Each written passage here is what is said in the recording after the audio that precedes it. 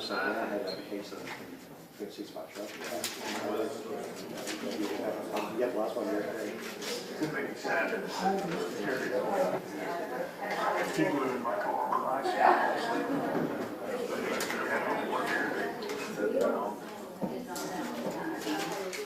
I may go back to that one.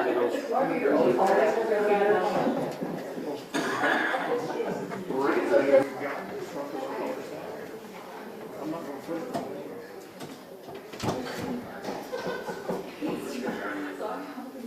Go on, this one's okay. Okay. Okay. I've met her several times. She may not. Yeah, she's popular. It's a big dog, so.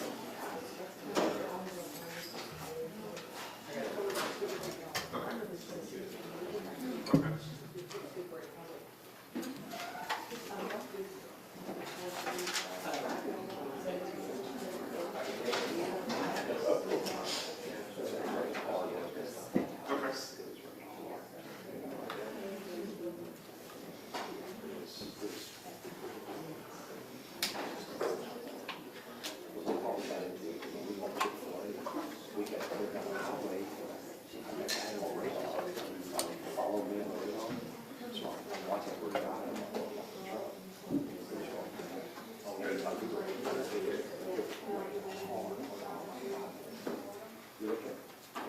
Most of the Red Sea, and the storm we're up in the middle of it, got the sun was shining. It's weird. It's strange. You go on your app, it's going to say your city, just be following. When you go up and watch our storms, yeah, it's the very top.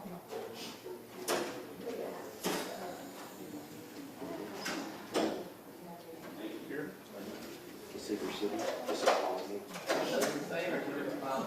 Near places I've been, I've checked the weather, so it keeps it. If it calls me, you may have to check your.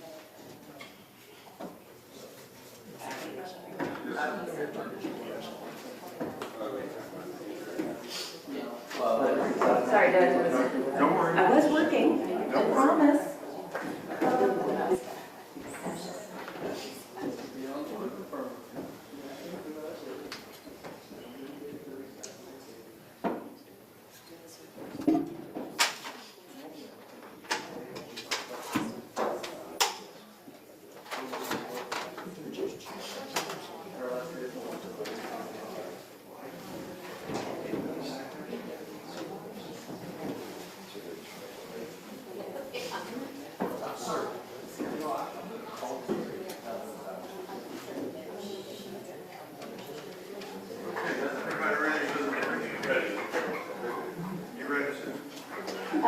By the time it goes against him, I will be.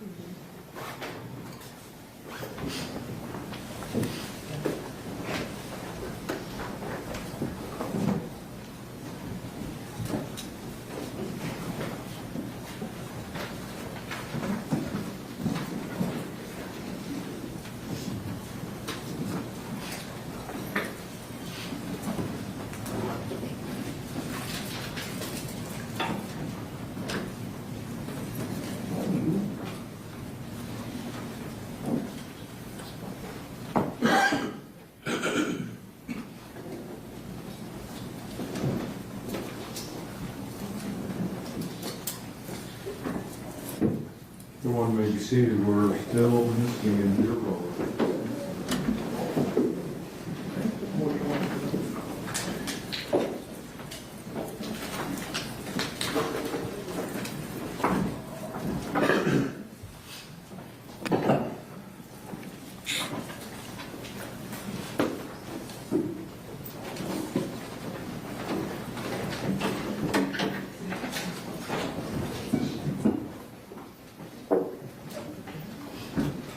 Good morning. Glad everybody's safe. Okay. We are ready to proceed. Cross-examination, Mr. State. Thank you, Your Honor. Dr. Ryan, thank you for coming back today. Sure. I know you hadn't planned on that, I don't think, but I appreciate you staying over with us to chat with us a little bit. I won't keep you up there as long as yesterday. I'm going to let you head back to the Ohio State University. That's an important thing, isn't it? They put it on their letterhead. I think it's a proprietary thing rather than an important thing. All right. So the first thing I want to talk about, let's talk about your report. Your report in this case we talked about is introduced into evidence. It's about 38 pages, is that right? That's correct. Now, when you do a report like this one, this report is primarily based off what the person you're interviewing is telling you, right? No. Well, I noted in here, there's, I tried to count them, but there's a lot of stuff in here about Mr. Horner, that Mr. Horner reported things to you, is that correct? That's correct. And then Mr. Horner told you things, correct? Yes, sir.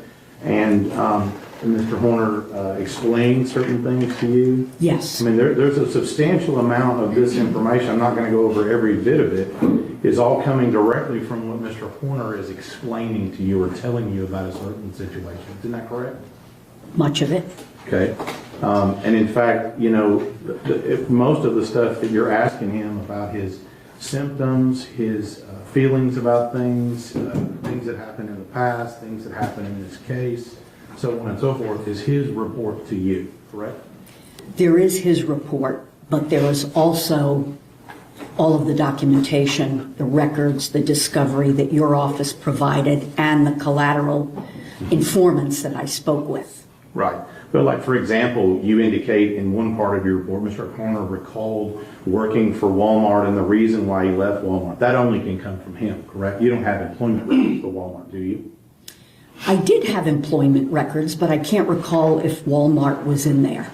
And when he gives you a reason for certain things that happened, for example, when he's explaining to you in here about what happened when it came to you know, having sex with a 16-year-old, that comes directly from him. You don't have any additional records.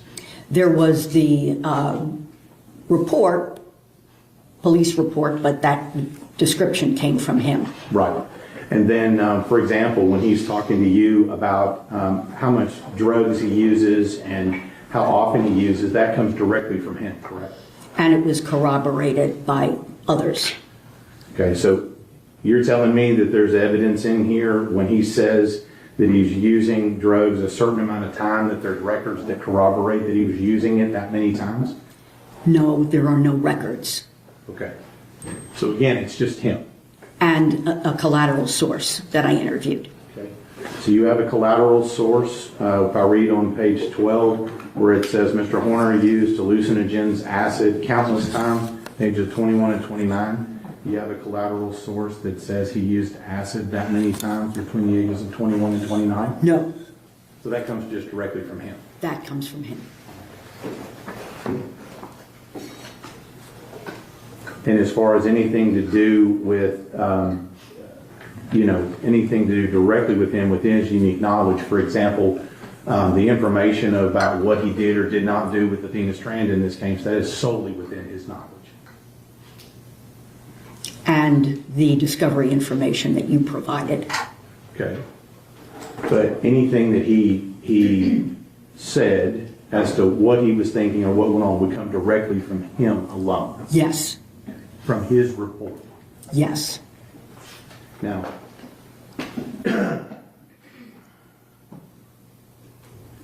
and so you'll agree with me that from your perspective, it's important to be accurate with what information you reviewed in order to make certain assessments in this case. Would you agree with that?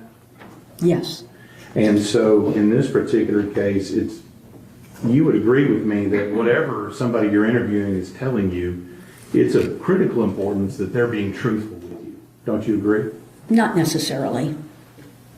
It's not of critical importance that the person you interview is telling you the truth? Depends on what the question is and what the issue is and what additional information one might have.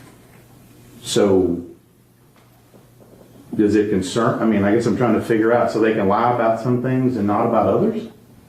And that's okay? It's not okay, but it is what it is. People do lie. It doesn't mean that everything that they're saying is untruthful. And that's where collateral sources, discovery information, all of that comes in to kind of be able to weigh, in my judgment, what is accurate and what's not. So when you ask somebody a direct question, you don't think it's important that what they're telling you is the truth? It's not a question of importance when you're doing this kind of evaluation. Okay, well, I'm confused. I mean, if they're lying to you and you're making diagnosis based on their lies. I'm not making diagnoses based on their lies. Okay. You're basing it on what they're telling you, right? No, the diagnoses that I made were based on not only what he told me, but on information from records, educational records, social history, collateral informants, medical records. So in a forensic evaluation, you never just rely on what the person is telling you. But you've told me there are certain things in here that you relied on that were solely within the knowledge of the defendant in this case. Maybe it would help if you told me exactly what those were and how they were relevant. Okay, well, I mean, he's telling you certain things. Right. And you're telling me that his truthfulness as to those certain things that he's telling you really doesn't matter. It's not quite that simple. It's clear that he lied on several occasions.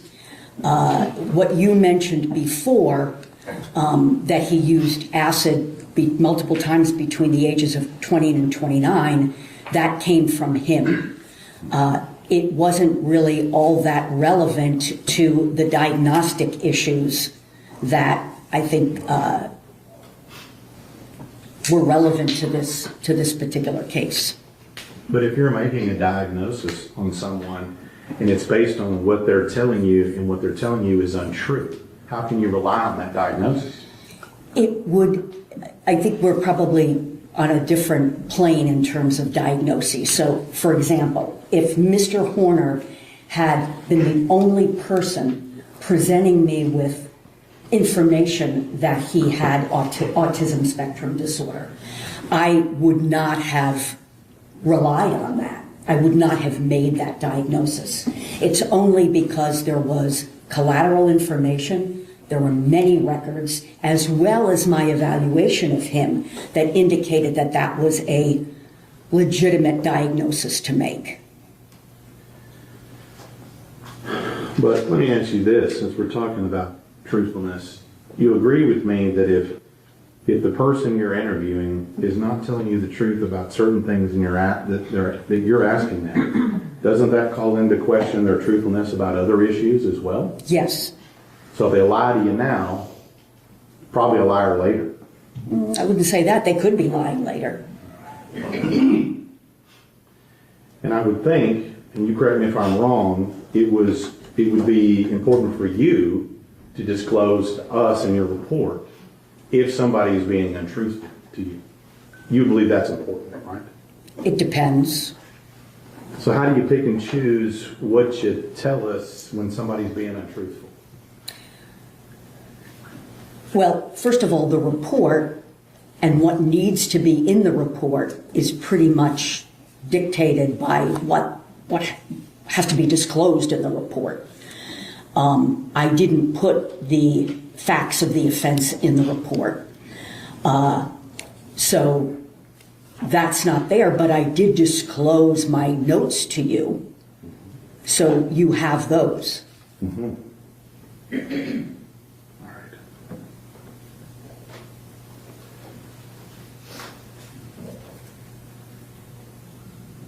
But what you're saying is, what I'm trying to get here is that you picked and choose what you put in your report.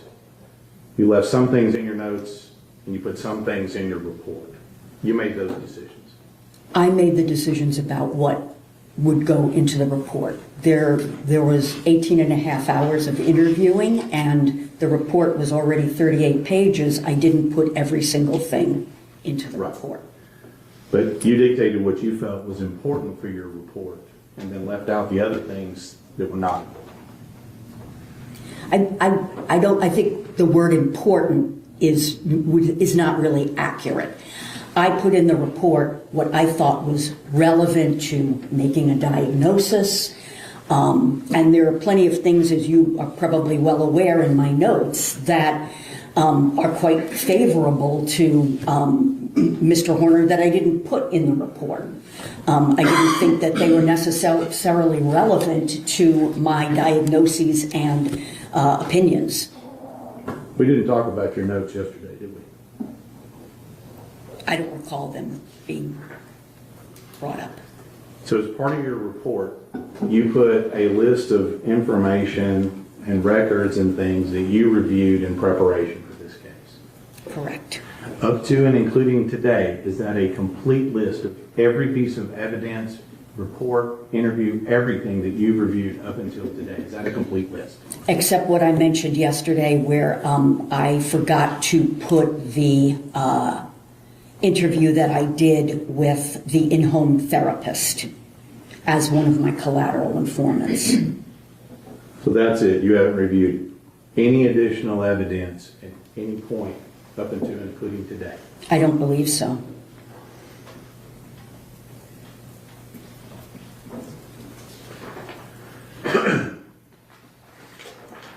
And I was a little confused yesterday. We talked a little bit about your bill, and you said something about it goes to Ohio State, something like that. It sounds like if we add together today, your bill is close to $100,000. Would you agree with that? Yes.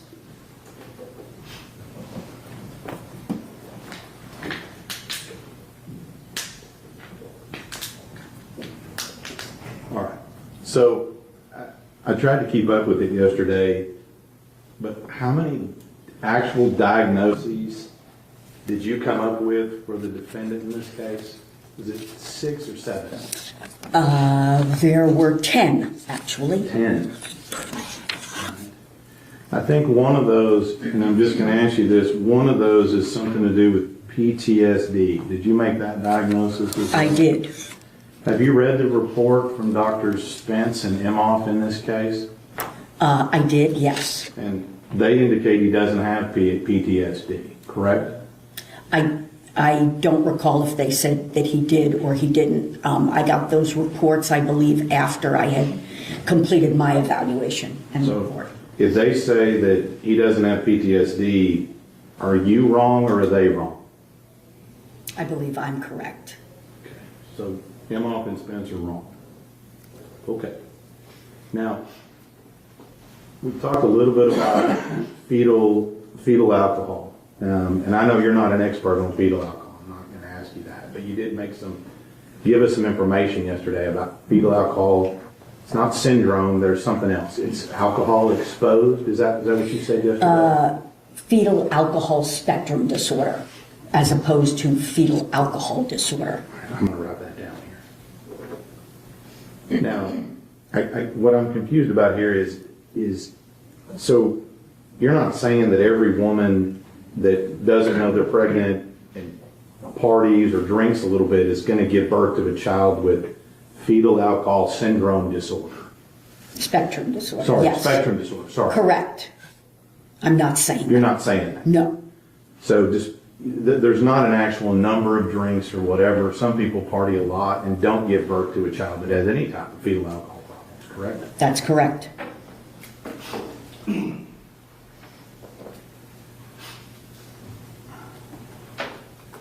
You mentioned something and you made a statement yesterday that your diagnoses went to show how Mr. Horner came to be the person he is. Is that an accurate quote? Yes. But in this case, let me just ask you, a lot of stuff that we had in this case was covered by pretty much all the diagnoses you gave. For example, you said he wasn't able to handle stress, right? He has a great deal of difficulty handling stress. Because of his autism, that's what you said. The combination of his autism, his trauma history, PTSD symptomatology.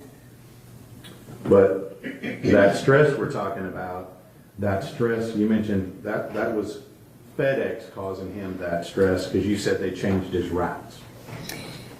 No, that would be too simple an explanation. I mean, the architecture of his brain is such that these kinds of stressors cause him to become very emotionally dysregulated. Well, let me ask you again, the stress that you referred to and you listed out was something to do with his work-changing stress, correct? Yes.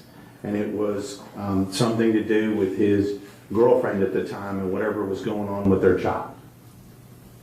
That was one thing. I'm just giving you some examples here. That was something else. Yes. Correct. And that essentially that these were all things that were happening in his life, right? These were life stresses for him. Yes. And I'm just going to ask you, don't you think that some of those life stresses, for example, the things you were talking about, maybe were caused by doing drugs and partying all the time, some of those life stresses? I don't think that doing drugs helped the situation, but no, I don't believe that these stressors were, well, they were life stressors that I don't know that they were caused. I mean, there are life stressors that come up, you know, the postpartum depression, the financial distress, but his inability to cope with those is more biologically based.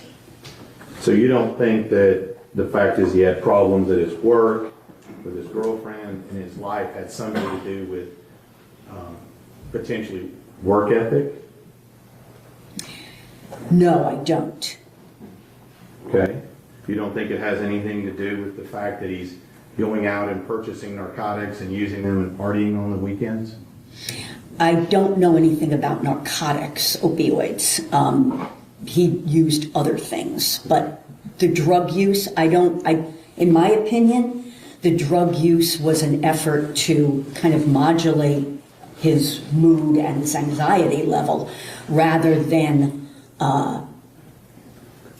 just wanting to go out and party. So you're saying he wasn't using drugs just to get high.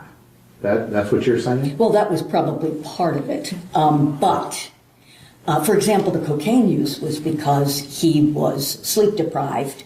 He was also using those bangs, which have like 300, very high potency caffeine.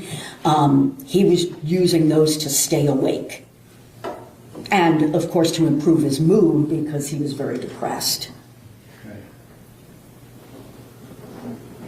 So whatever he had, whatever was going on in his life, that made him use drugs. That's overly simplified. He did not start to use drugs until he was 18 years old. So that in and of itself is somewhat unusual. I think that definitely the substance use began as part of an effort to fit in with the band and fit in with people that he was hanging out with. So there was a social element to the substance use, yes. So again, going through this, you indicated yesterday he wasn't able to handle executive functioning, and what was that because of?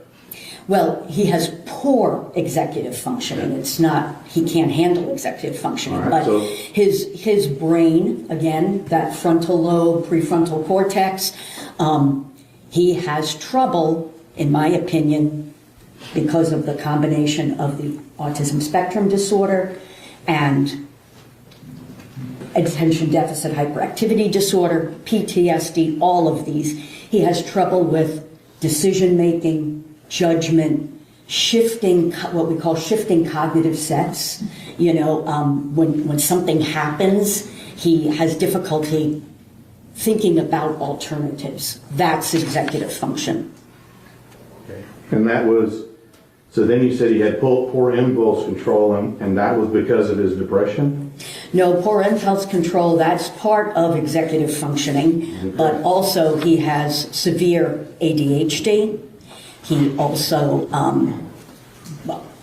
those two are the major reasons. And you said something about it was hard for him to tell the truth, so he had to create this fake person, and what caused that? I don't think it's as simple as there's something that caused it. As I said yesterday, I think that Zero gave him the ability to confess and distance himself from the horribleness that he had actually done. And you said something about, you mentioned that he lied a bunch during the investigation, and you attributed that to he was feeling pressured or overwhelmed or something like that. Is that right? Yeah, that's why he lied? That's part of it, yes. And then you said that if we don't see him showing remorse, it's this thing called alexithymia. Is that what you said yesterday? That's one of the things. Okay. Go ahead. So let's talk about this. You said you said severe depression. Yes. And I think you listed a whole, like a long set of symptoms or something that goes with that, right? Yes. That's on page 4 of your report, Yes. right? You said things like he had fatigue and low energy. Yes. And apparently it has something also to do with ability to concentrate. Right, that's what you said on here as well. That's one of the criteria Okay. of depression that he exhibited or had problems. But I mean, to be honest, ma'am, if he's out doing drugs, staying up all night, and he's fatigued and having all these problems, don't his own life choices cause these same symptoms? I took those into account, and he wasn't staying out partying all night. That was when he went with his fiance on weekends. But he was having trouble sleeping and was sleep deprived during the week also. So one has to, basically in my judgment, that the sleep deprivation was primarily related to his depression. It wasn't related to him playing video games all night, doing coke on the weekends, smoking weed, things like that. You don't think that was related to why he's got fatigue and low energy? I don't believe that was the cause, no. Now, at the very end of page 4, I think we've already talked about this. You said at the very end of page 4, he says, it led to the use of substances. My vernacular is not that good, but ameliorate means to somehow fix his distress. Lessen His distress. So he had all this distress, and that made him turn to drugs. Again, that's overly simplified, but he had that distress prior to using drugs. I guess what I'm trying to figure out, was he just powerless to resist doing coke and smoking weed and doing acid and doing Molly and all that other stuff? Was he just powerless to resist that? No. So he made a choice to do that. Yes. You talked a little bit about having issues with his job, right? I think you had several paragraphs in here that talk about his work history and his occupation history. I think that's on page 9. Is that correct? Yes. And I'm just going to get a couple examples. There's a lot in here, a couple of examples. You said on page 9, I'll just go to the one about working at Outback, since you mentioned that yesterday. You said that whatever he does not appear to be from lack of motivation. That's what you said, right? Is that on page 9? Especially as he got older, yes. Right, doesn't appear lack of motivation. Right. And then let me go to your notes here. How many pages were your notes? I don't know. I didn't number them. Okay, you didn't number them. Judge Mount, approach. Yes. If I told you they were 140 pages, would you disagree? No. And I'm going to show you, can you just look at those and see if that is a representative of your notes? Yes, they're mine. Okay, well, hang on to those, we're going to make those. Okay. I did put some tabs on here, those are not your notes, but I didn't want to have you flipping through all, is that okay? That's fine. Okay, because they weren't page numbered. Okay.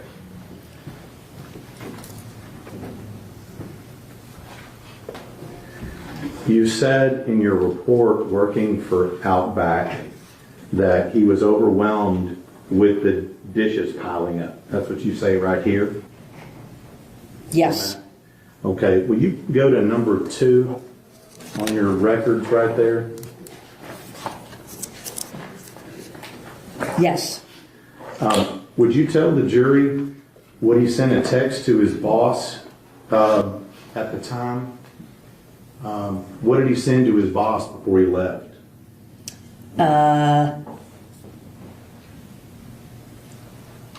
Job, Outback dishwasher, told boss, F off, extra dishes, go outside a little bit, left. So, Where are you? What are I'm you? right here in the middle of the page. So he texted his boss or told his boss to F off. Yes. Okay. Now I'm looking in your report. Where is that in your report? What page is that on? I probably didn't put that in my report. Okay. You did put in here that about him explaining to you he was employed at Outback. He was leaving when he became overwhelmed by the dishes piling up. But the rest of the story is he told his boss to F off and he left. Correct? After he left, he Right. told his boss. Okay. Now, when we start looking at this, you said he had a couple of suicide attempts, and I'm going to go over this quickly. I think they're in here. I don't remember where they are in your report. You'll agree with me, he had 2 primary ones, one in 18 and one in the jail in 23. Is that right? No, he had 3. Okay. Well, 2 that we know about because we have medical records, and then another one that they explained to you later at a later time about what he did. The family explained to you what he did. And him, yes. Right, and him, yeah. So let's talk about the one in 18. You said that it was something to do about a girl who broke up with him. That was his stress at that time. Yes. But yet before he did it, he kind of, I'm going to use just my vernacular, he kind of phoned it in and told her that he was going to do this 10 minutes before, right?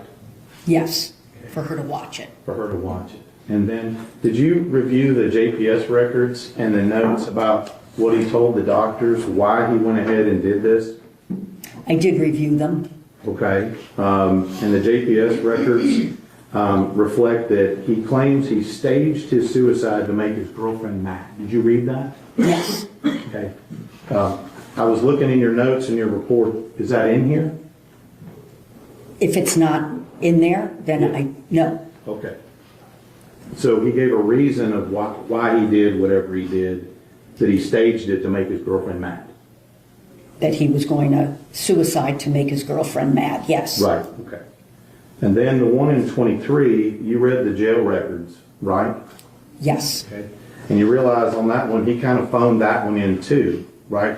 He hit the button, and then when did whatever he did, and when they didn't answer, they came to find him. That's what the record reflects. That he hit the button. Yeah, he hit the button Yes, in their yes. call, and then when he didn't answer, they came running. Right? Yes, I think so. Okay. So he kind of phoned it in again the second time, right? I don't know that he phoned it in, but I believe he probably began to panic and press the button. Okay. So I'm going to go through a couple of quotes in your report here.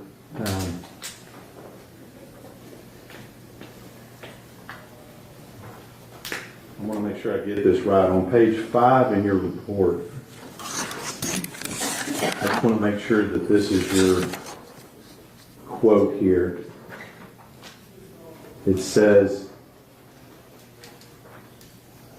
the cognitive distortion caused by severe depression leading up to the offense contributed to his already precarious ability to solve problems and deal with stress. That's what you were talking about before, about him having problem-solving issues. Is that right? Problem-solving issues as part of his autism, Right. compounded by the cognitive distortion of depression. Yes. Right. That's one of the things, he had a problem, an issue with problem solving, right? Yes. Okay. And then you said, and I think, I'm going to get this quote right here, you said his impulsivity combined with the core deficits of autism spectrum disorder, cognitive distortion, secondary to clinical depression, compromise his ability to deal with stress leading up to and during the offense, right? Yes. And those are those stressors you were talking about the other day with life, work, car, finances, things of that nature. Yes. Okay. Now those sound like things that most people deal with every day. Would you agree with that? Yes. And, you know, even you, according to you, showing up unannounced, that threw him for a loop and caused him a bunch of stress. Yes. So his reaction, due to his autism spectrum, I'm going to get this right here because it's not additive, it's compounding, right? That's the word you use? Am I getting that right? Okay. His reaction to his autism plus his depression plus stress, his reaction to that, and plus the drugs, was to kidnap a child. That was his eventual reaction. All those things put together, that was his reaction, was to kidnap Athena Strand. The precipitant was panicking because she saw him snorting cocaine. Okay. So that, when we talk about this, that precipitant, that is what you told us yesterday, that's the point of the spear, if you will. That's where this thing begins, according to you. Yes. That's where the catastrophe begins. Yes. Right? And so, according to you, if there is him, if he doesn't see him, or she see him snorting coke, none of this happens. Yes. That's what you're saying? That's my opinion, yes. Okay. Now, you said you used a term, and I want to get this correct here, a precarious ability to solve problems. That's what you wrote in here. Yes. Now, correct me if I'm wrong, but he didn't have any problem solving the issue of how to get rid of the body of the child he just murdered, did he? No. He didn't have any problem solving the issue of how he was going to keep access to his crime scene the next day, did he? I don't know what you mean by that. Okay, I'll tell you about that. You understand that he manipulated the scene and he manipulated other people so he could keep the van in which he murdered Athena in the next day. That wouldn't surprise me, but I didn't know about any manipulation. Well, I mean, you understand that, one, he was in the same truck the next day. Yes. And you understand that the reason why he was in the same truck the next day because he called his boss, lied to his boss, and said he'd thrown up in the truck. Oh, yes. And he needed that. You remember now? Yes. So he manipulated people, his boss, family, and other people to keep his crime scene the next day. Yes. And drove his crime scene around the next day, correct? Yes. So he didn't have any problem solving the issue about how he was going to keep access to his crime scene the next day. He didn't have any problem solving issues with that. Correct. And he didn't have any issue solving the problem about how to create this whole lie about backing into her and all the details about that. He didn't have any problem solving that issue, did he? I don't know, problem, but he lied about it. Yes. Well, I mean, he created a very detailed scenario of exactly what he did, right? Yes. To solve the problem and how to explain why she ended up in the truck in the first place, correct? Correct. So he didn't have any problem-solving issues with that, did he? Well, how he solved the problem was obviously very disturbed and foolish, but that was how he problem solved.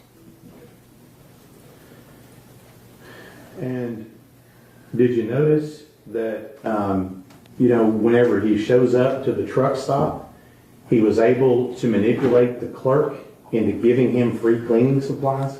Did you hear that? Yes, but manipulate, he just asked. Well, in fact, he didn't just ask. He said, do you want me just to kick this out on your concrete, or do you want to give me free cleaning supplies? Mm-hmm. That's what he said. Uh-huh. So he manipulated the clerk to give him free things so he wouldn't have to purchase anything. Okay. Is that correct? Yes. And purchasing things leaves a trail, doesn't it? I didn't think of that, but there were so many things that he did that left a trail, so I wouldn't see that as particularly critical. And you understand that he's doing these things, these problem-solving type actions, within 10 minutes of him tossing her body in the water. Yes. It sounds like, to me, that his problem-solving is working just fine at this point, correct? I would say it's not. Well, it sure didn't slow him down, did it? It did not. So, now, we talked a little bit about drug use earlier. And if you'll go to number 1 in your notes there, I think it's on that.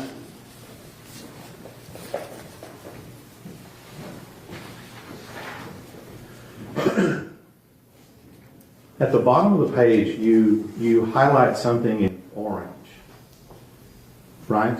Yes. It says there, cocaine 2 weeks before. Is that an up arrow meaning increase? Is that what that means? Yes. And then next to it, you write, not ACCU. Is that not accurate? Yes, that's what it would mean. Okay, so you didn't believe him when he told you that? I don't know why I wrote it. I don't remember now. Now, did you put that in your report somewhere? I don't know. Okay. You want to take a look and see if you put it in there? Are you saying it's not in? I'm asking you if that particular bit of information about his drug use in the week before is contained within your 38-page report.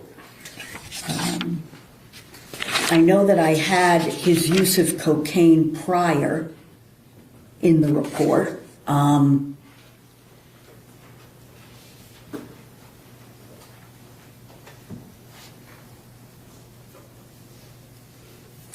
I have down Mr. Horner had not used cocaine for about a month prior to the offense, but on the day of the offense, he was exhausted and anxious and used cocaine several times in the hours leading up to the offense. So I'm not sure why I have down not accurate, if it may have been that I had a collateral source that said he didn't have access to it or what. I don't know. So you don't know and you don't remember? I don't. Now, the second thing you said here when you're talking about this cocaine story he told you was that you said where did he tell you he got the coke? Oh, I don't know. I don't even know that I asked. I don't believe I even asked. I wouldn't have been interested in where he got the coke. Well, would it surprise you if it's in your notes that he told you that he found the coke at home? Oh, that's the coke that he used prior to Athena's abduction. I thought you were asking me who his supplier was. No, I'm asking you, and I'll clarify here, on the day of the offense, what did he tell you where he found the coke on the day of the offense? He found it somewhere in the shed. He thought that it had been used up by someone else, and then he found it. All right. This was his story to you about this cocaine thing. This is what he told me, yes. Okay. Now, with regard to that, he just said he found a bag of Coke in his house, essentially. Something like that. Okay. Now, in part of your report, you said that the intoxication on the Coke at the time of the offense contributed to his impulsivity and his impaired problem solving. Is that what you said in your report? Yes. Does that sound accurate? Yes. We've already talked about his problem solving, and you'll agree with me that at or near or after the crime, his problem solving was working just fine. Right? Again, I don't think his problem solving was working just fine, but he was solving problems as he saw fit in the way that he solves problems. I mean, he was solving problems to cover his tracks. Yes. He was solving problems as to how he was going to explain things to everybody else. I don't know that he was doing that at the time, but clearly that was happening afterward, after he was brought in. Right. And so you talk about here his impulsivity. Yes. I'm going to take a little detour here. You talked a little bit about antisocial personality disorder yesterday. I'm not going to get too deep into that, but isn't impulsive behavior part of antisocial personality disorder? It can be, yes. Now, you watched the video of the abduction and the audio. Did you listen to the entire thing, the Yes. entire hour? Yes. Okay.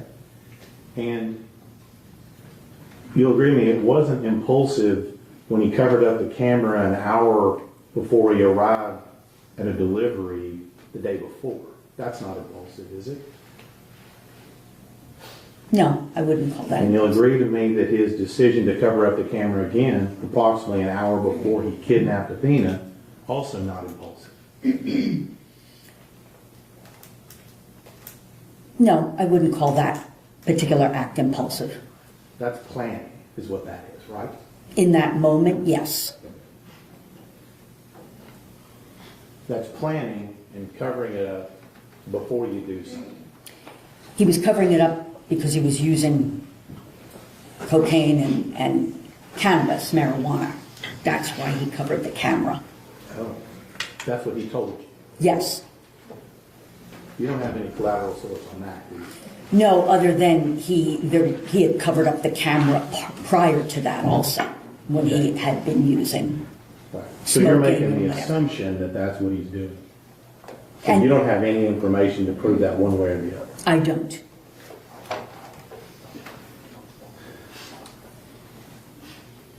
And you don't see any other time on the entirety of that where he covered up the camera except those two times, an hour before he arrived at a delivery the day before on the same road, and an hour before he arrived at Athena's house on the same road the next day. He's not covering up the camera off and on all day, is he? I'm not sure. I mean, you watched the entire video, did you not? Yes, Okay, so you don't remember that. I don't remember. And if that had happened, you'd have put that in your report, that he was covering up the camera multiple times to do cocaine, and you didn't put that in there. No, I wouldn't have put it in because I didn't have a section on the actual offense. Now, when we're talking about impulsivity here, when he puts her in that vehicle, and the first thing he says is, "Don't scream or I'll hurt you," that's not impulsive. I would say it's neither impulsive or non-impulsive. Well, it's a plan and an indication of what somebody wants at that immediate point. Yes. Objection, Your Honor, to counsel testifying. Yes, And when he goes to a secluded location to sexually assault her, that's not impulsive. He drove 20 minutes to get over there. Correct? correct. And it wasn't impulsive when he calmly tells her and talks to her about her family, school, and other things. That's not impulsive either, is I it? wouldn't call that impulsive. And you would call that him trying to keep her calm in the vehicle, right? Yes, and himself calm. We'll talk about that in a minute. But with regard to her, he's telling her that so she stays calm for what's coming. That may have been the reason. Not for what's coming. I don't know that I would agree with that. I think he's trying to keep her calm. Well, you know what happened next, right? Exactly. He sexually assaulted her. Yes. Well, that's why he's keeping her calm. I don't know that that was the reason. Did you ask him why he was having these calming conversations with her before he sexually assaulted her? I wouldn't call them calming conversations. I think he was just asking her questions. I don't know what his motivation for certain questions were. You didn't ask. No, I did not. Now,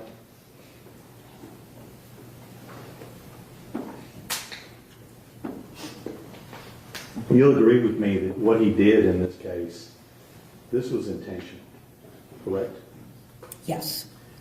And there was no meltdown, head banging, or anything of that nature during the entirety of this offense, was there? I think he was emotionally dysregulated, but I didn't see any evidence of head banging or anything like that.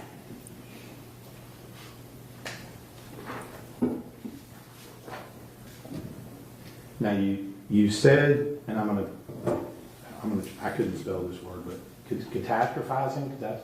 Yes. My vernacular doesn't allow me to do that. All right. So basically, this was something that you said when she saw him doing coke, it was all over, and essentially what you're saying is she was dead and she didn't know it yet. That's Those what would you not mean. be my words. No, but I mean, you said once that thing happened, it was all a catastrophe. No, I think that when he saw her having seen him snorting the cocaine, that was when he decided that he needed to do something to stop her from telling anybody. When he put her in the truck, in my opinion, he didn't plan on killing her. It wasn't until he recognized, now it's so much worse because I've put her in the truck, and now what am I going to do? I think it may be in my notes. It was when she asked him, "Are you a kidnapper?" That he thought, now I'm really done, something to that effect. And that's when he made that decision, not when she saw him snorting the cocaine. So we have the end result, but what you missed was what happened in the middle. Which Right. is what? Sexual assault. That happened in the middle. No. I think that maybe I'm misunderstanding your question. He kidnapped her, he sexually assaulted her, then he killed her. That's how this goes together. Actually, that's not what he told me, and that's not my opinion. Okay, well, you listened to the audio, right? Yes. And at some point you recognize that he said, "Take off your shirt, take off your clothes." Yes. That was prior to the time that he's killing her, correct? Yes. Okay, so in the middle of this, when he's having this catastrophe, in the middle between when he kidnaps her and when he kills her, he takes the time to sexually assault her in the middle. Yes.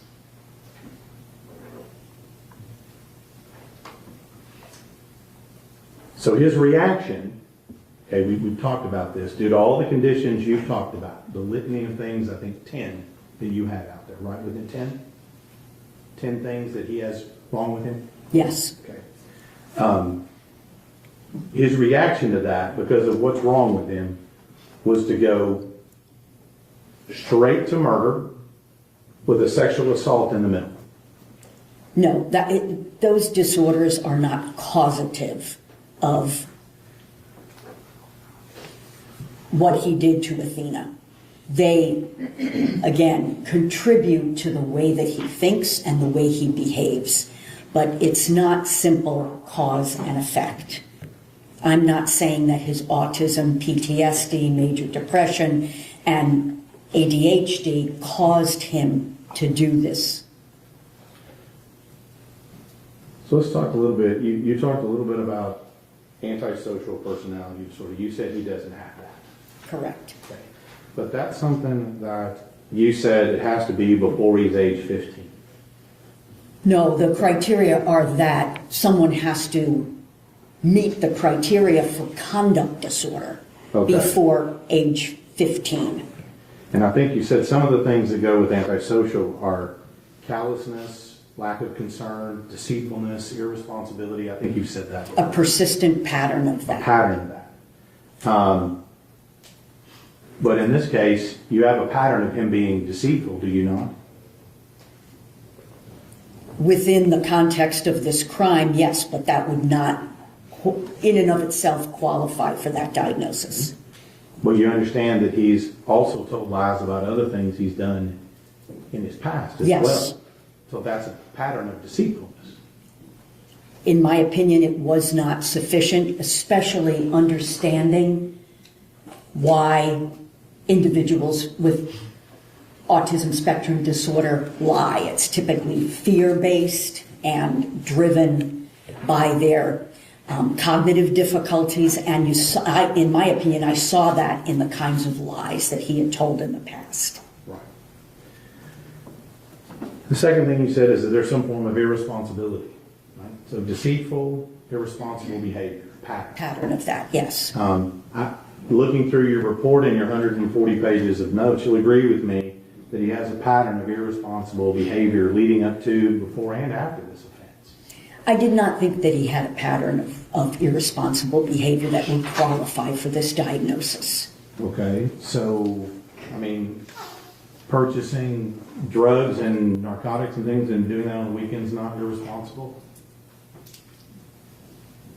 Yes, it is irresponsible, but again, doing that in and of itself, or even in combination with certain things, again, it doesn't meet the criteria for antisocial personality disorder.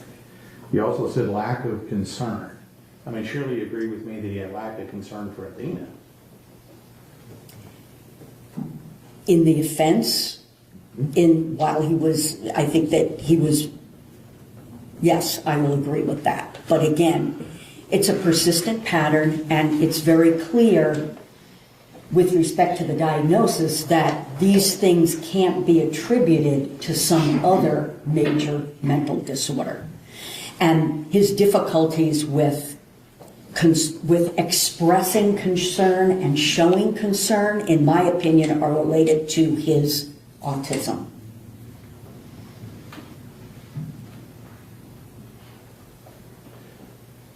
Now, the last thing on here is some form of, you said, callousness, right? Yes. I mean, you'll agree with me that he was extremely callous with the way he treated Athena. I mean, after all, I mean, he was singing Jingle Bell Rock during this assault while he's screaming at her. You'll agree with me that that's callous, isn't it? Yes. I mean, doesn't some form of antisocial personality explain why he has such a clear disdain and lack of regard for this child? In my opinion, no. You relate it to these other conditions. Yes. Now, you talked a little bit about, I'm going to get the terminology right, pedophilia disorder, pedophilic disorder, what's the right word? Pedophilia, or either way, pedophilia. All right, I'm going to use your word. I think it's pedophilic disorder in DSM-5, same thing. If I say one or the other, you'll understand what I'm talking about. Right? Yes. Okay. And so what evidence did you review in this particular case to make that decision? He does not have a persistent pattern of a sexual interest in prepubescent children, which is what pedophilia is. Okay. What evidence did you review to make that conclusion?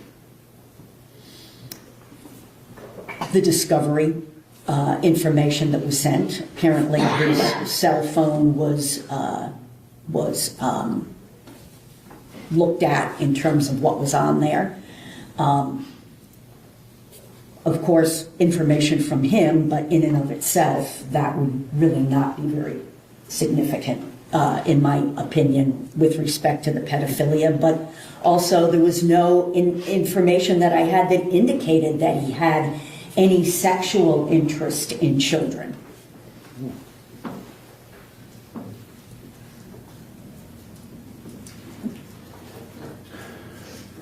Now, you understand that there's allegations that in his early to mid-20s, he had sex with two 16-year-old girls, correct? Allegations, yes. Okay. And one of those, I think you put in your reports, something about her being drunk at a party. Is that correct? What page are you? Well, I'm asking you. Do you remember that being? Yes, I remember that him telling me about that. And this comes directly from him. There's no other collateral sources. This is just directly from him. I believe it was directly from him, yes. All right. And what I'm going to, let me just guess here. He told you that he didn't know that she was 16. That's what he told you. The one that he told me about, Mm-hmm. yes, he did not know that she was 16. And then I'm gonna venture to guess that he's telling you he didn't do it, and that he's the good guy in this scenario. Correct? He didn't say he was the good guy in this scenario.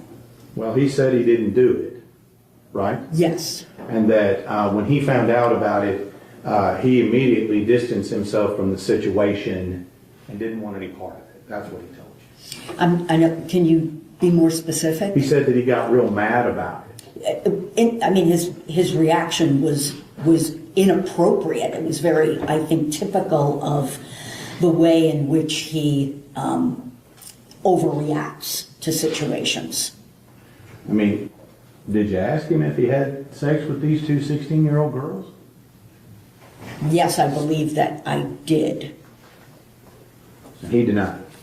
He told me about one of them, and he denied that he had. He said that she told him that she was 16, and he became really inappropriately irate. And as is typical of his thinking, he had not thought she was 16 because someone had sold her cigarettes, and you're not supposed to sell someone cigarettes under the age of 18. That was his, Correct. what he told you. Yes. He didn't tell you that he knew her as far back as the 7th grade, did he? No. Oh, he didn't tell me that. There were two, but no, he didn't mention that. He didn't mention that to you. No. You know, there's testimony, and I think you reviewed this as part of your deal, about the allegations of the two victims in this case that were 16 at the time. My Did deal? you review that in your appendix? I'm sorry, in your appendix. Yes. You reviewed that information. Yes. And he didn't tell you that one of the victims he's known since she was in the 7th grade. He did not. That he would have known that she was 16.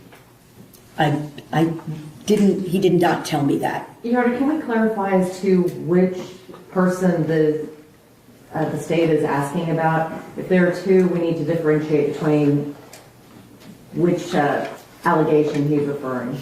I'll let you do that on redirect if you wish. So, do you think if he indeed is having sex with 16-year-olds in his 20s, is that a problem for you?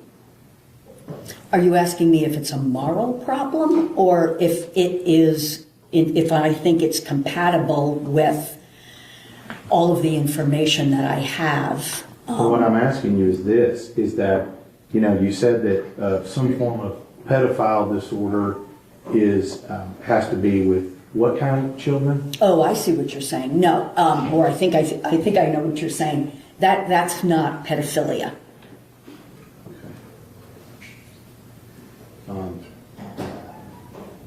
Does gratifying himself on a 7-year-old child, that screams pedophilia, doesn't it? No, it's disgusting, but it's not pedophilia. Again, there has to be a persistent pattern of sexual arousal to children. behavior to children. I mean, did you read the DNA reports in this case? I know there was DNA, Right. And you know where it was found in Athena, right? not in Athena. I'm not aware that there was any DNA found in Athena. You didn't read that they found DNA both in her vagina and her anus? No, I did not. Objection, Your Honor. May we approach?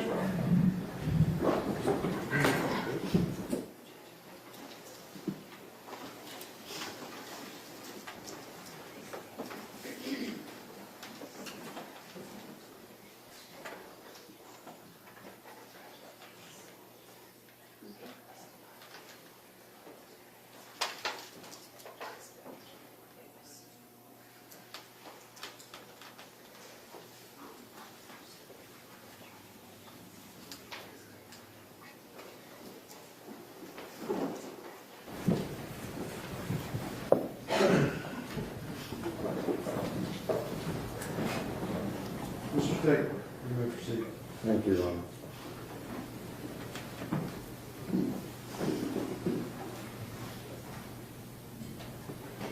So I guess what I'm trying to clarify here, because you say it only happened just the one time, that doesn't relate to pedophilic disorder. That doesn't in any way meet criteria for pedophilic disorder. Did you review any testimony or interview the defendant's girlfriend, mother of his child? There was a deposition that I did review, yes. And, I mean, wouldn't it be important to talk to her about what Mr. Horner's sexual interests were in making a determination as to whether or not he was into prepubescent children? I did speak with her. Okay. And what did she tell you about that? She told me that they had a normal sex life and that, that there was no interest in children that she was in any way aware of.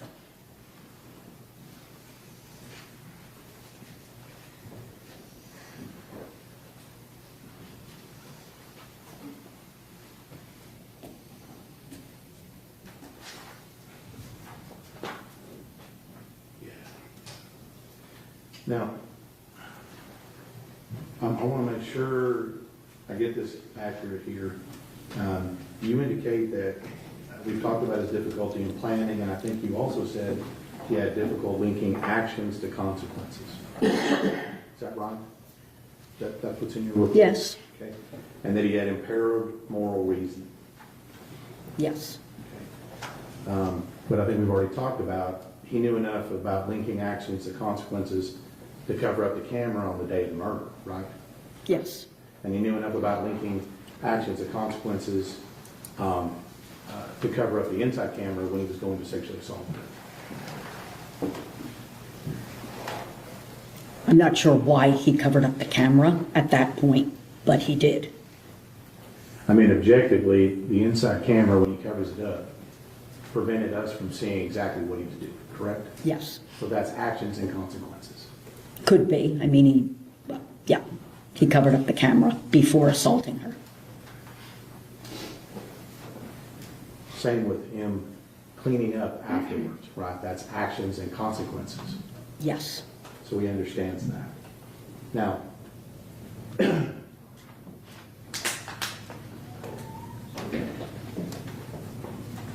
when we talk about, I think you said that there's something, I think you used the term moral reasoning. Did you use that term? I feel like you did. I may have. Okay. And, I mean, moral reasoning, you've already told us, he has enough moral reasoning to understand it was wrong to do what he did. Yes. And what he did to Athena, correct?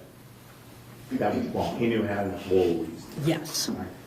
And when it came to his knowledge of whether it was wrong to sexually assault children, what did he tell you that he did the night after the offense to prove that he wasn't into children? What did he do? He had sex with his fiancée. So what page of your report is that on? It wouldn't be in my report because I didn't have a section on the offense itself. And I'm just asking you here, you didn't feel like it was important to have a section in your report on actually what he did to commit the offense? It wasn't indicated as part of what I needed to do for a report.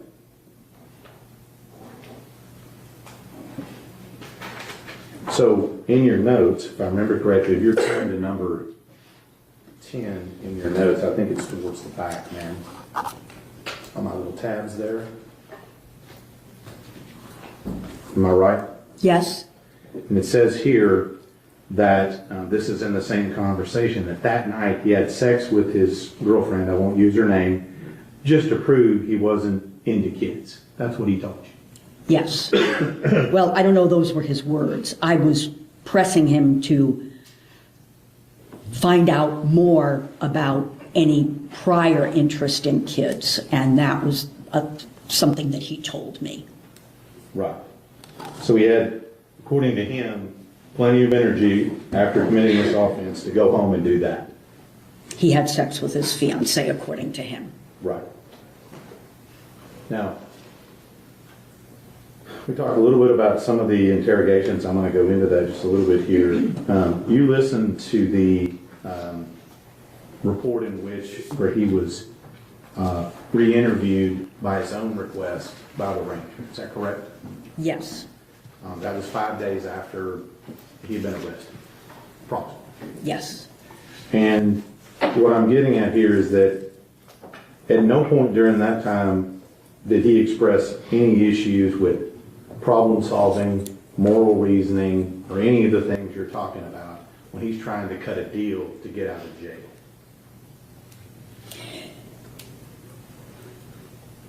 Cut a deal?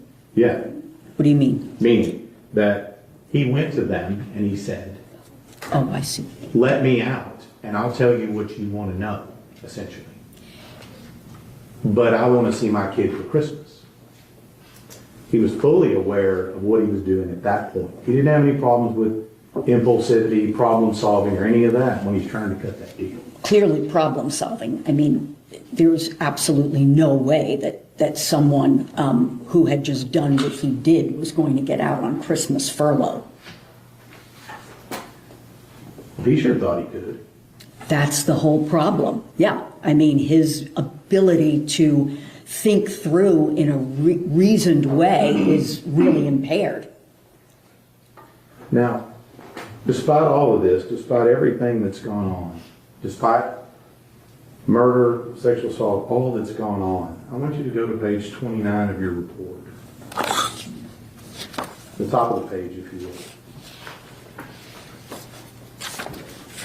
What did he tell you about how good he slept his first night in jail? He said it was his first night of good sleep in over a year. So would you agree with me? It sounds like his conscience was clear at that point. He could sleep well. No, not necessarily. Now, the conditions and the diagnoses you've made in this case, I think you said are permanent, right? What do you mean? Is Permanent? Autism is, yes, it is a permanent condition. And all this other stuff we're talking about, the diagnosis you made, these are all, we seem to be permanent conditions according to you.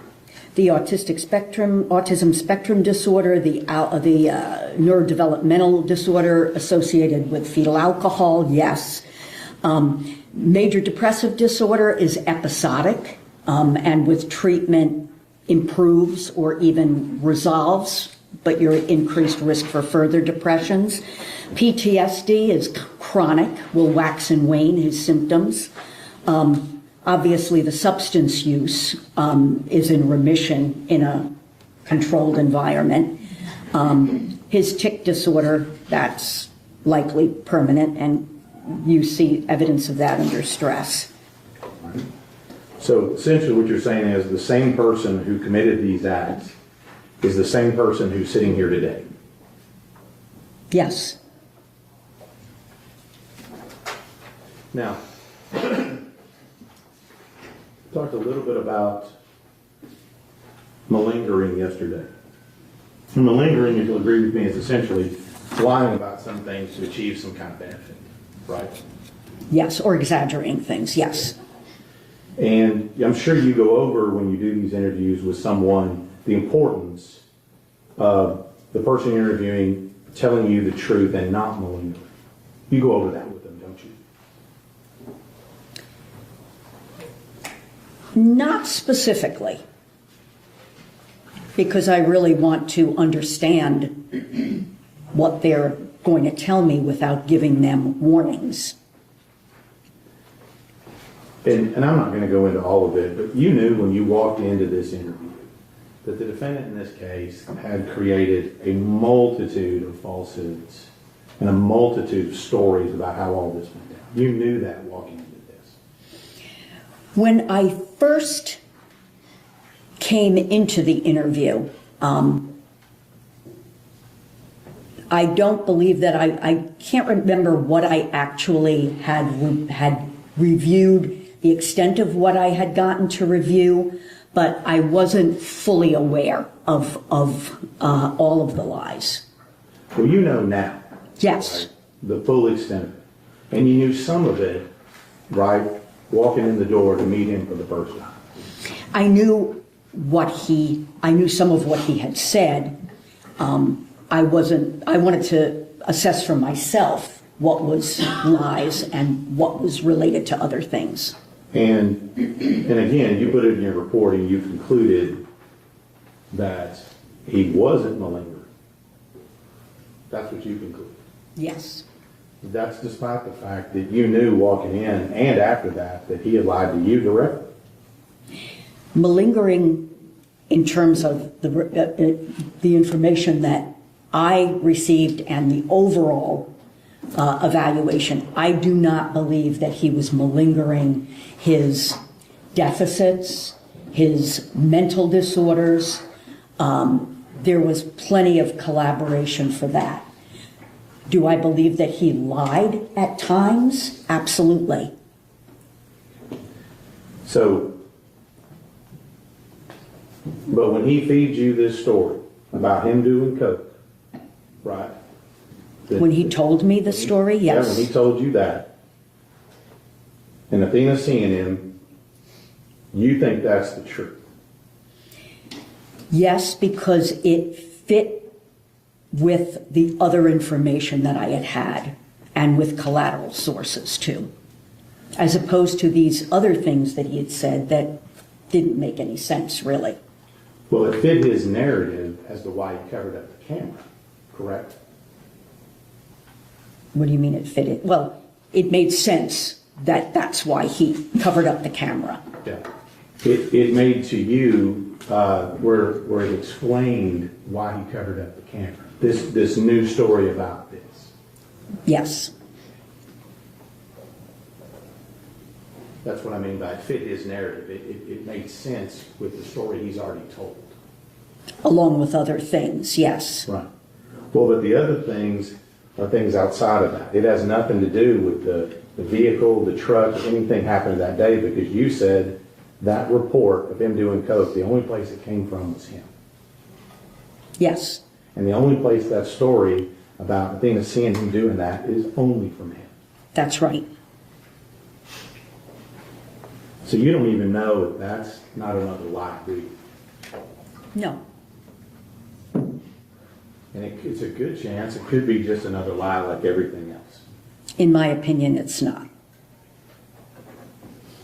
So despite all the other massive amounts of untruth, you grab this story and say it's true. I think that's a little bit of an oversimplification. After all that I reviewed, after spending many hours with him and talking with other people too, I think that that is the more, to a reasonable degree of medical certainty, I think that that is actually what happened. You really don't know, do you? You don't know. I mean, it's coming from the defendant. With 100% certainty, no. So let's talk about this. You asked him at some point what he did to murder Athena, did you not? Yes. And again, you said you didn't put that in your report. No. We have to go to your notes to find that. There, it's in my notes, yes. All right. And I want you to go to the little section on there. I think it has a green tab on it. There's several things in that area I want to ask you about.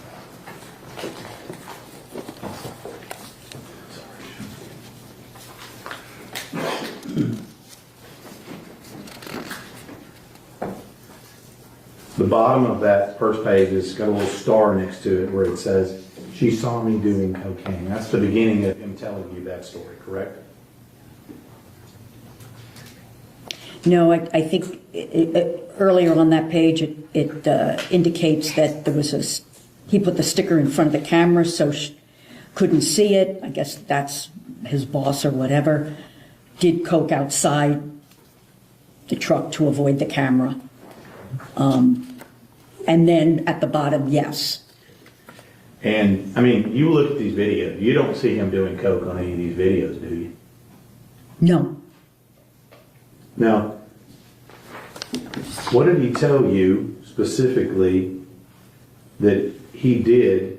I think you've already talked a little bit about him trying to strangle her or what have you. What else did he tell you he did to murder Athena?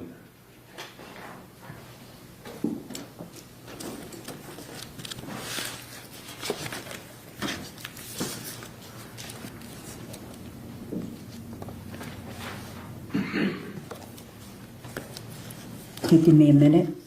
I think if you go to number 6. I think I have them in my notes too. It's more than one page, so I want to make sure that. And just to clarify, do you have a different set of notes? No, I have the same notes. Same notes. I'm hoping that you copied them exactly. Let's see. Okay. I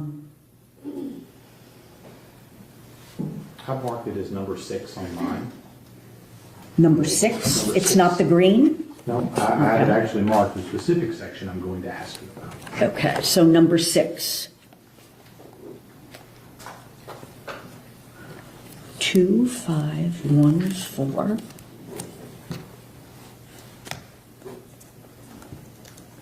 I don't see a 6 tab, I'm sorry.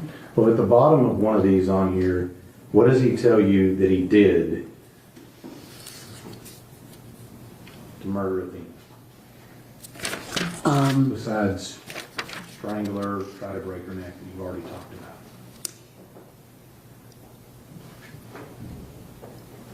about. Okay, he tried to kill her by breaking her neck. Right? Then he choked her. Right. She was still alive after he choked her. You could hear her breathing. He did another line of coke. Okay. I'm going to move you to the bottom of that page. Where it says, does it say something like he stopped by her cheek? Was that where that begins at the bottom of that page? Is that your words? Or creek. Stop by creek. I'm not sure. Could be cheek. I don't think so. That doesn't make a whole lot of sense. Okay. Stop by creek, and he didn't use this term, I did, physical blows to the head with his fist and feet. Okay. So he told you that he used physical blows, whatever his description was, with his fists and his feet Yes. to Athena. Yes. So what specifically did he say he did with his fists? I don't know. I don't recall. I mean, you understand this is the first time he's mentioned and admitted to using his fists and his feet. I don't know about that. I mean, you read all the documentation, right? Yes. Do you find it anywhere else in there besides right here? No. Okay. So with that, did you ask him what he did with his fists? I don't think I needed to. I don't know if I did or not. I mean, it's not, you don't think it's important to know what exactly he did with his fist to beat somebody to death? No, I don't. I mean, you're making an assessment of all of this stuff and giving us a report, but what he actually did in the offense, I mean, are you telling us that's not important? I think there's sufficient information to know what he did in the offense. We know what he's lied about doing in the offense, right? In terms of the interrogation and these other things you mentioned, yes. But you didn't ask him, or you don't remember what he said he did with his fists? He beat her with his fists. Okay. Is that what he said? Yes, that's these are my words. Okay. Well, what are his words? I don't recall, but what it came down to was that he beat her with his fists. Okay. Now, what did he tell you he did with his feet? Kicked her. Kicked her. That's what he said? Yes. Specifically?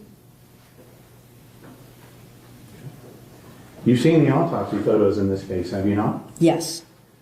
Doesn't that explain why we have a tread-like pattern on her face? Objection, Your Honor, that calls for speculation and is outside of her expertise. Sustained.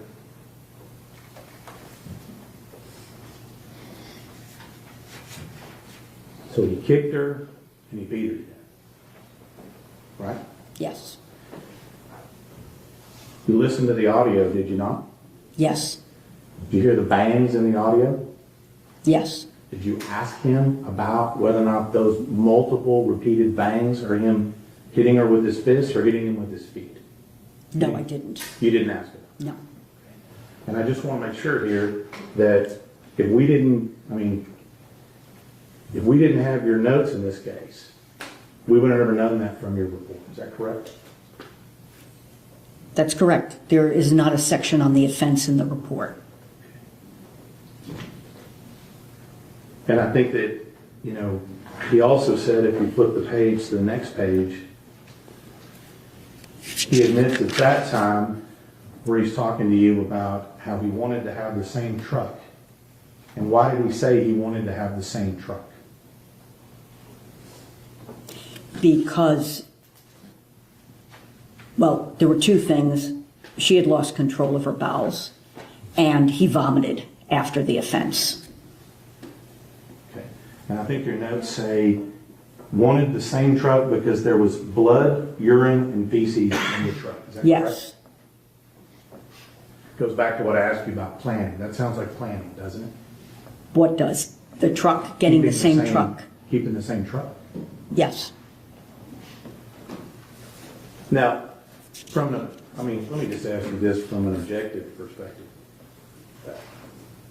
Other than him telling you that he did coke, you don't have any objective watching all the video to say that that's true, do you? Objection, Your Honor, asked and answered. Sustained.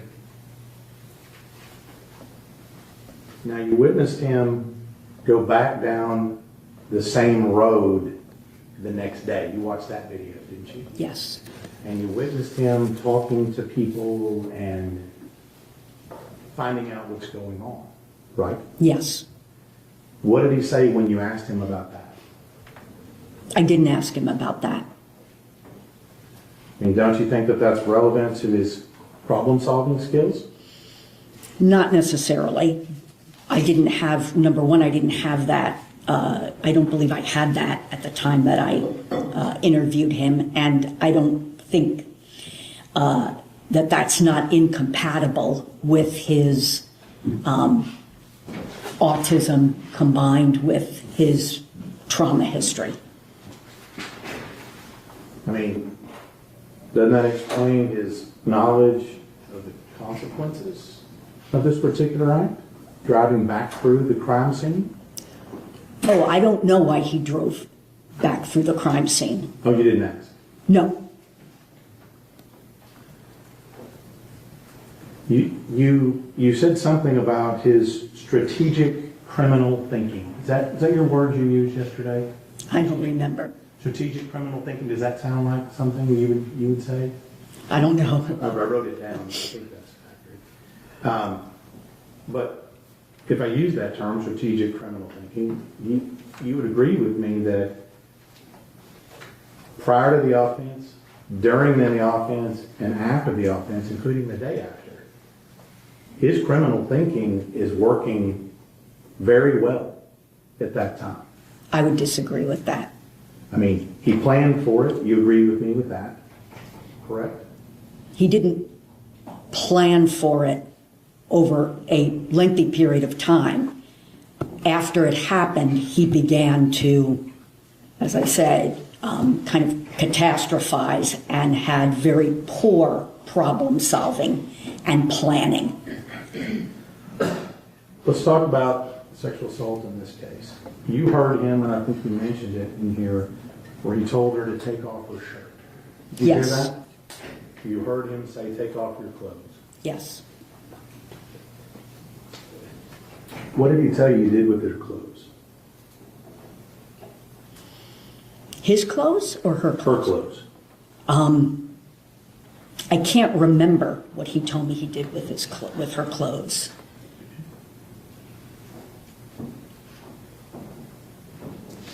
So up until this point, and including with you, he denied doing anything sexual to her multiple times. I don't know about multiple times, at least once he denied it. And now I think if you go to number 7, I think it's number 7, it's here. In your notes, you indicate 7. Sure, yeah, 7. Sorry about my handwriting on the notes there.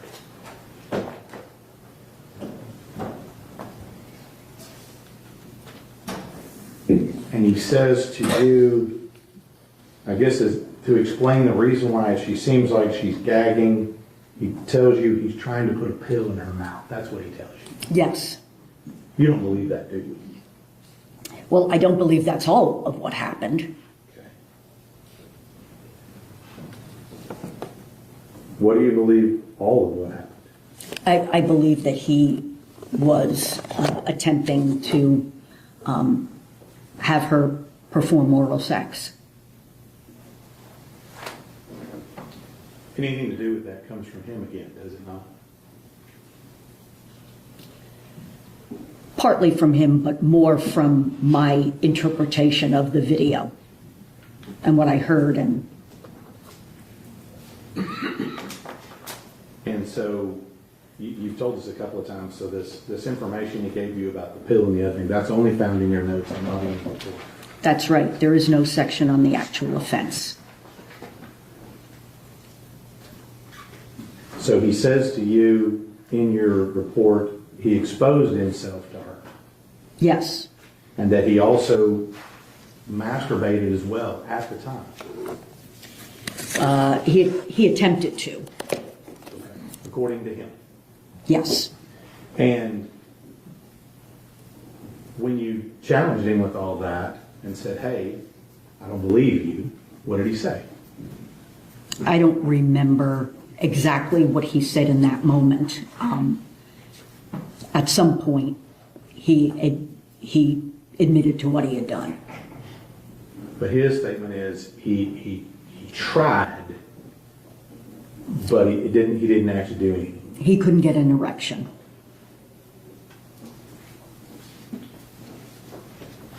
What did you ask to follow up with that? I don't remember.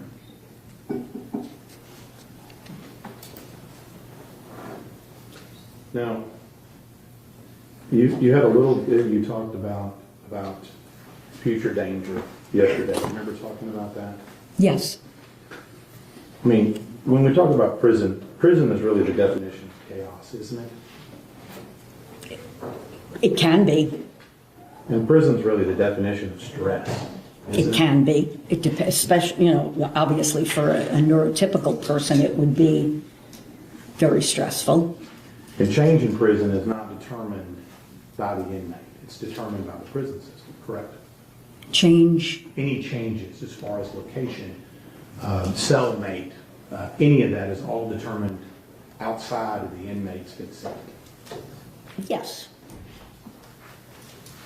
And Matt, let me just ask you, you don't really think that there's no drugs in prison, do you? No. And in this particular case, you do realize that prison, I think you said, offers some structure. They eliminate certain weapons and things like that in prison, right? Yes, But in this case, you'll agree with me that Mr. Horner, he carries his preferred weapons with him everywhere he goes, doesn't he? his preferred weapons, Well, he beat her to death with his fists. Those go with him, don't they? he will be having his fists with him in prison. And his other weapon of choice to murder Athena was his feet. Those go with him, don't they? Yes, And you don't disagree with me that Mr. Horner has the capacity for extreme violence. in that situation, that was the only situation that I'm aware of that he exhibited extreme violence. So he has the capacity for it. You Yes. just haven't seen it again. Yes, And he also has the capacity to victimize someone sexually, doesn't he? a child, A child. yes. Potentially 16-year-old girls as well. I don't know that he victimized 16-year-old girls. I mean, you would agree with me that having sex with a 16-year-old girl with a 23-year-old male is illegal. Yes, Now,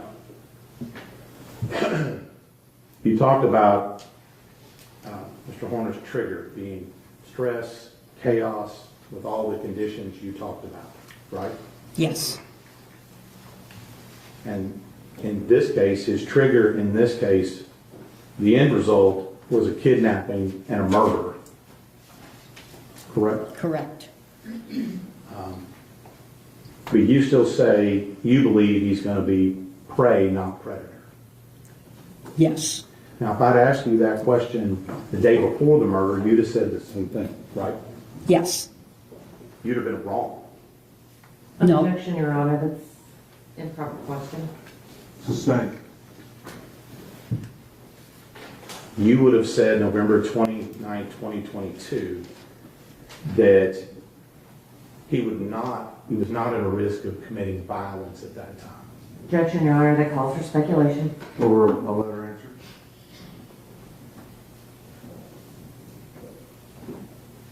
Could you rephrase the question? On November 29, 2022, the day before the murder, you would have come in and said that he's not a risk to murder someone, correct? I would say he was at low risk. Correct. No one is at no risk under Right. proper, if you want to call them that, conditions. And you would have never concluded that he would sexually violate a child the day before the murder. That's correct. Because you said he doesn't have these interests. Correct. That assessment, if you made that November 29, 2022, would have been incorrect based on the facts of this case, wouldn't it?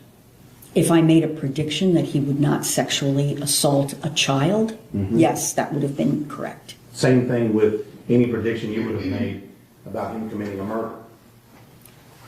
That would have been incorrect, correct? Correct.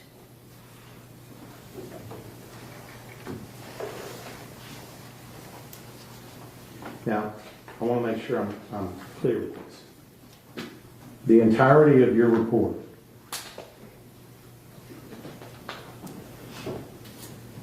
about him catastrophizing, did I get that word right again? Catastrophizing? Yes.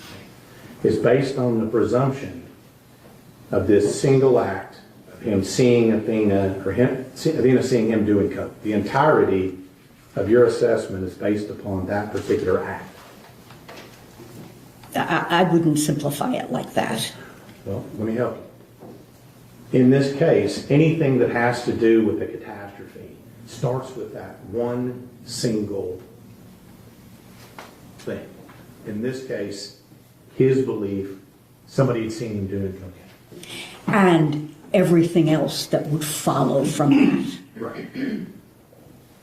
But if that act, what he's telling you, the story he's telling you about her seeing him is untrue, and that is false, then everything below that is also false. Correct? I don't know that everything below that would be false, but it would certainly change things. the entirety of your theory that he catastrophized, if that particular story he told you is untrue, like all the other lies he told you, then the whole thing about catastrophizing, all of that fails as well. No, not about catastrophizing. No. Okay. That is something that he has exhibited long before the offense. So the But fact in that he this does... case, your theory in this case, though, about what happened on the day of the event is dependent upon that one event. That set it off.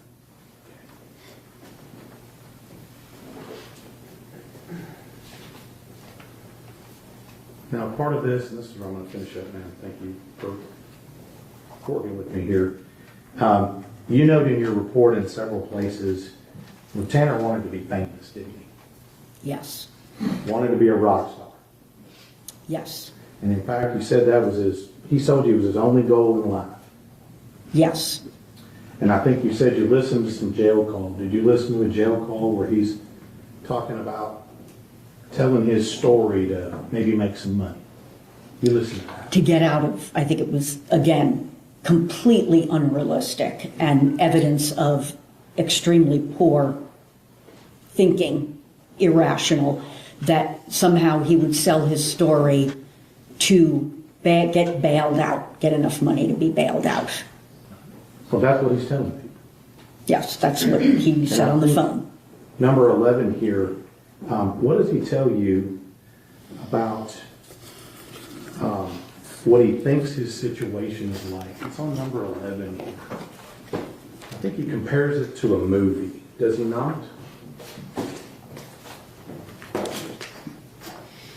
All right, we're gonna take 10 minutes, and Jerry needs a break, but we're gonna finish with this witness. 10 minutes.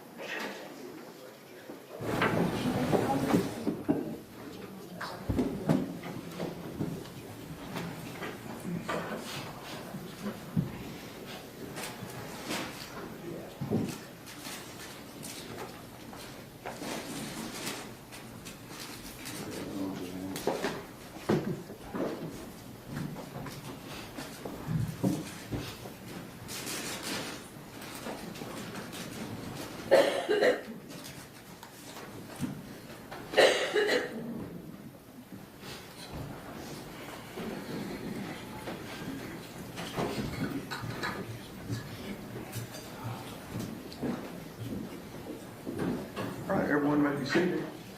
Mr. Stakes, you may continue. Thank you, Your Honor. Got a couple of questions, ma'am.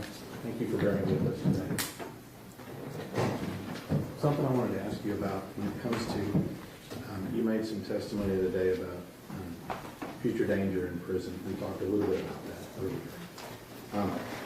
You would agree with me that there is some probability that the defendant may commit some acts of violence in prison, right? Yes, there's a probability that anyone will commit acts in prison. Including the defendant. Correct. Now, I'm going to ask you just very simple questions. We talked a little bit about pedophilia disorder. Yes. And you've reviewed some information in relation to that recently, correct?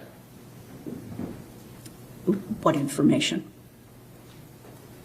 You reviewed some information related to your testimony with regard to pedophilic disorder. I know what pedophilic disorder is. And that information that you reviewed recently in that case, did it change your opinion as to whether or not he had pedophilic disorder? No. Now let me ask you the last question here that I was getting to before. You still have that page of your notes up? Which where page? I have the number 11 on there, if my Okay. is correct. Yes. We were talking about Mr. Horner's desire to be famous. What did he tell you and relate this situation to as far as the movie? Would you read that last paragraph on that for us? Wonders if he made a deal with the devil for fame, money, power, like the movie American Satan. That's a witness, Your Honor. Read it right. Yes, Your Honor. Dr. Ryan, when you were retained in this case, were you asked to give an opinion on the offense itself? I don't know what you mean. When you were retained, were you asked to do an insanity evaluation? No, that was not what I was retained for. What was the purpose of your evaluation? It was a mitigation evaluation. In a mitigation evaluation, do you focus more on the facts of the offense or the history of the person you're evaluating? The person you're evaluating. And the facts of the offense are important, Yes. but are those things that you would put in your report? It would depend on what I was asked to put in my report. I mean, in terms of what I was asked to focus on, and if I was asked to not describe the offense in the report, I wouldn't. It's not an insanity evaluation. And so for this particular case, your focus was on the history of Tanner? History, yes. Social development, his mental health. Dr. Ryan, the prosecutor asked you about self-report. And you had mentioned that self-report was important. But do you rely solely on self-report? No. How do you verify these things that you are given by the person you're evaluating? Well, in terms of verification, is it maybe not the correct word, but... Corroborate? Yes. We'll go with corroborate. How do you corroborate what has been self-reported? Just within the context of the evaluation itself, to be able to weigh inconsistencies and what they mean, and what they indicate, and how they fit into what I've already determined or am determining about the person's cognitive abilities, their cognitive status, more or less, their emotional abilities, and then to look at the body of information that I've received, see if things essentially line up, and also to talk with other sources of information. In this particular case, in reviewing all of the records, in reviewing all of the discovery that you were provided, and the almost 20 hours that you spent with Tanner Horner evaluating him, the collateral witnesses that you interviewed, and you interviewed quite a few of them, did all of that line up with the self-report? Most of it. Most of it that was, all of it that was important and that went into my opinion. The prosecutor asked you about these, the suicide attempts, and he used the phrase, phoned it in. With these suicide attempts, were they serious attempts? Yes. Were they almost successful? Yes. Does that give you an indication that he phoned it in? I think they were very serious attempts with an intent to die. The prosecutor also talked to you about Dr. Imhoff's report and that you did not agree with him on the diagnosis of PTSD. Is it uncommon for different doctors to have different opinions on very specific symptomology? Well, if the doctors are working with the same body of information, there should be that's called reliability. They should be coming to the same conclusion, but especially in a forensic case, this kind of situation, people have access to different types of information. They may not have met with the person for as long a period of time. They may not have spoken with other collateral sources. Do symptoms for something such as PTSD, are they present every time you meet with the person you're evaluating? They're not observable every time. And so if a person doesn't observe it at that time, does that mean it doesn't exist? No.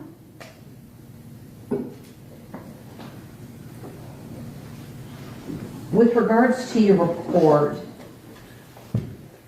do you put every detail that you have into the report? No. How do you determine what is relevant and what is not? Well, I think it's important not to cherry pick, for example, and if there's information that goes against my diagnosis, I would indicate why I discounted that, for example.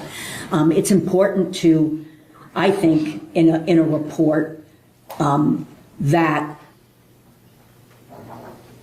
it's very clear why I made the diagnoses that I made and why I came to the conclusions that I came to, why I have the opinions that I do. And in this case, did you put into your report things that you felt were relevant? Yes. Were all the things that you put in your report necessarily helpful to the defense? No. Did you feel that it was still important that the jury have that information? Yes. So they can make their own determination? Yes.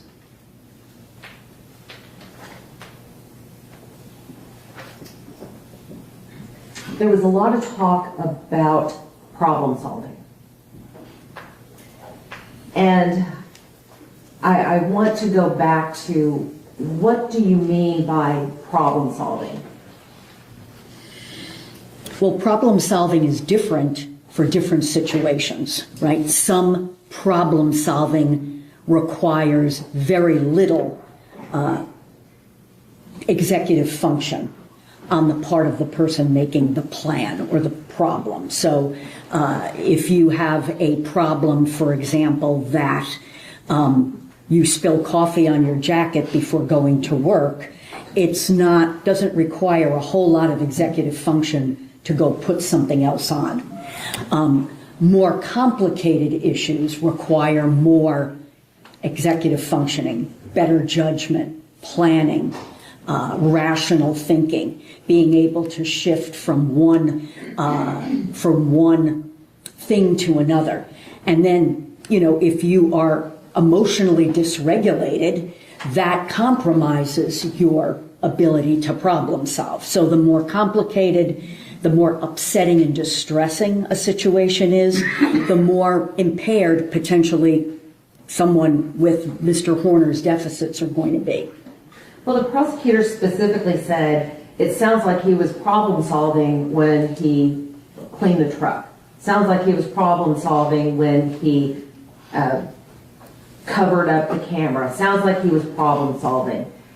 Based upon your training, your experience, and everything that you've reviewed in this case, what is your opinion about Tanner's ability to problem solve in that situation? I think it comes down to what's his ability to problem solve in a reasonable way. And on some level you can say, well, it's reasonable to clean up your crime scene, right? But when you look at the totality of his problem solving, you recognize how poor it is. In what way? Well, for example, he was aware that his boss has access to these cameras. That's why he covered up the camera when he's snorting cocaine. So it's not good problem solving to think that he's going to get away with this because he cleans out the back of the truck. You brought up the covering up the cameras.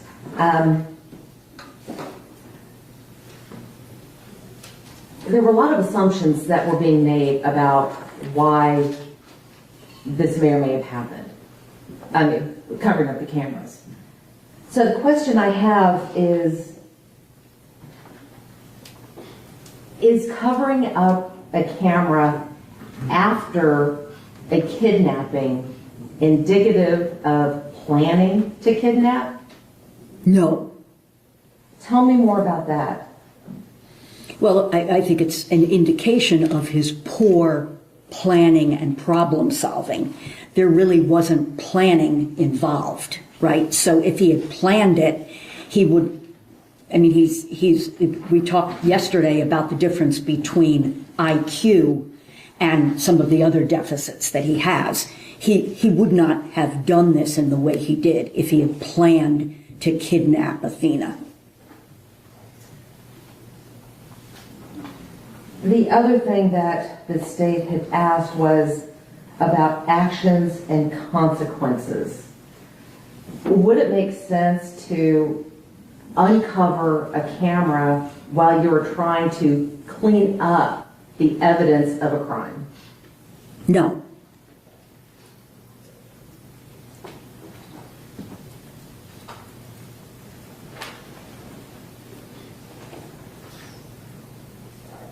You were also asked about the story of the snorting of the cocaine and him catastrophizing that incident. And you were specifically asked, do you have any evidence that he was snorting cocaine? My question is, do you have any evidence that he wasn't doing what he said he did? No. Which brings up the difference between malingering versus lying. Please explain to the jury what the difference is between malingering and lying. Well, malingering involves lying, but lying doesn't have to involve malingering. So, in my opinion, the lying that Mr. Horner has done has been consistent with the lying that people with autism spectrum disorder do. It's fear-based, basically to avoid getting into trouble. That's the way I would see it, rather than, well, I'll leave it at that. Okay, well, continue. No, I think it's cognitively driven by his poor problem solving and his difficulties with executive functioning. But fear is a major driver, emotional dysregulation by being afraid. Do you take into account the deficits that a person exhibits when determining whether they are malingering versus lying? Yes. And in Tanner's case, did you detect that he was malingering in any way? No, and malingering has to do with fabricating or grossly exaggerating a disorder, for example, a physical or psychological disorder. So lying isn't the same as malingering. So as I said before, malingerers lie about their disorder, for example, to get into the hospital or to whatever. But you can lie without being a malingerer. And Dr. Ryan, there was a lot of talk about manipulation. When we're talking about, let me back up. The state asked you about antisocial personality disorder. Yes. And spoke about manipulation and impulsivity, irresponsibility, callousness, things like that. Based upon your evaluation, did Tanner meet the criteria for antisocial personality disorder? No. Did he exhibit a pervasive pattern in this case? No. And I'm going to ask you to explain to the jury, what do we mean by a pervasive pattern? A pattern over a period of time. And that's in the criteria for antisocial personality disorder, why you have to have met the criteria for conduct disorder prior to the age of 15. Because you would be talking about a persistent pattern over years of behavior that is not only illegal, but is not, defies the rights of others, doesn't take into account the rights of others. So when we're talking about a pervasive pattern, does that mean that it's a one and done? Or if somebody snaps and they do something, does that qualify in and of itself as being a pervasive pattern? It's not a one and done. It's not even a five and done. I mean, you have to have a persistent pattern of this kind of behavior across antisocial behavior, across numerous realms, I guess. Now, with regards to the diagnostic criteria for antisocial personality, does one have to fail to conform to societal norms with respect to lawful behaviors? Yes. And would that be indicated by repeatedly performing acts that are grounds for arrest? Yes. Did you find that in this case? No. Another part of the criteria relates to deceitfulness, such as using aliases or conning others for personal profit or pleasure. No. Did you find that in this case? No. With regards to impulsivity and failure to plan, is that something that was present in this incident? Yes, and he has been impulsive in the past, too. We talked about irritability and aggression indicated by repeated fights or assaults. Were you able to determine whether or not Tanner meets that criteria in this case? Yes, and he doesn't. What about reckless disregard for the safety of himself or others? No. What about consistent irresponsibility as indicated by repeated failure to sustain consistent work behavior or honor financial obligations? Again, in the criteria for antisocial personality disorder, those things can't be related to another disorder. He does have the failure to sustain employment, but in my opinion, that's due to his autism spectrum disorder. What about lack of remorse? No. So you mentioned that the criteria for ASPD, it sounds like it can't occur in a vacuum. That if it can be attributed to something else, you have to consider that something else as well? Yes, now you can have both antisocial personality disorder and autism spectrum disorder. Mr. Horner doesn't, in my opinion. Explain to the jury what is meant by differential diagnoses. It's the procedure by which physicians, for example, would gradually, they would take into account the symptoms that someone comes in with, and then gradually distill it down based on symptoms, lab tests, for example, to what they think is a group of likely diagnoses. For example, if someone comes in with a cough, that could be a lot of different things causing a cough, right? So then the person tells you that they have blood in their sputum. That narrows it down. Could be bronchitis, could be a virus, it could be pneumonia, it could be tuberculosis, it could be cancer. So then you do more interviewing and testing to kind of narrow it down to what you think the diagnosis actually is.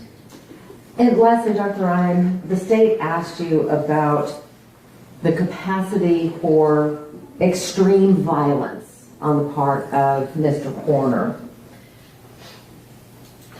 If Mr. Horner were sent to prison,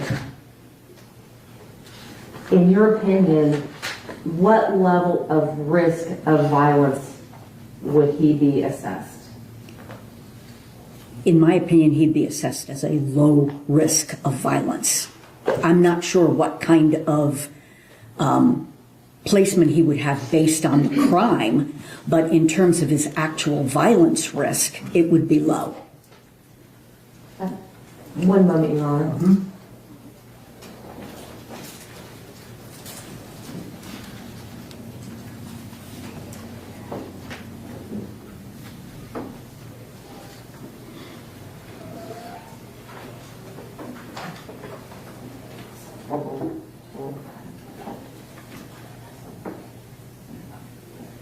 Nothing further, Your Honor. Mr. Stegman? All I'd like to do, Judge, is offer, I think, a market estates 309. 309, the good doctor's notes that you've been talking about in this case. And you're offering it for all purposes? Yes. Any objections? One moment.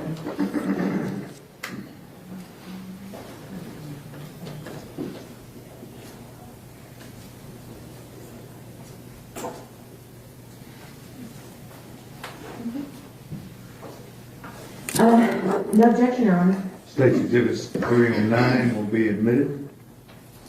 Nothing further. Will Dr. Ryan be finally excused? Yes, Your Honor. Yes, sir. Thank you, Your Honor.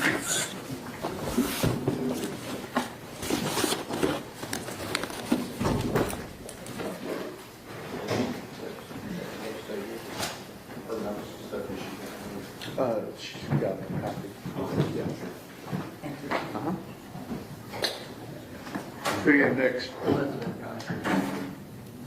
She should be in the. Okay. This is the first one that was listed on the. Okay. Your Honor, if you want me to step out forever. I'm sorry? Okay, that'd be great. Never mind. Go get her.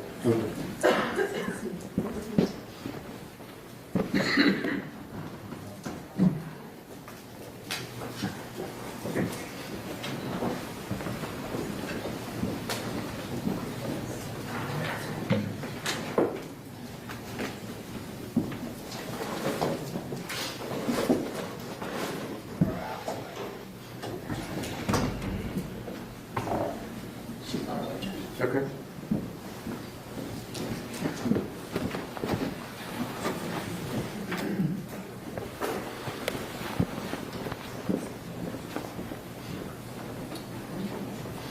Good morning. Good morning.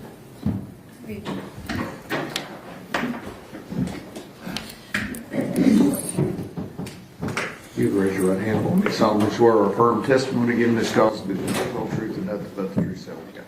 Yes. Okay. There's a rule of evidence in effect says you cannot be in court unless you're testifying. Once you have discussion, once you finish testifying, do not discuss your testimony with anybody else except the lawyers. Okay? Yes, sir. All right. Mr. Gover? Thank you. Good morning. Good to see you again. For the purpose of this hearing, I'm going to just call you Elizabeth. Is that okay? Yes, sir. Do you know Tanner Horner? Yes. And how long have you known him? About 5 or 6 years. And how do you know him? We met through one of his ex-girlfriends at a place I used to work at. Okay. And so you mentioned meeting through one of his ex-girlfriends. Mm-hmm. Are you familiar with kind of Tanner's relationships? Yes. And what type of girlfriends did he gravitate towards? Very controlling women who treated him badly, I guess would be the most polite way to say it. Would you consider Tanner to be a leader or a follower? A follower. Why? He's more just to go with the flow, not one to always just sit there and take control. It's easier just to go along with the flow than to go against it. And did you have an opportunity to see Tanner in a social setting? And if so, how was he? He more kept to himself. He would have the social anxiety, so he would kind of go into himself. He would get really quiet, and he would just lack some certain social skills, so he would just keep to himself a lot of the time. And you talking about lacking social skills. Can you tell us what that looked like? It's kind of like I was just kind of just feeling awkward whenever there's a bunch of people around and it's kind of like how I am right now. It's kind of just feeling awkward. It's just not sure what to say, not sure how to initiate the conversations and stuff. Not really having a fully outgoing personality. You just don't want to say the wrong thing and just make the wrong people upset. Okay, so kind of like being in the spotlight all the time. Oh, yeah. Now, were you able to observe other people? Did other people pick up on his social awkwardness? Yes. A lot of people took it the wrong way. They thought that he would come across a lot of people didn't like him at first. They thought that he was just kind of rude and standoffish. But then once they got to actually know him, then they're like, that's just him. You actually have to give him an opportunity to open up, and then you see that he's fine. What were Tanner's interests as far as you know? Definitely music. He loved to play the guitar. He liked to sing as well. One of his favorite bands were Linkin Park. He enjoyed video games. He did like reading as well. Mostly talking about movies and music for sure. Now, in your experience with Tanner, was he ever violent? No, not at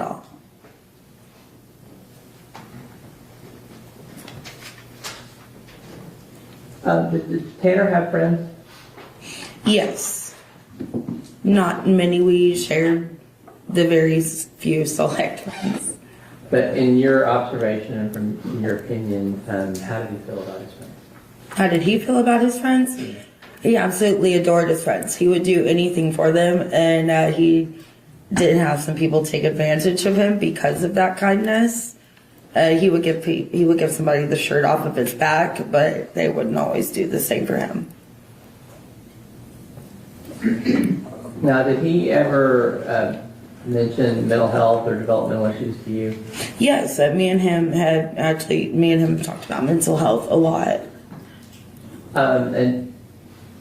You talked about it, but did you ever observe any behaviors from Tanner that made you think he had mental health or developmental issues? Yes, whenever it would come to the short attention span with ADHD and with the anxiety as well in high stress situations.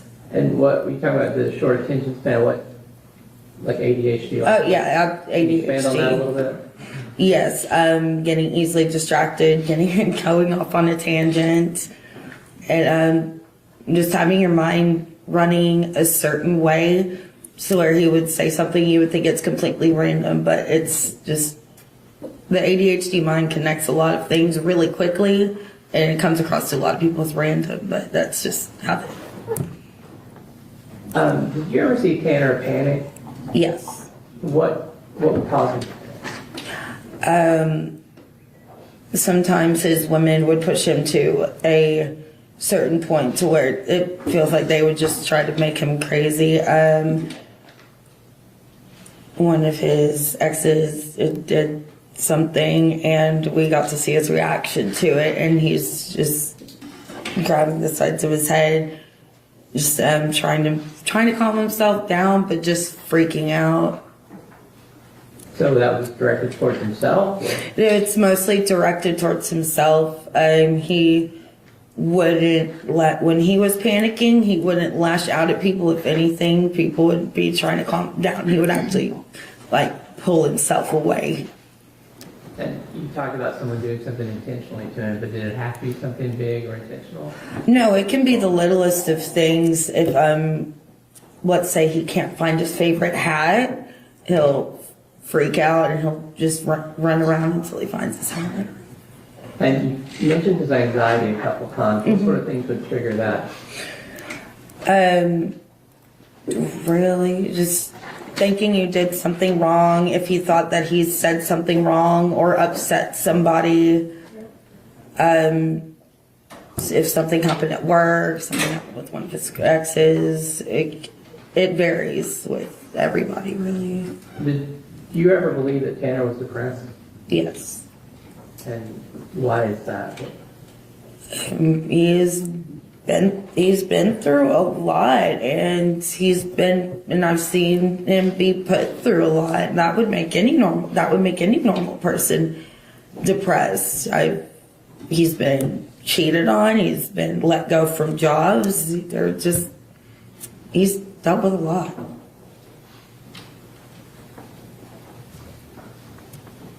And to your knowledge, was Tanner ever on medication?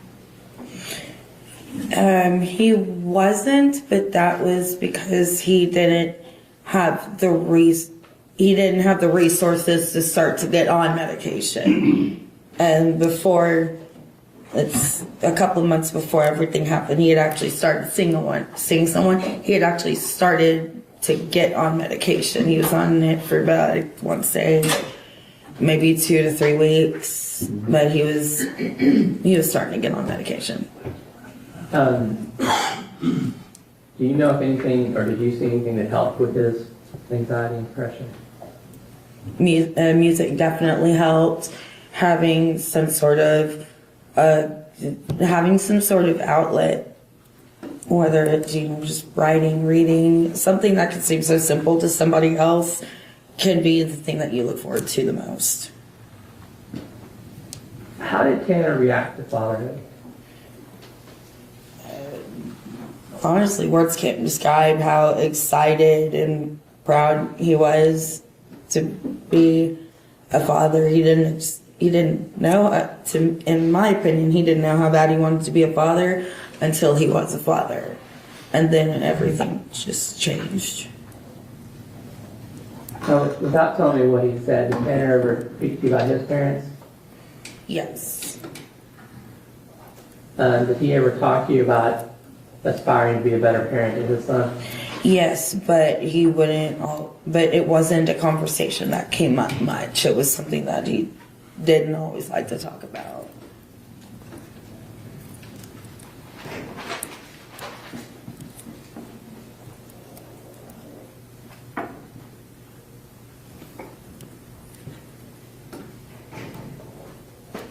Now,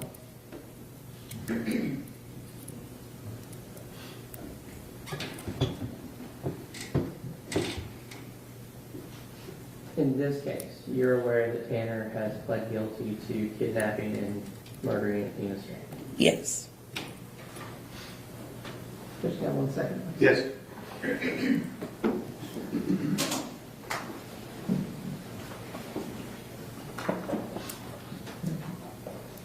Judge, I'll pass the witness. Cross-examination. Briefly, ma'am, you said you've known Tanner for 5 or 6 years? Yes. And what was the situation in which you know him? Do y'all hang out? What's the situation? And do you mean like how I met him? No, like what did y'all do together? We would hang out after work with his ex at the time.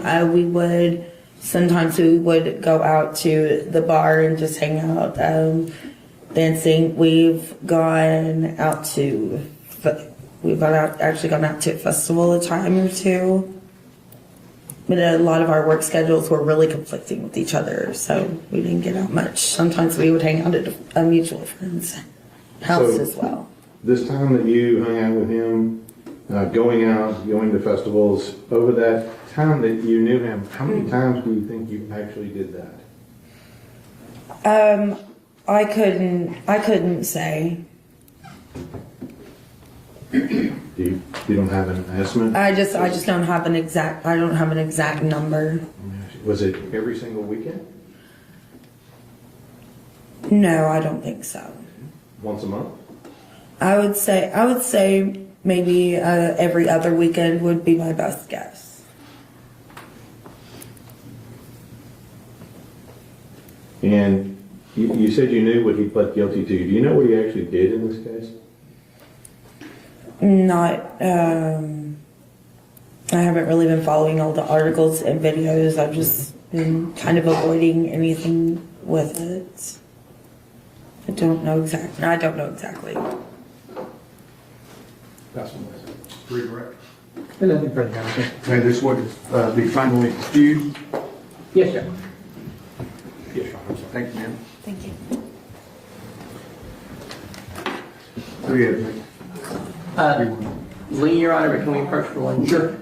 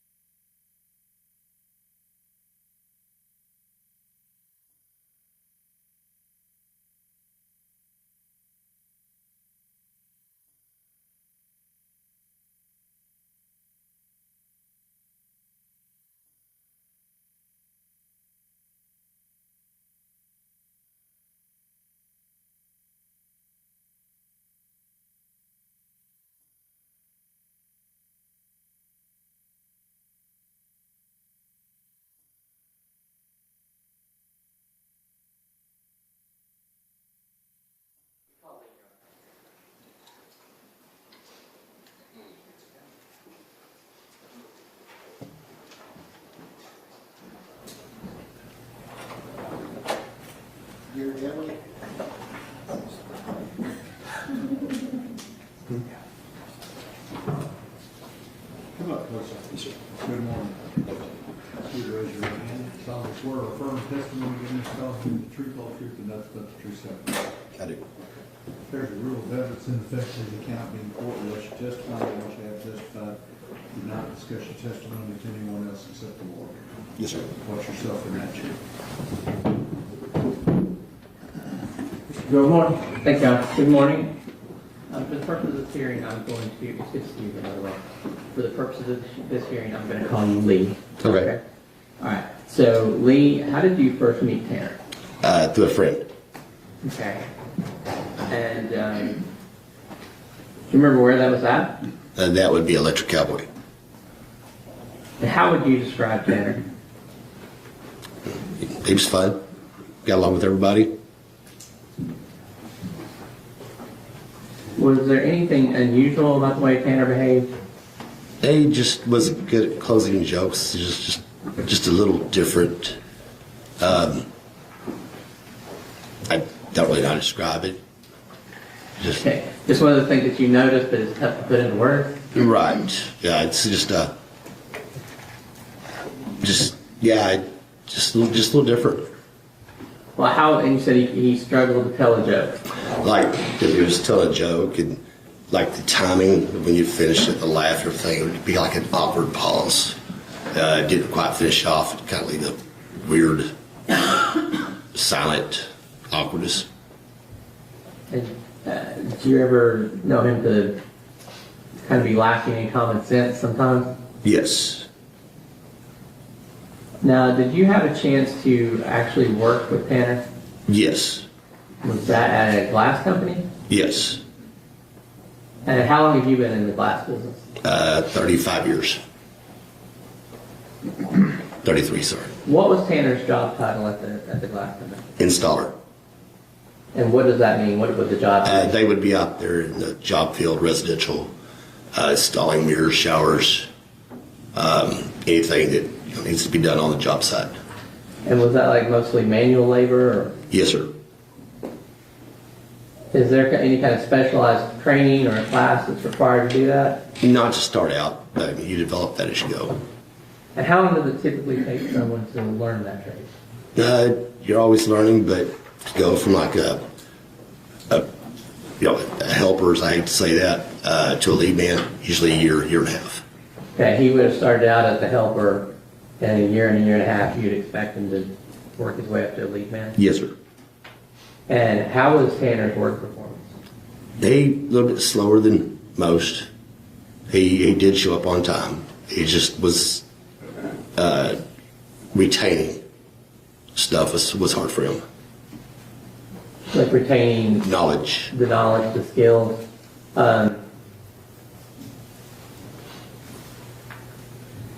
How did he get along with his coworkers? Good. And what about his supervisors? Good. Did you ever, while at work, witness Tanner have an emotional outburst or some sort of unusual reaction? Yes. And what was that? He had carried in some equipment. Got sat down. Door got open. It was behind the door. We couldn't find it. Something so simple, but he just kind of lost control. Freaked out. Like he couldn't handle himself. It's kind of like not really screaming, but almost crying, and slapped himself in the head and such. So that was kind of directed towards himself. Yes. And was it expensive equipment or just? No, it's just simple stuff. But you just couldn't do the job without it. And did you also have social interactions with Tanner? You said you met Yes. the Electric Cowboy. Is that, Yes. What is that? It's just a nightclub. Okay. And did you have a chance to observe his interactions with people in that social setting? Yes, sir. Was that any way unusual? Hadn't been, no. Was it easy for him to make friends? And you said he was a little awkward on jokes. Was there other awkwardness? No, it's just, he seemed like he could make friends. He didn't really go inside much. He more or less stayed outside. Smoking cigarettes and such.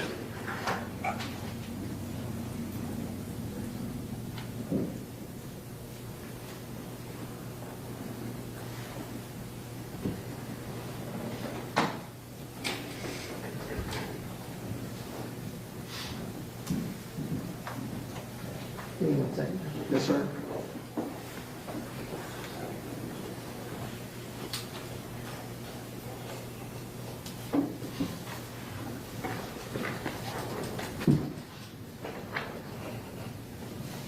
Now,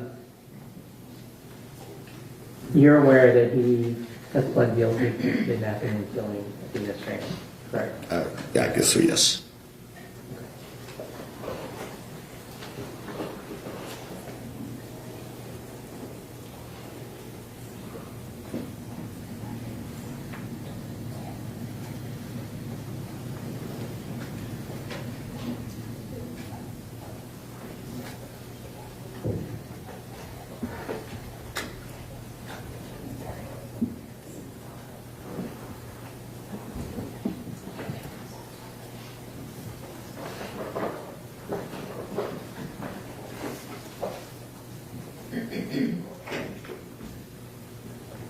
Your Honor, I'm going to pass the witness. Cross-examination. Yes, Your Honor, thank you. Sir, Yes, sir. Lee, if you Yes, will.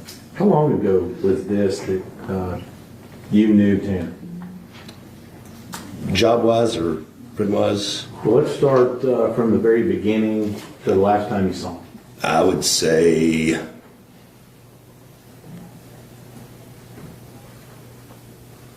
2000. No, not 2000. Sorry. 2000. 2019. This is probably when I first met him. Last time I'd seen him would probably be right there around 2021, 22. And it was during that time that he worked for your business? Yes, sir. And how long did he work for your business? From November 20 to December 21. And so at that time he was a helper? Yes, sir. This wasn't the first helper you had that didn't get the job and you had to let go? Oh, no, there's been many. Now, with regard to the social interaction, you said this was at a bar? Yes, sir. Okay. And how frequently would you see him at the bar?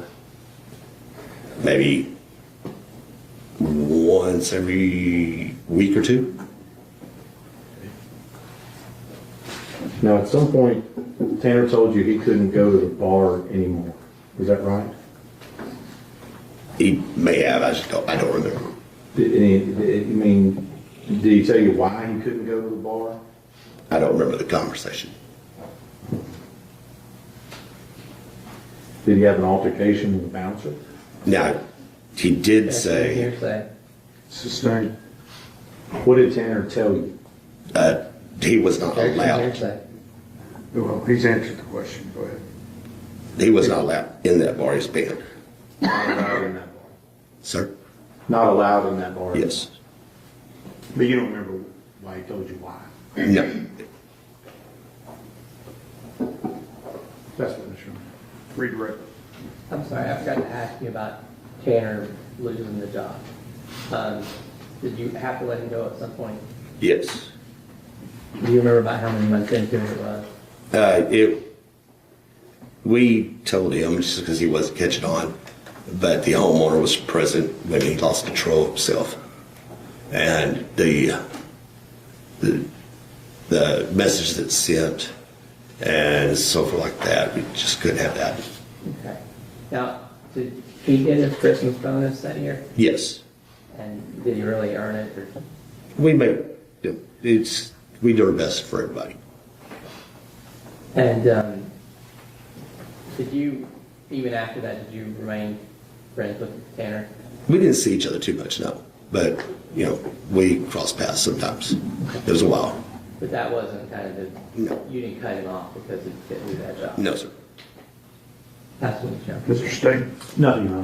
may this witness be finally excused? Yes, sir. Thanks, sir. Thanks, sir. Appreciate you coming.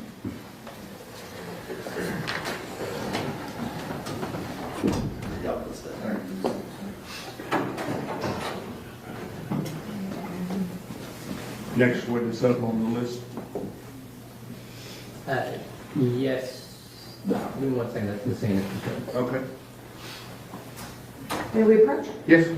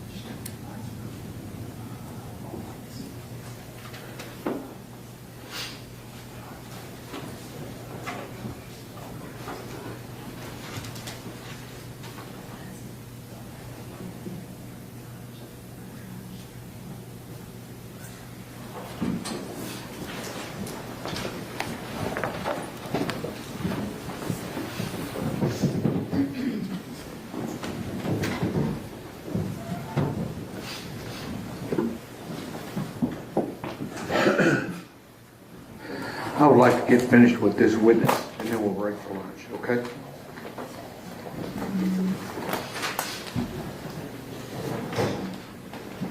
Come in, please, sir. Raise your right hand for me. I solemnly swear or affirm testimony given this cause to be the truth, whole truth, and nothing but the truth, so help you God. Okay, have a seat. There's a rule of evidence in effect says you cannot be in court unless you're testifying. Once you have testified, don't discuss your testimony with anybody else except the lawyers. Okay? Yes, Your Honor. All right, very good. Ms. Anderson? Yes, Your Honor. Sir, how are you doing today? I'm okay, thank you. We have agreed to refer to you just as Jason for these proceedings. Is that okay? Yes. All right, so Jason, if you'll just go ahead and introduce yourself to the jury. Hi, my name is Jason. I was a contractor at FedEx. Okay, pull that microphone a little bit closer to you. This over. This over. Okay. Jason, you said that you were a contractor over at FedEx. What does that mean? I owned a business where I owned delivery trucks that were contracted to FedEx to provide service to them through various zip codes. Oh, was Tanner Horner one of your employees? He was. How long did he work for you at your company? I believe it was about 5-6 months. When you had said that you had a company that contracted with FedEx, explain to the jury, what does that mean? Yes, so FedEx contracts areas for service providers such as myself to deliver packages to their areas to their customers. Now, Jason, you had just said that Tanner had worked with you about 5 or 6 months. At some point, was he transferred from your company to a different company? He was. After he was transferred to this different company, did you still have interactions with him? There were some, yes. And at the time of this offense, which company was he with? He was with the other contractor. Jason, I want to talk to you a little bit about the routines that FedEx drivers have when they get to their facility. What do you call the facility where they have all of the packages and where they load all the trucks? We call it the terminal. The terminal? All right, so I want to talk to you about the terminal. What time do drivers normally arrive at the terminal before their shift? Typically they arrive between 7 and 7:30 in the morning. What time do they leave the terminal? They leave the terminal, depends on the route, depends on the day, but typically they'll leave somewhere around 5. What time do they leave the terminal to go out on the routes? Oh, to go on the routes, apologies. The trucks will typically dispatch for that terminal around 8:30 in the morning. Do you recall Tanner's, I guess for lack of better words, his work ethic at the time? He had a solid work ethic. Did he always show up on time? He would show up a little bit later than the average driver, but maybe by 20-30 minutes. So he was consistently late for his job? I wouldn't consider him late. He's still within the window to dispatch for the day at a decent time. Would he leave at the same time as the other drivers, or would he leave later? A little bit later, about 20 minutes later. Now, Jason, when a driver arrives at the terminal, are his or her trucks already loaded? They are loaded, yes. Who loads them? The loaders employed by FedEx. How are they loaded? They're loaded in sequence. We have what's called sequence numbers. So all the packages on the truck usually range in sequence numbers from, say, 1,000 to 8,000. So your first deliveries will be in the 1,000s. Your final deliveries for the day typically are in the 8,000 range. So how, I know that they're loaded by sequence numbers, but are they grouped in a specific way? They'll be grouped by their sequence number, which is typically the way the route will run. So you'll have your 1,000s will be your first deliveries, your 2,000s will be your next deliveries, and so on till you get to about the 8,000s. Do the drivers typically organize their own packages once they've been loaded onto the truck? Sometimes the load quality on the trucks can vary, depends on staffing. If the station was having staffing issues, the trucks maybe wouldn't be fully loaded. The drivers would have to step in and just do quality checks to make sure their routes are loaded correctly so they don't have any hiccups along the way. If a truck is not sufficiently organized, how can that affect how quickly packages would be delivered? When you're making a delivery, typically you want to know exactly where the package is on every truck. So when you come out of your driver's seat, you enter into the back of the truck to locate the package for your current delivery. You want to know where it is. You don't want to be rifling through the truck. And if that's an all-day thing, you'll never get finished. Jason, to your knowledge, did Tanner organize his own truck? The trucks are mostly organized, but there are quality checks that you would double check to make sure your stops are in a decent order. You mentioned the stops. How does a driver know in what order to make these deliveries? So we used a navigation system called Ground Cloud, and Ground Cloud is synced in with the sequence numbers that I mentioned before. So your 1000s on the package, there's a little label where it has it labeled as, say, 1000. On Ground Cloud, it'll be labeled as number 1. So number 1, say you have 100 deliveries for the day, your Ground Cloud will show, say, 1 through 100. Does the Ground Cloud app direct the driver on how to get from one stop to the next? It does. If a driver veers off that direction, would Ground Cloud be notified? No. Would the app know if there was any variance? Let's say he decided to deliver package 5 first before delivering package 3. Would that be noted in the Ground Cloud app? No. While on their routes, are the drivers their own bosses? They pretty much manage their own days, yes. Well, who's responsible for the time management of these drivers? That would be myself or other managers. And while they're on the route, who actually determines how long it takes to get from point A to point B? The routes, I would time them myself. So I would just go out on these routes and I would deliver it at a normal pace. I'm not running, I'm just walking as if I have somewhere to be. Carefully navigating through the deliveries, for example, like 1 through 100. And that sort of estimate of time would be more or less what we would use to judge whether a driver was way ahead of schedule or way late for the day. But at the end of the day, is the driver responsible for making sure that all the packages get delivered? Yes, ma'am. And what happens if a driver isn't able to complete his route? If there's some issues during the day, the driver would notify either myself or management. Did this happen with Tanner, where he wasn't able to complete his route? He did have an instance where he wasn't able to complete his route, yes. Just one? That I recall.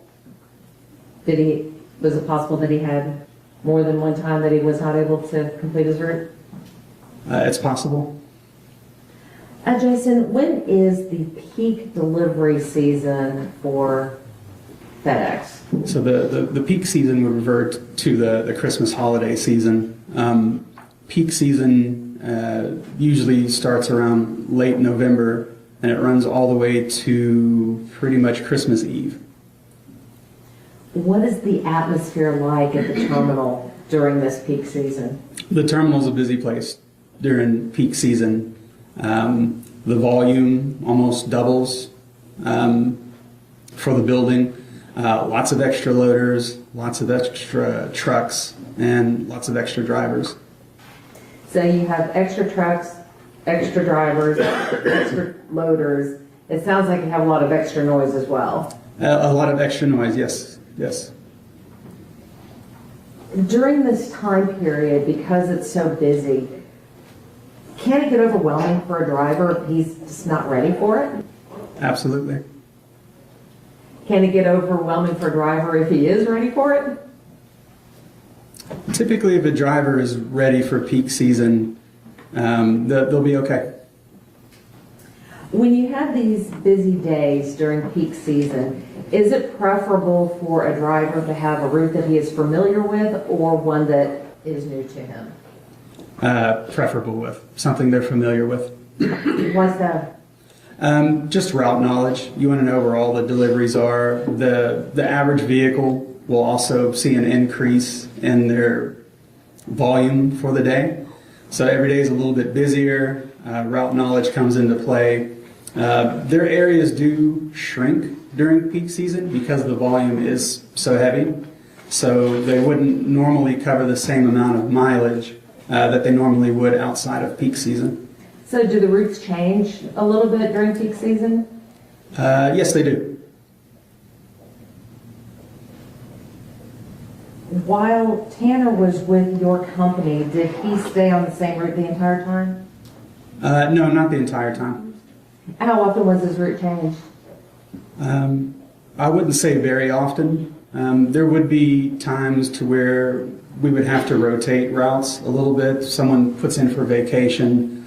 We also have flu season comes around, people get sick, so we would have to shuffle the routes around a little bit to make up for that absence.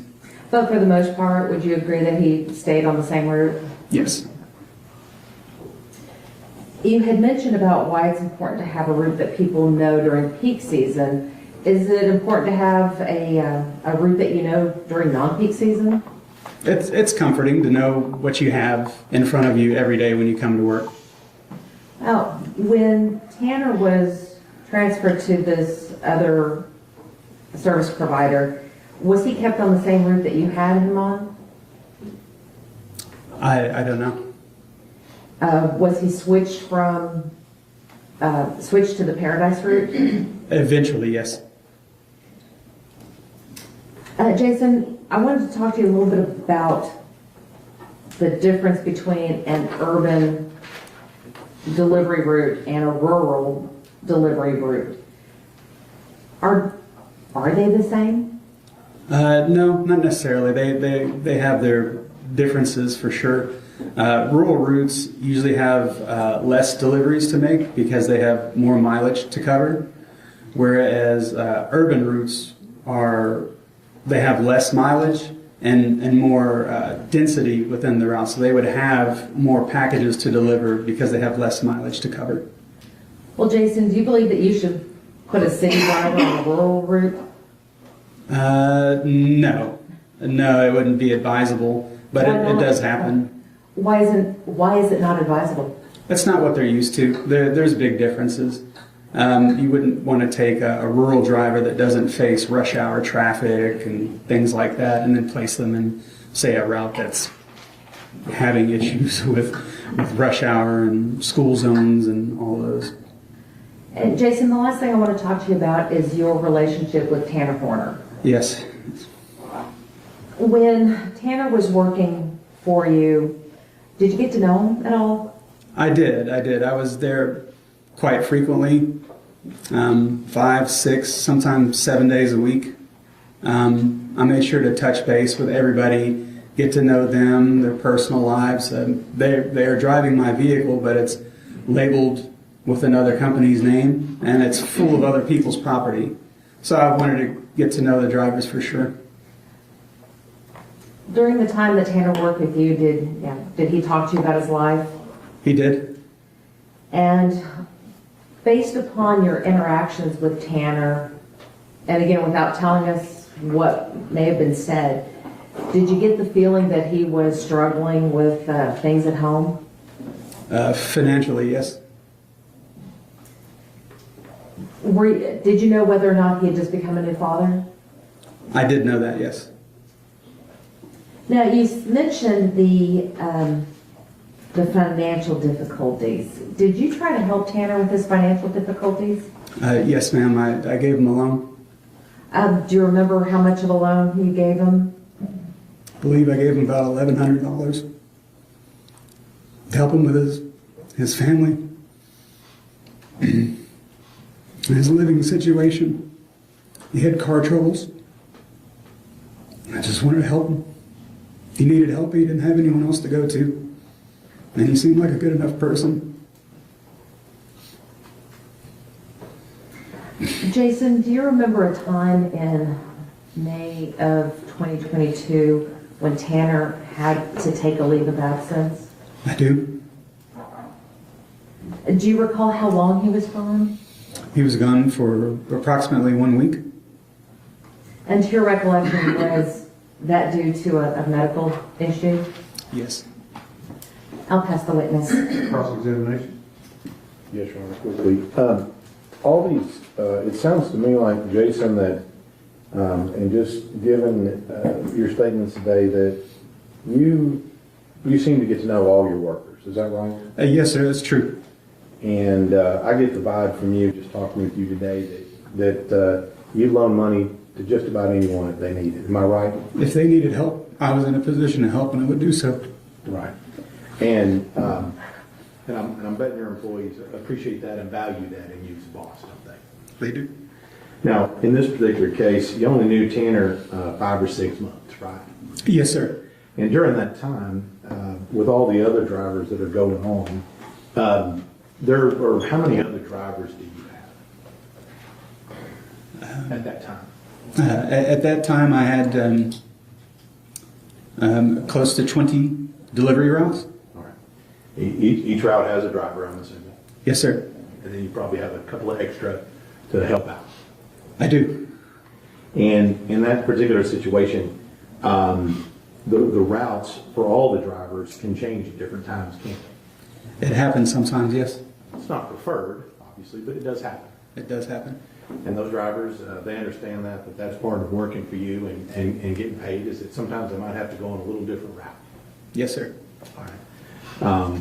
And also, when they go on these different routes, you talked about peak season. Even during peak season, do you make accommodations to provide help or assistance?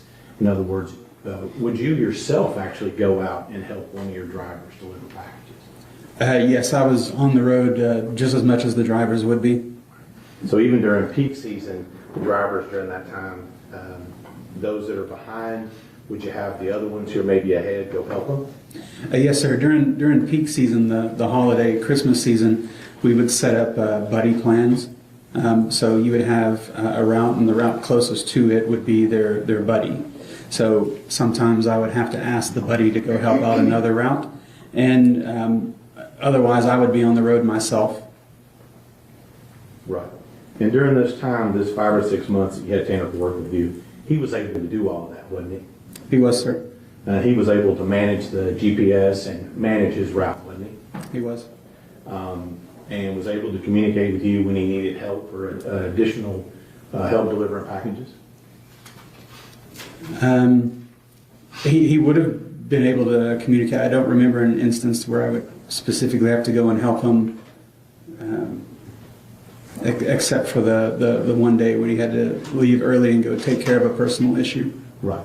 But you didn't have any problem with him doing all the things that you needed him to do during that time that he worked for you? I did not. That's the witness. Redirect. No, Your Honor. May this witness be finally excused. Any objection? Not for me, Your Honor. None, Your Honor. Thank you, sir. Thank you, Your Honor.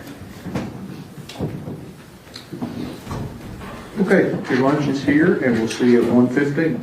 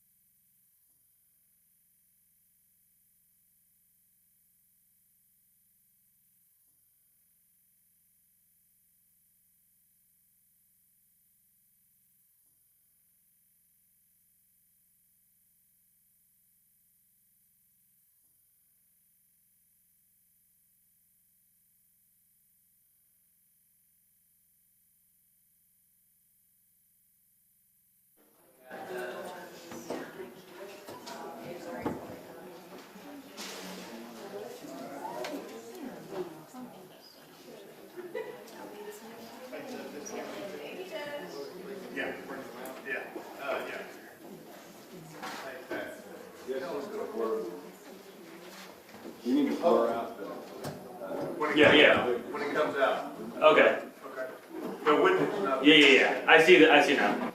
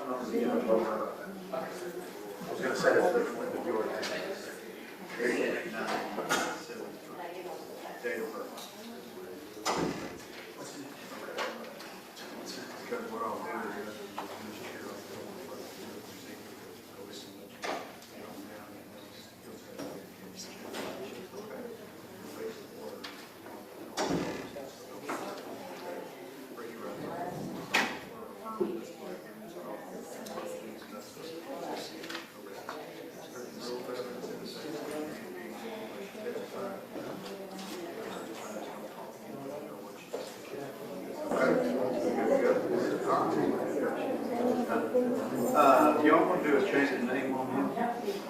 We're just gonna use this first name, I think, right? Or do you want to do a different name? It doesn't matter? Okay, they'll just call you by your first name.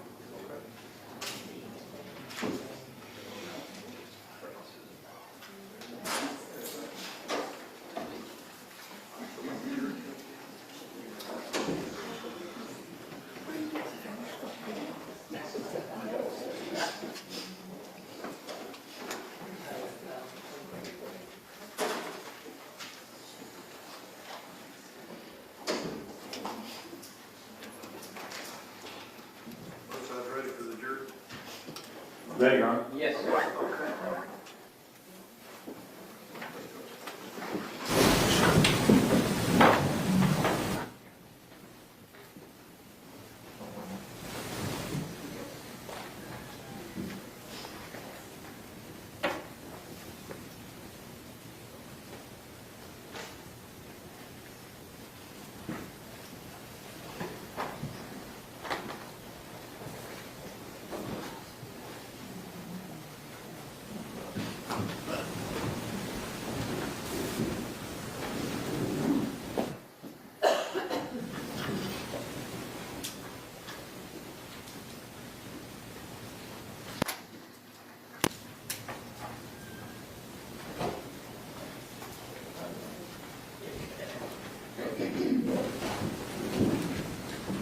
Everyone may be seated.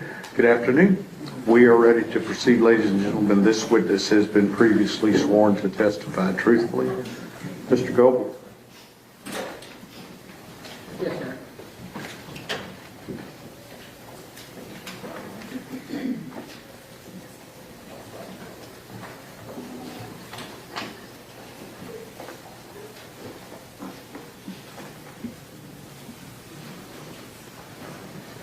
Good afternoon, Maris.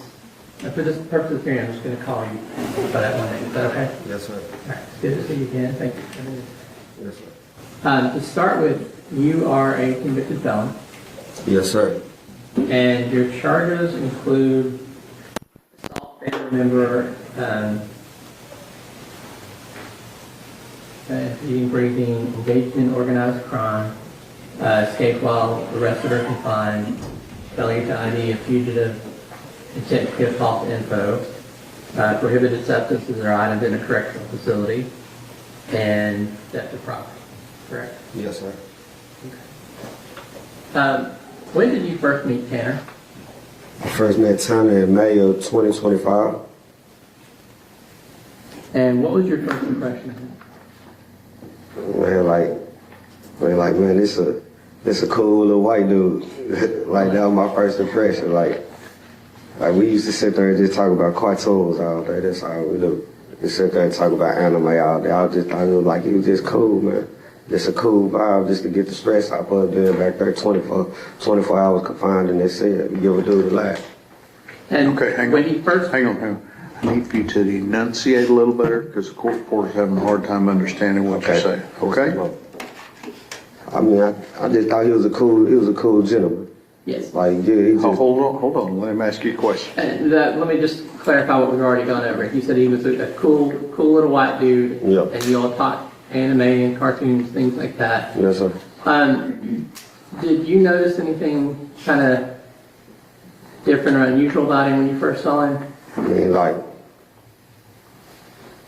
he just didn't get what was going on around him. Like, he just ain't get it.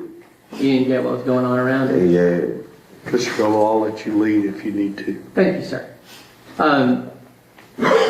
So, did you, we talked to some other witnesses, and I don't know if you've seen this or not. Did you see any kind of physical reactions to him being in a new place? Yeah, just speaking from my past experience of being around men in jail, I don't think he gonna be. People will take advantage of time if he don't know no better. Yeah, people will take advantage of him. Okay. And let's go ahead and talk about that a little bit. You spent already a big chunk of time in prison, right? Yes, I spent 13 years flat in prison, day for day. 13 years flat. Yes, sir. And you've got, you signed already for another how many years? 7 years. When Tanner found out that you were about to head out, how did he react? Like, bro, really was like you could see it in his face. He was like, bro, you gonna leave me? Like, it's like, you know, like how your puppy look. Yeah. Like, or like just like somebody you just lost your friend. Like, he looked at me like, bro, you gonna leave me? And like, we had a long talk that day, and I was just like, really like what I call gaming him up, really just talking to him like, hey, bro, just be secluded in yourself. Don't worry about what's going on around you, man. Just stay. What does gaming him up mean? Which is like just really just I be talking in my slang. So like gaming him up, really just talking to him, give him some knowledge. There's some news he can use, what news he can use. Like, hey man, just stay doing what you're doing. Stay getting on your tablet, man. Stay zoning stuff out. So you're giving him news he can use and getting him ready for when he goes to prison? Yes, sir. Okay, and so you said you're afraid that people might take advantage of him. Is there anything about, how does Tanner deal with like social cues and interactions with people?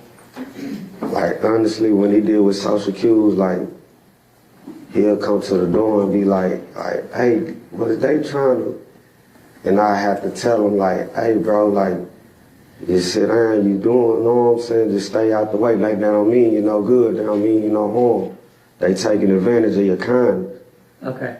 So he would have to ask you what was going on, how people were treating him, and you explained when they were taking advantage of him. Yeah. What about, well, let's talk to you about how, has anyone at the jail given you a hard time for being friends with Tanner? I'm not gonna stunt. They don't give me no hard time, but like they'll try to use it to be like, you know how like sometimes like a person will try to use like try to like talk down on somebody to get cool with you. Sure.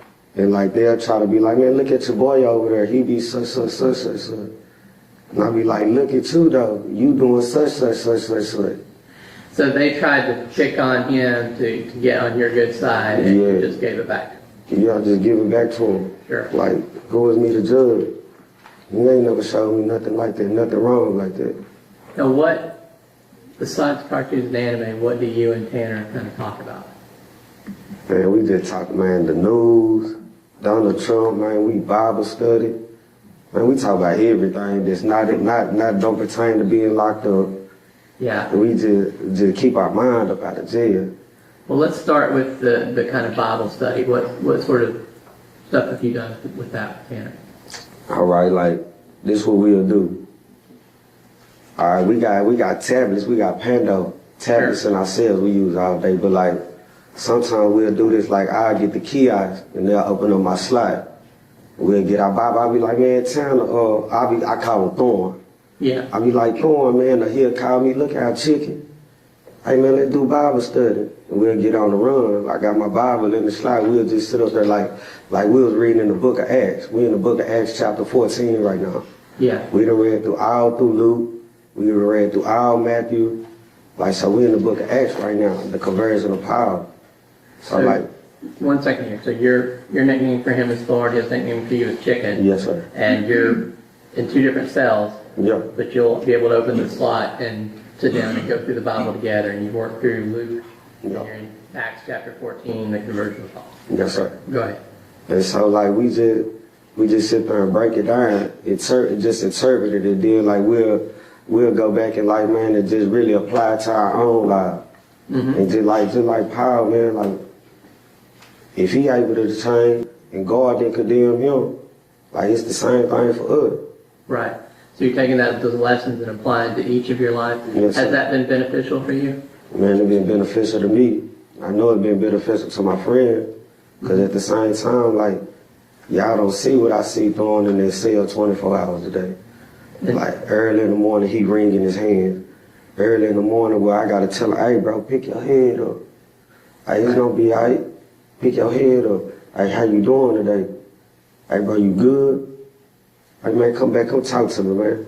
So, like in the morning you wake up, you see him already wringing his hands. Is that kind of a sign that he's anxious? Yeah, because like he don't see me. I see him though. Like I get up and use the restroom. It probably be like 3 o'clock in the morning. He already up pacing his floor. 3 a.m. he's already up pacing? Pacing his floor. Yeah. I gotta come to the door. Look out, Thorn. Man, sit down, so what? Hey man, come to the door, man. What's up? What the news talking about? Change his mind. Yeah. You know what I'm saying? What's up? You want to talk about it? No. All right, then. Hey, bro, what's up, man? You remember this such episode?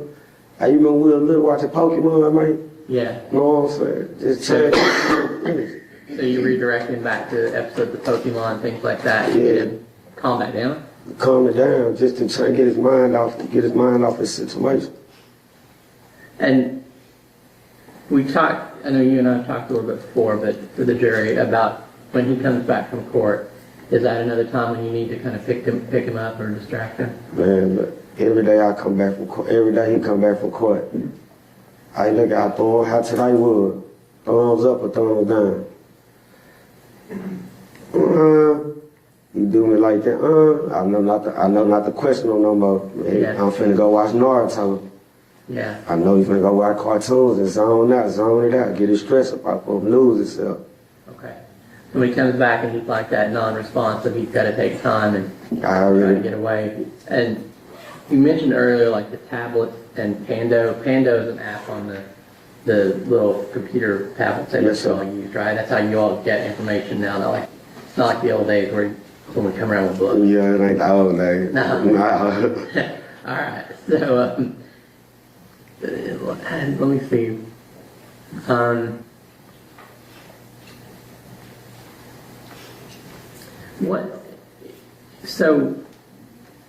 What's Tanner's kind of defense mechanism that's using?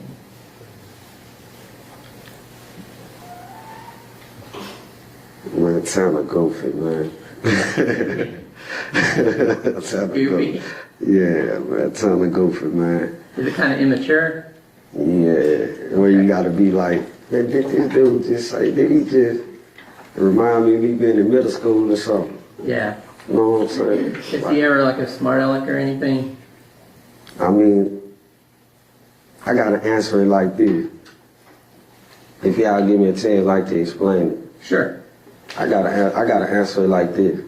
Cause we come from two different walks of life, 2 different places, Yeah. right? 2 different walks of life. So like if you don't know, you'll think he being sarcastic. Right. But like him being him being what he do being, like it's him. You know what I'm saying? It's just him being funny, him being humor, him being him. So it's not him being sarcastic or mean, it's just him trying to be funny. He's trying to. That's his way of telling the You know what I'm saying? That's his way of socializing. Sure. You know what I'm saying? That's his way of trying to like fit into the environment. That's him trying to find a way of being friendly. So like if the next person don't know, or like just take the time out to understand him, like they'll think like he being sarcastic or he's being pompous. And you said you started out with 2 different walks of life, but you've kind of taken that time to get to know him and like you said, do the Bible study, talk about things he likes to talk about the news, Yes, sir. music. Yes, sir. Okay. And I think you said before that because you have experience and you realize he's not everyone's cup of tea, right? Yeah. That you've tried to explain to him going into prison how he needs to behave. Basically. And go ahead. Basically, like I explained to him, like, really try to discredit all, like, cause people have a view of being in prison, like it's just this bad, but like you have this side and this side, and just to learn you choose to go down.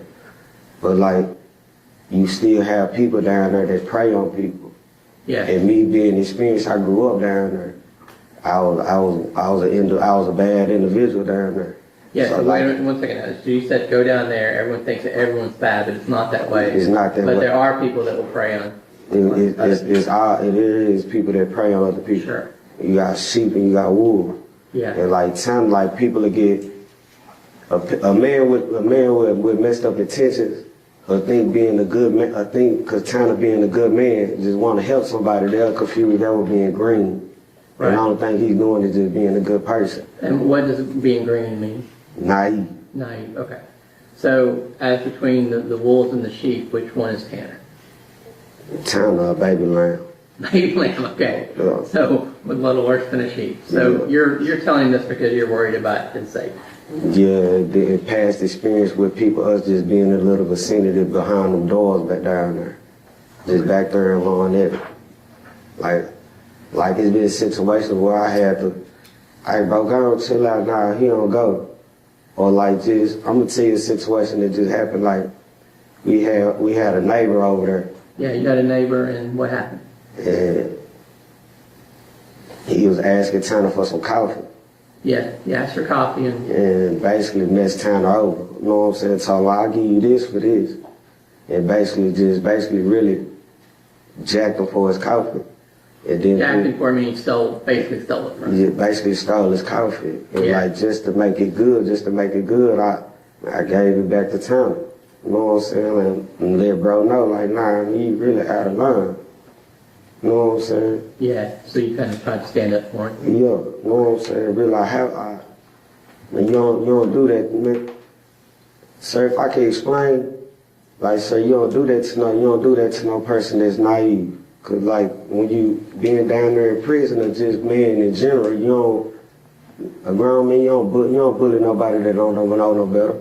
Yeah. You know what I'm saying? So in prison, you're not supposed to bully people that don't know any better. That you were trying to tell that guy that. Exactly. And you've also tried to tell Tanner that he trying to teach him like not to get taken advantage of. Yeah, like everybody don't go. Sometimes you gotta say no. But it's okay to be nice to people. It's alright to be respectful. I would be respect get you everywhere with a grown man. I'm gonna approach this, John. Yes, sir. I want to show you a copy of the letter that's been marked as Exhibit 88. Yes, sir. You recognize that? Yes, sir. That's my handwriting. That's your handwriting, and who is that letter to? That's the form. I moved to again, send it to the 88. No objection. Defense Exhibit 88 is admitted. Now, do you remember how long ago you wrote this? Yeah, probably like last month, a month or two ago. And obviously, all like mail between inmates is intercepted and copied, right? Basically. Good. Would you mind reading that letter for us? I say, bro, think about it. Okay, hang on. It might be better if you read it. Yes, okay. No offense. Yes, my bad, Mr. Galley. Don't worry, I have access to it. Alright. Absolutely. Bro, think about Jesus, his character, heart, posture. I just want you to know you're loved, forgiven. Bro, I'm serious when I say you taught me so much, bro. You're a light, and you shine bright in this darkness. Fam, you actually make me grow the fuck up, or I have a messed up view of life that gets the best of me at times. But you know what? When I come to the door, seeing you, I have to self-check myself. I have to appreciate the gratitude, the faith, the foundation, the peace you show. I can't stress when I see that you wake up and fight so hard for sanity that for sure I know I wouldn't have the way you believe, and not doubt God is amazing. Bro, stay solid.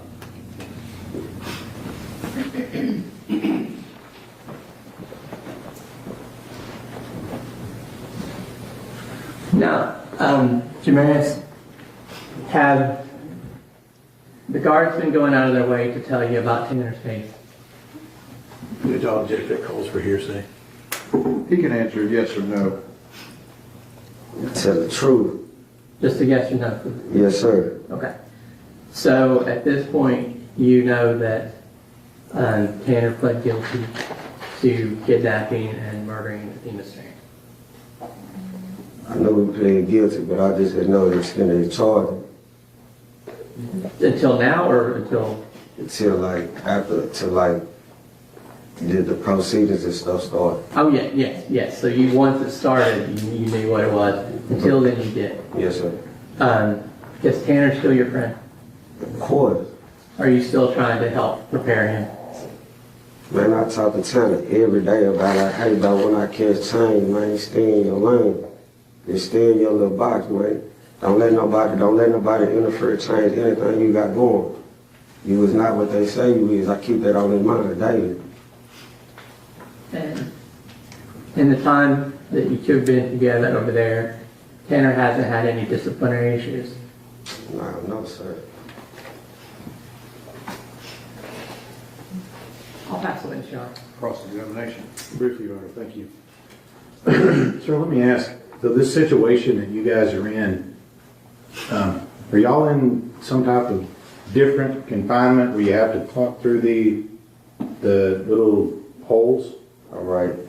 What is that? Can I use this for example? Yeah. All right, look, say this. This my Put it on the rail so that sure you can see it. This my cell, this Tanner cell, and this the room. We have to talk through steel door. Okay. To big steel door. Oh, okay. I can see Tanner through a window this tall. Okay. We got a beam slot that go about like this big. Right. We in there 24 hours a day. All right. That's where y'all are currently? Yes, sir. And how long have you and Tanner been across from each other? May gonna make a year. Okay, so for a year? Yes, sir. Okay. And let me just ask you, sir, it would appear that you've had a bit of a rough life. Would you agree with me with that? Yes, sir. Maybe by some of it your upbringing? Yes, sir. Maybe some of it your family? My family all right, but yes, sir. Rough family life? Yes, sir. Probably some bad choices on your part, would you agree? Yes, sir. But I'm looking at your criminal history here. I don't see where you've ever killed anybody. No, sir. I don't see where you've ever abused a child or beat a child to death, have you? No, sir. So when you're in this cell with Tanner, what did he tell you that he did to this little girl? He never told me nothing what he did to a little girl. Okay. You didn't ask? Y'all didn't talk about that? No, sir. Do you have any idea what he did? I mean, like some of the people around me told me. But that don't change my view. I don't let people dictate my view.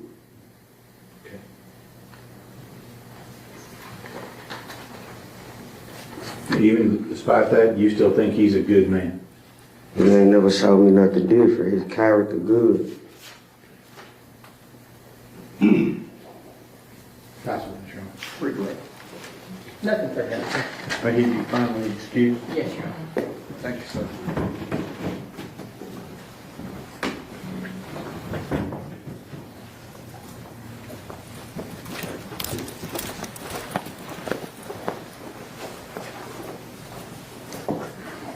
Who do you have next?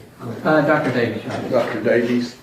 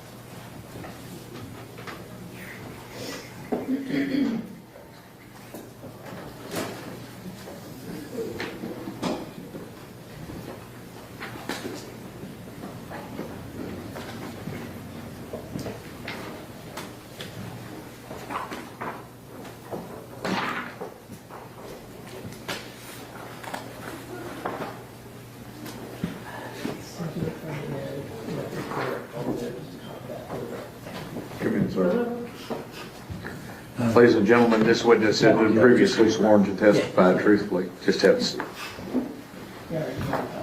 Absolutely. Good morning. Can you tell me your name, please? Hi, it's Julian, Julian Davies, Davies. I'm going to hand you a copy of Defendant's Exhibit 46. Do you recognize that? I do, that's my CV. You that's already been admitted. Okay. Do you recognize Exhibit 87?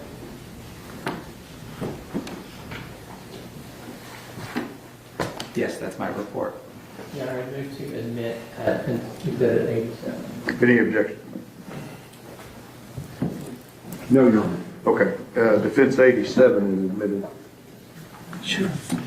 And could you look at Defendant's Exhibit 85? Sure, and that's the PowerPoint. Sir, that's the Defense Exhibit 85, hard copy of the Washington. That's the record of it. Any objection to 89 for purposes of the record? No, Your Honor. 85 is admitted for purposes of the record.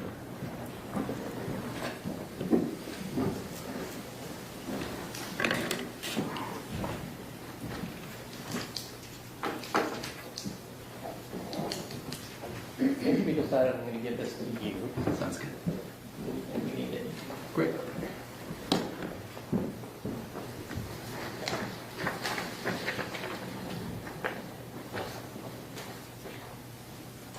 So let's go ahead and start with what your profession is. Sure, I'm a clinical professor of pediatrics, medical doctor.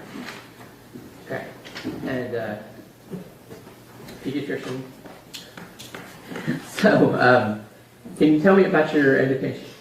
Sure, my undergrad was at Yale. My med school was at the University of California, San Francisco School of Medicine. And then I did my pediatrics residency at Seattle Children's and the University of Washington in Seattle, where I now practice. And what professional accreditation, licenses, or certificates have you been granted? I have medical licenses in the state of Washington, which is where I usually work, as well as licenses in California, Florida, and Georgia. And for the purposes of this evaluation, the Texas Medical Board gave me a visiting physician temporary permit. And do you currently hold any faculty positions? Yes, I'm a clinical professor at the University of Washington, which basically means that I teach residents and medical students, but I have my own faculty practice. And it's a general pediatric practice with some specialties. I see a lot of kids with histories of adoption or foster care. And then I think most relevant to today is that I'm the pediatrician on a team at the kind of the original fetal alcohol spectrum disorders diagnostic clinic. And so I've been working in that clinic diagnosing children and adults with fetal alcohol spectrum disorders for about 22 years. And are you giving hospital positions right now? Hospital, I don't do hospital work. Seattle Children's Hospital has me on staff, but I'm an outpatient guy. Okay. And do you say your current teaching responsibilities do include fetal alcohol spectrum disorder? Yes, and so at that diagnostic clinic, we do diagnostic evaluations, but we're also a training center. So we have teams coming in from around the country and actually teams from other countries who come in to learn about FASD diagnosis. And do you have any affiliations or memberships in any professional organizations?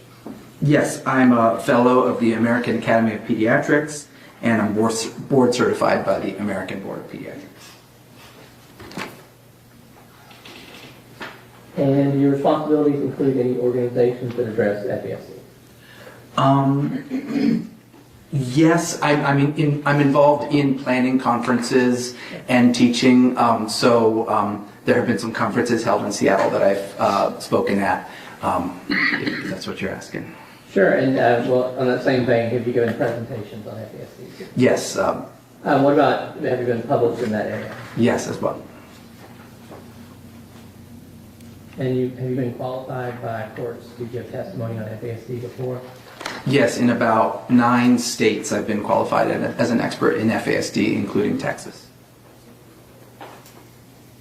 And FASD, is that a recognized diagnosis? It depends who you ask and what country you ask. FASD, or fetal alcohol spectrum disorders, our clinic uses as an umbrella term, that describes the full spectrum of birth defects and brain injuries caused by maternal drinking. The diagnoses that we use are under that umbrella term, and there's a couple that you might be diagnosed with if you come to our clinic. Sure. And there's actually, not going to try to confuse people, but if you look this up, there might be some different terms for diagnoses than what you use, but they're the same category, right? Yes. And I'm familiar with the other doctors too. So Yeah. let's talk about, but there are generally accepted methods that you rely on to determine if someone has FASD. Yes, the at the University of Washington, we developed something called the 4-digit diagnostic code, and a lot of clinics around the country and the world use that, and it was developed in the mid-90s, and it's currently in its 4th edition. Now, did you examine Tanner? Yes, And did you review records pertaining to him? a lot of records. Yes, Did you review reports of other experts? yes, And it's the ones that have been testifying so far, and they're coming up. yes. Are you being paid for your work in this case? Yes, And what is your hourly rate? it's $450. Do you know approximately how many total hours you anticipate billing in this case? I think I've already billed about 30 to 40 hours, and I haven't added up my recent work, but it could add another 10 to 20. Okay. Now, you kind of talked about FASD being an umbrella term, but can you talk about why is prenatal alcohol exposure important? Sure. Kind of an interesting topic. You'll hear a lot of different things about what amounts of alcohol might be safe and whatnot. So I like to start out before we get to diagnosis about what alcohol can do. So alcohol is a teratogen, and that means it causes birth defects, and in particular can cause brain damage. One thing that's tough about alcohol is that the placenta protects the developing child from many things, but alcohol goes right through it.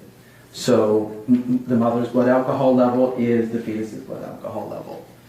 And unfortunately, once it gets in there, the mother has a liver that can detox, but the fetus doesn't have a liver that can detox the alcohol in the same way. So while it's in there, unfortunately, we know that alcohol affects the developing brain on a lot of different levels. It can kill nerve cells, it can send them to the wrong place in the brain, it can make brain structures smaller or deformed. It can really interrupt the really important connections between different parts of your brain. It can affect the signaling, the chemicals between nerve cells, and it can even do lasting damage after the pregnancy by setting up inflammation or locking or unlocking certain genes in the brain. Now, yeah. Does it matter like when during the pregnancy the alcohol is consumed? It does. There isn't a safe time to drink, but we know that the riskiest time to drink is in that first trimester. In those first 8 to 10 weeks, you're dealing with an embryo, meaning that the organs are being formed and the foundation is being laid. And in those first 8 to 10 weeks, we see more brain damage resulting from alcohol. It's great to stop as soon as you can because there's continued harm in the second and third trimester. Well, let's talk a little bit about what's under that umbrella of FASD. What specific diagnoses are there? Sure. The original diagnosis, and this was called out in 1973, is fetal alcohol syndrome, FAS. A lot of folks have heard of that. That's one where you might have physical features that show up. So you might have growth problems. There's this unique set of facial features that those 4 kids have. Evidence of brain damage or dysfunction. And then that's what goes into FAS. That was the original diagnosis. But we've learned a lot in the past 50 years, and now we know that FAS is just the tip of the iceberg. And a lot more people have the brain injuries, but might not have those facial features. And so there are other diagnoses under that FASD umbrella where you're talking about brain damage from alcohol, but you might not have those physical features. Yeah, can you kind of walk us through those? This one kind of breaks it down. So we talked about FAS, and again, that's only 11% of the folks we see in clinic. So the next one down is called static encephalopathy, alcohol exposed. That's where the brain damage is essentially the same as FAS. It's just that you don't have all those physical features. That's about a third of the folks we see. But over half of the people we see, and it's the same amount from the animal studies that we did, half of our patients end up with neurodevelopmental disorder / alcohol exposed. And that's where the brain injuries are in the more mild to moderate range, and you have that prenatal alcohol exposure. And just so the people who are really detail-oriented aren't asking, you kind of done a ampersand showing a couple of the names for these, correct? Right, so if you hear those from other experts, it's because there's different diagnostic systems that kind of alphabet soup. People have their preferred terminology.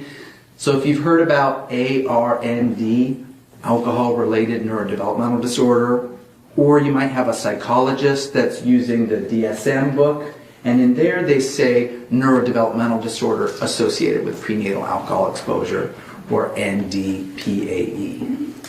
Tell me about the diagnostic criteria. What are you looking for when you evaluate someone for FASD? So essentially, you're looking for those columns. You're looking for evidence of prenatal alcohol. Mm-hmm. You're looking to see if there's any growth impairments. You're looking for those facial features, and you're looking at the brain. And with the brain, you're looking at brain structure, and you're looking at brain function. And are there other considerations?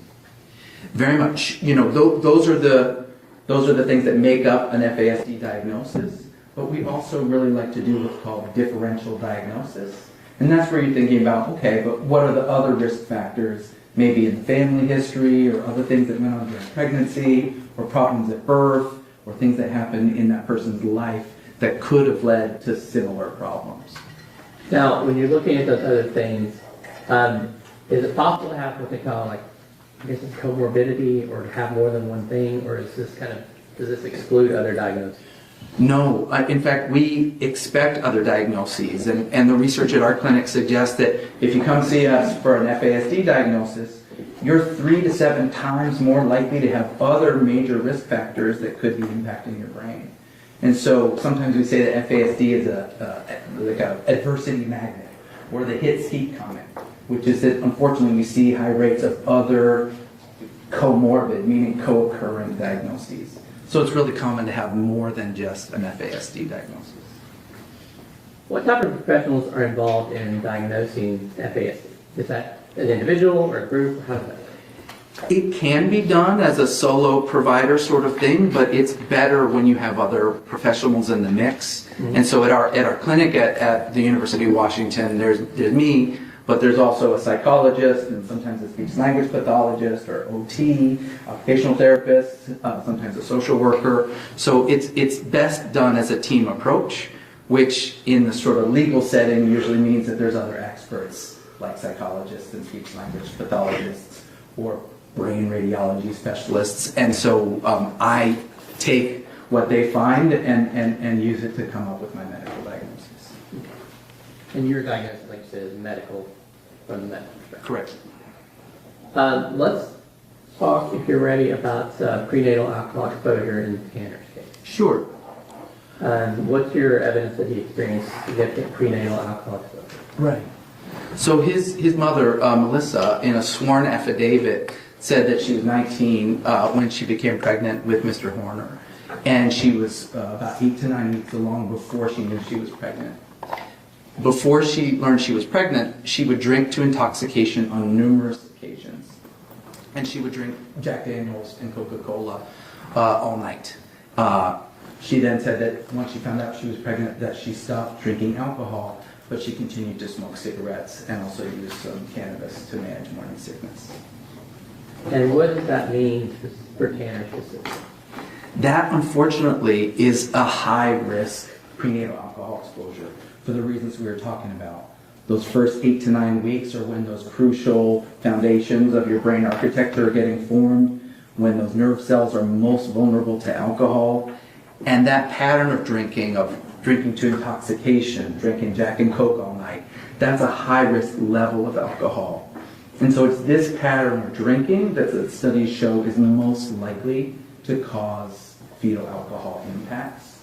And if you look at the studies for this pattern of drinking, About 40% or more of kids born from a pregnancy like this may have some of those FASD impacts. Now, can we, let's go back to our diagnostic criteria. You said you got prenatal alcohol exposure. What about growth deficiency?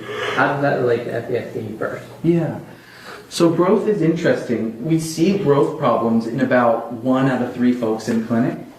If you see growth deficiency, that person's brain is 2 to 3 times more likely to be impacted by alcohol. So it's meaningful if you see it, but most of our patients don't have growth problems. Now, what about Tanner? Did he show any growth impairment? From all the records I reviewed, he did not have growth problems at birth or since. So he did not meet the growth criteria.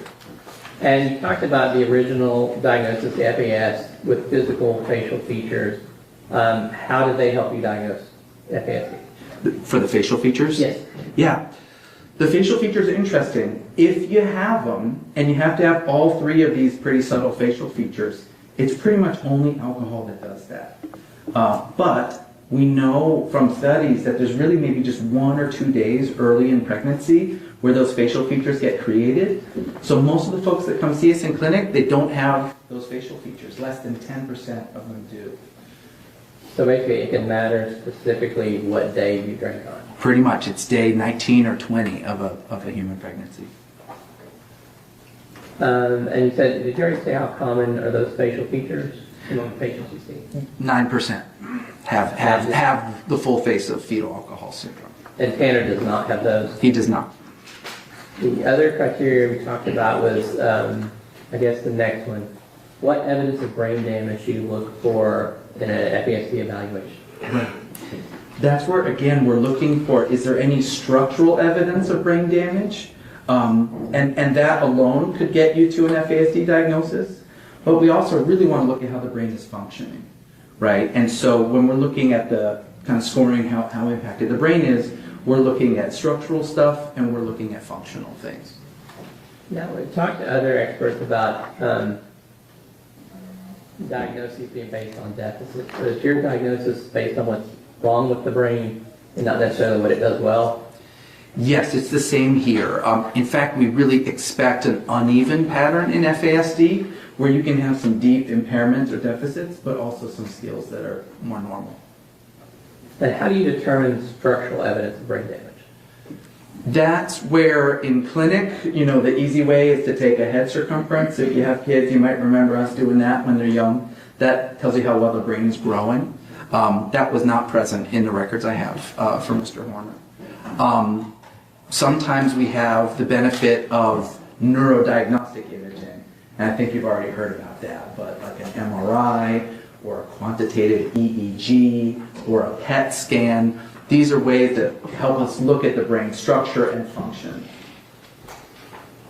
Okay, so we said you don't have in his medical history a small head, and there wasn't any like epilepsy or things like that, right? There wasn't at least any medically confirmed epilepsy. I think there were some seizure-like movements at one time after maybe a head injury, but there wasn't enough to say he has epilepsy for me. Now, the jury has already heard from Dr. Lewine and Dr. Bigler. You're familiar with both of them, correct? Yes. And familiar with the reports that Lewine testified about? Yes. So, did the brain imaging show any abnormalities that matter to your diagnosis? Yes. What you already heard about is that there are some areas in both his gray matter and white matter that are abnormal. And those are in areas that we see in the fetal alcohol spectrum literature. They're also described in other conditions like autism, ADHD, head injuries, and so on. So they're not unique to FASD, but they are potentially caused by maternal drinking. And so we saw that on the MRI. The quantitative EEG was looking at the brain electrical activity and how coherent it is and how well different parts of the brain are talking to each other. And there were some EEG abnormalities that are also potentially consistent with what we've seen with FASD. So those abnormalities are there, and it usually is one of those conditions you just named. Objection leading, Your Honor. Don't lead your witness. So the brain abnormalities are real. Yes. And you are you giving the jury, would you give the jury that list of things it could be? Sure. You know, again, on the imaging, there are multiple possible causes, right? So FASD or maternal drinking is one possible cause. But if you look at the literature for autism and ADHD and severe mood disorders and head injury, you can see some of those same areas of the brain being potentially affected. And that is why you do further work to do your evaluation? Yes. Okay. So did you also look at the PET scan performed on Tanner? Yes. Did that reveal anything useful to your diagnosis? He did have abnormal brain metabolism where some areas were working too hard and some areas were not working well enough. And those were areas that support memory and attention and the emotional regulation of your behavior and social understanding. And in fact, a lot of those other areas that we just talked about influence how well you do with those skills too. So what I found striking about the neurodiagnostic evidence was it lined up quite neatly with the things that have been challenging for Mr. Horner in his life and on the sort of functional testing that he's had. Let's move on to that. Then. What functional evidence of brain damage do you look for in an FASD evaluation? Sure. There are levels. You might remember that there's a severe brain dysfunction and then there's a mild to moderate range. And so what we're looking for when we're looking at scores, and these are when people see a psychologist and have a day or two of testing and get a lot of standardized test scores. If you have scores that are below the 3rd percentile, meaning that like 97% of people do that better than you, we call that a significant impairment. If you have skills that maybe 85% of the population does better than you, we might call that an area of concern. So in our FASD clinic, that's what we're looking for, is how many domains or areas of brain function are significantly impaired, and then how many are more areas of concern, and then to make it a little bit more complicated, sometimes something will be borderline, which is very close to a significant impairment, but not quite. So borderline means between severe and mild moderate? Yes. Okay, so it's not below it. Yes, exactly. All right, so have you identified areas of brain dysfunction for Tanner? Yes. Can you tell me about let's start with the brain domains of significant impairments. The significant impairments, the first one is ADHD. He was diagnosed with it when he was quite young, about age 5, had a lot of visits, was on a lot of medications for ADHD. To me, that's a well-established diagnosis for Mr. Horner. And it sticks out to us because we see a ton of ADHD in our clinic. We know that half of kids born to moms who drink heavily end up with ADHD, but it's usually ADHD plus. Kind of ADHD is the first stop on the diagnostic train that sometimes leads folks to come see us. And so ADHD is definitely considered an area of significant impairment for us. If you have a patient who's on the FASD under that umbrella and has ADHD, is that more difficult to treat? Yes, we still use some of the same medications and treatment approaches, but they're not as successful as if you have more garden variety or genetic type of ADHD. And whereas folks with more routine ADHD, often things kind of get better as you get older, with folks with FASD, things often get more challenging in adulthood. And what other area of significant impairment for Tanner did you identify? He has a diagnosis of autism spectrum disorder, and I think you'll be hearing from some experts about that. But he was diagnosed young with that and continues to have it. And so we consider that the domain of social communication. He's also had some testing by a speech-language pathologist who's done testing of his language and found that he also has some severe impairments in his higher level use of language. So I put language and social communication together as an area of significant impairment. Now we had, I think Dr. DeWine and Dr. Bigler both talked on about the neural networks that affect language, and then the jury has heard from Dr. Fritz already too. Oh, great. And that's kind of what you're talking Exactly. about. Exactly. Dr. Fritz's evaluation, yes, Sure. led to that. And would you agree with them that the brain basically controls behavior? Yes. Now, what about areas that are borderline? Right. So one is that on his IQ scores, he has what we call significant splits, which is when you have a big gap between one type of intelligence and another. And in our clinic, if we see an unusual difference between those intelligence skills, we'll sometimes call that an area of significant impairment. And his splits were significant, and they were between his verbal abilities and his nonverbal abilities, as well as his verbal and nonverbal intelligence and his processing speed. So some big gaps there, a very uneven pattern on his IQ. Sometimes in clinic we would call that a significant impairment, but I was cautious and labeled it borderline because I essentially didn't want to double dip, and I knew that his ADHD could affect those gaps, and I also knew that his language impairments might explain some of those splits. So that's why I called it borderline. Now, the IQ testing, that's not testing that a pediatrician performs either? No, that's a psychologist. Okay, and so you relied on data from a neuropsychologist for that? Yes. All right. And I just want to clarify too, we put your original report into the record, and then after you received Fritz's report, did you do an addendum? Yes. And what did that make the changes you talked about? It didn't change his overall diagnosis at all, but when I got more evidence for the autism and the language, that moved up to a clear area of impairment. It had been borderline before, and that's when I cautiously moved the splits down to borderline. So they swapped. Did we have other areas of borderline impairment? Yes. Tic disorder. He has described certain tics, and I saw some during my evaluation, and I believe Dr. Ryan was just testifying, and she may have mentioned a tic disorder as well. That's significant for us because tics are neurologically based. So when people have a tic disorder, we may give them an area of impairment for that. We know that tic disorders are about 5 times more common in folks with FASDs. And we also know that folks with tics are also more likely to have mood disorders like depression or anger episodes or meltdowns, such as have been described for Mr. Horner. And I apologize, did you have a slide you wanted to show on the IQ splits first? It's hard to see here. Is this what you're thinking about? That's what I'm thinking of. Yeah. And can you tell us who prepared that?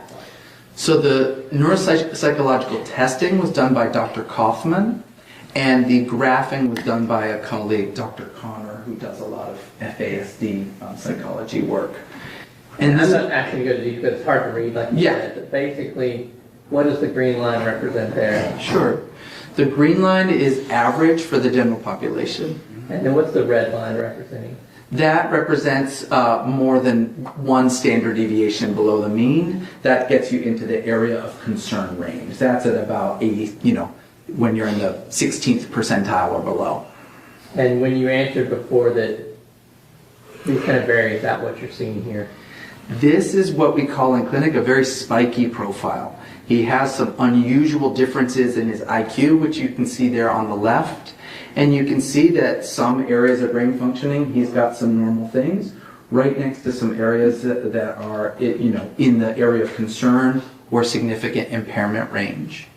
And some things that aren't on this are his diagnosis of ADHD, and also Dr. Connor didn't yet have Dr. Fritz's report. So you'd be seeing some lower scores for language there if it were on there. Now, what other, did we have any other borderline areas of concern? The IQ splits and the tic disorder are the borderline domain. And in the other domain, what do we have? So for areas of concern, and again, that's generally if you're in the bottom 16% of ability, there were some of his executive skills that were lowered. He definitely had some learning and memory scores that fell into that area of concern range, particularly short-term memory and facial memory. He had some visual perceptual skills that were in that area of concern range, and his fine motor abilities were also in the area of concern range. And overall, is Tanner's profile consistent with FASD? Yes. All the things that we've been talking about, we see all the time in clinic, including that uneven, spiky profile. And which diagnosis specifically are we talking about for Tanner? Sure.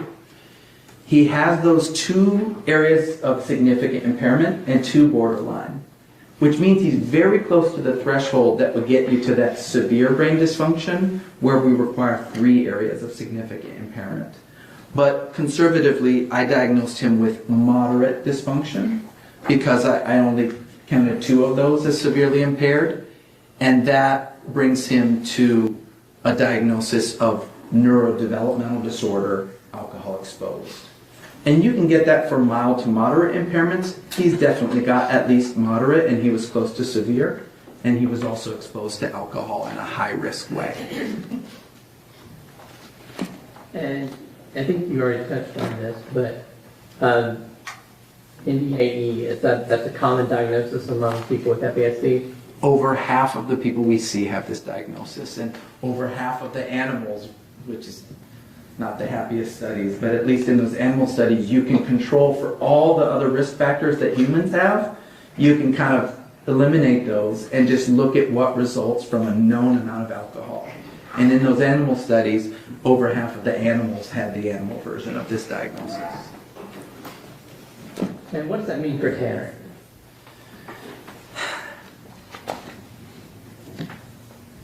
Neurodevelopmental disorder, alcohol exposed, is a tough diagnosis to have.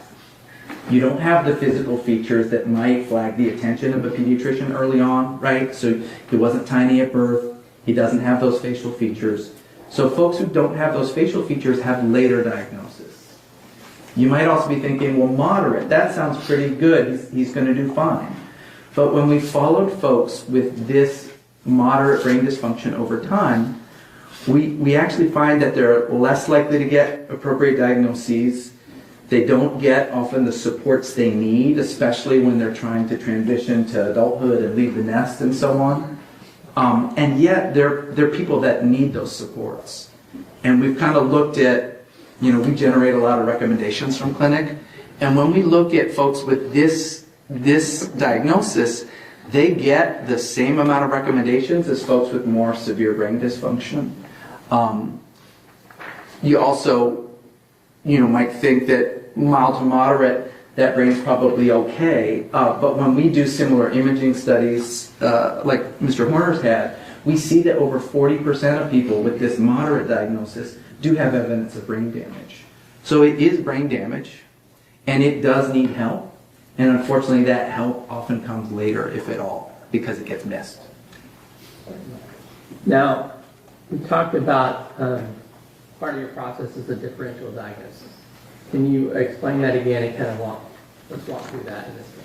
Sure. I think I've got a slide for that.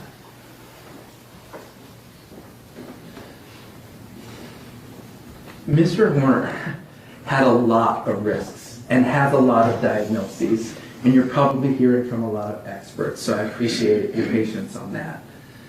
As I said, folks that come to see us in FASD clinic have 3 to 7 times the number of these risks that folks in the general population do. And so when I looked at Mr. Horner's history, a couple of things popped out. Sure. Tell me about the family history. So we know that he's got a strong family history of substance use disorders. And that, together with being exposed to substances while you're in the womb, really increases your own risk to have substance use problems when you get to adulthood. We also know that there is a family history of psychiatric disorders and suicidality, and Mr. Horner has suffered from similar things. Because of that family history and because of his autism, I did do some genetic testing because I was curious to see could we find a difference in his genes that would explain his outcome. And we did pretty comprehensive genetic testing, and we didn't find a clear, aha, it's this gene that caused all of this sort of thing. Did you talk about other potential prenatal exposures or things like that? Did you consider those in your differential diagnosis? Not yet. You saw his mother's statement that she smoked and used cannabis as well. And when you look at all the things you could use during pregnancy, unfortunately, alcohol is common and legal, and it's the worst thing you can be exposed to.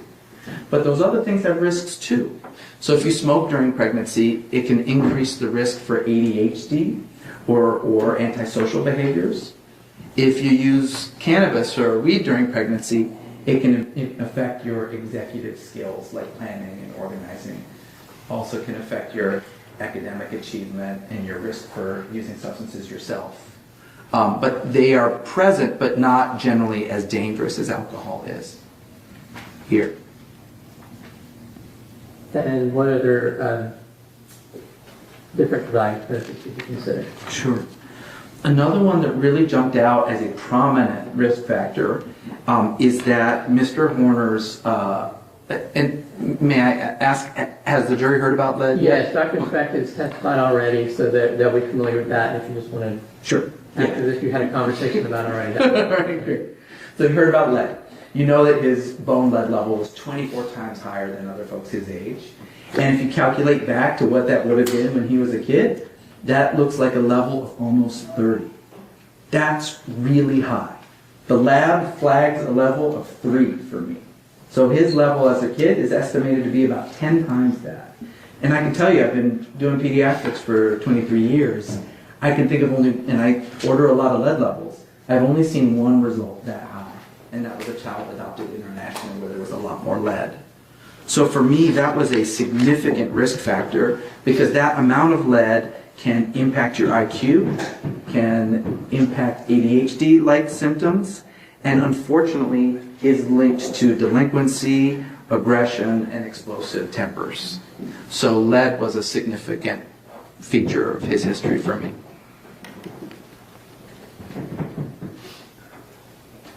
I want to talk about the differential diagnosis of childhood trauma. Why does that matter? I believe Dr. Bigler mentioned trauma actually affecting the structure of the brain itself, this neural network. Can you tell me about that, please? It matters because essentially you can be born with genetic risks or impacts from drinking and things like that. So you can be born with a brain that's damaged. But then there's further damage from neglect, abuse, and other adversity or other traumatic experiences in childhood. And we've looked at that because we see so much childhood adversity in our clinic. And we've tried to weigh what does more damage. And what we found is that alcohol is probably the riskiest thing, but that if you add up a lot of childhood adversity and these other risk factors, then they start to rival alcohol in terms of what does how much damage, in terms of brain structure and brain function. And so Mr. Horner's childhood adversity, which was very significant, added additional risk and added additional damage. Okay, now next I want you to talk about ASD and FASD because I've asked you about you have both, and I guess there's different ways of identifying them, different ages they get identified, and maybe different support you could give for those. You can absolutely have both fetal alcohol spectrum disorder and autism. And we're still learning about how much of a role alcohol might play in developing autism. We know that autism is primarily genetic in terms of the risk factors, but we know that there's other things during pregnancy that can increase the risk that someone's going to have autism. And what I can say is that from our clinic stats, if autism is about 1 to 3% of the population, well, folks that come see us, 10% already have an autism diagnosis, and 10% get referred for further evaluation. So it does seem like there might be some impact of maternal drinking, and there's also certainly some overlap in symptoms between autism and FASD. Did you also look at potential brain injuries in Tanner's case? Yes. And how did you factor that into your differential diagnosis? He's definitely had some head injuries. He got stitches at age 4. He unfortunately tended to hit himself in the head when he got really upset or was having a meltdown as both a child and an adult. He's reported that at times he knocked himself unconscious from punching himself in the head. He was knocked out in his mid-20s, passed out, and then there was a suicide attempt that involved strangulation where he was unconscious for some amount of time. So he's had a number of head injuries that could have added, harm to his developing or young adult brain. And did you consider counter substance use in your differential diagnosis?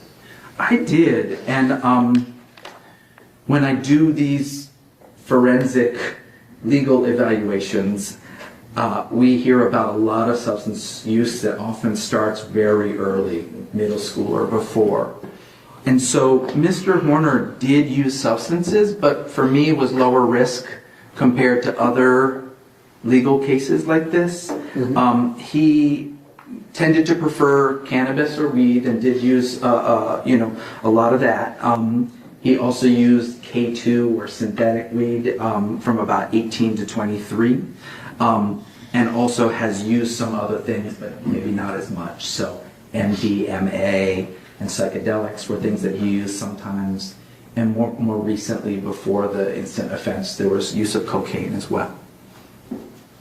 Did you have a chance to review mental health records for Tanner? Yes. And how did that factor into your differential diagnosis? There was a lot there. There's depression, there's anxiety, concerns for bipolar, self-harm, suicidality, suicide attempts. And we know, unfortunately, that when you're going through life with disabilities and the risk factors that he's had, and the childhood that he had, and the family history that he's got, that we really unfortunately expect to see a lot of that. So in young adults with FASD, with his kind of risk factors, we expect to see those. But I don't think that those mental health diagnoses better explain, what we see on his testing. So what was your ultimate conclusion from that differential diagnosis? Right.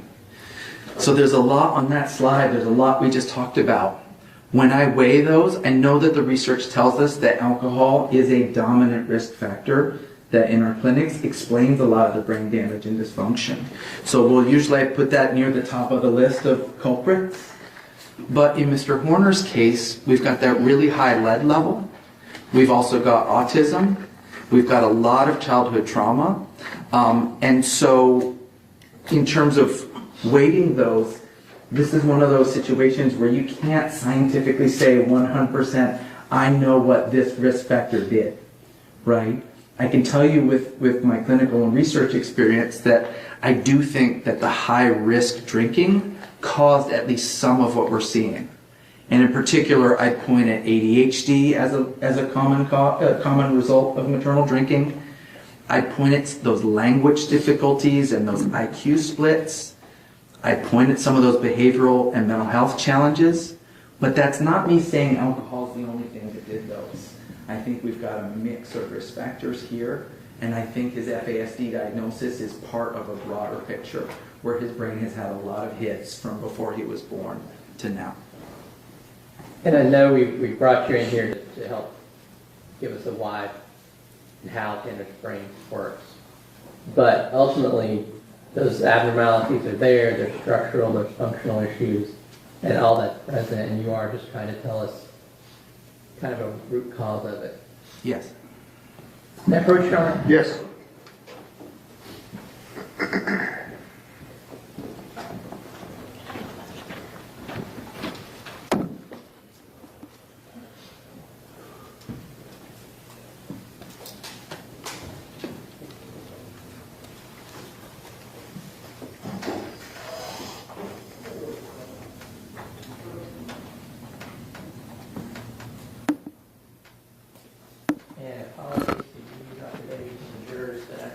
I did not get this document report. Can you identify it? This is the Exhibit 89. Yes, that's the addendum. And I would move to admit this. Let me check. No objection. Thank you. Defendant's Exhibit 89 is admitted.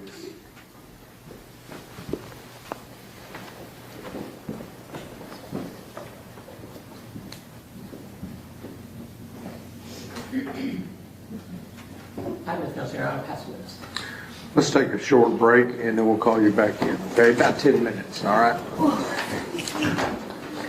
Yes, sir.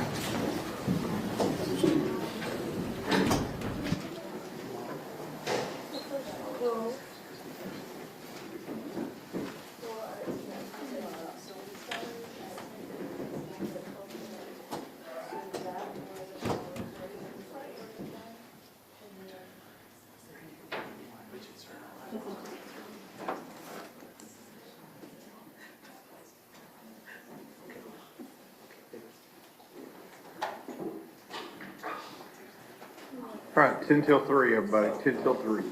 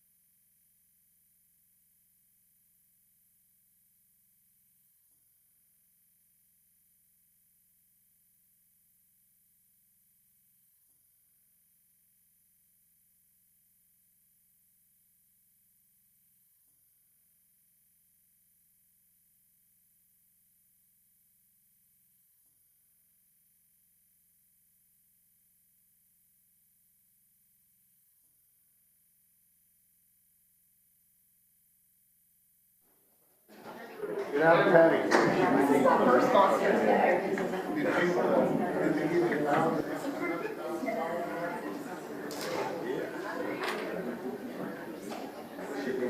I know, yeah. Well, I got two up here. I got two up here. Huh? Over there. See, I told her to. But there's something. Yeah.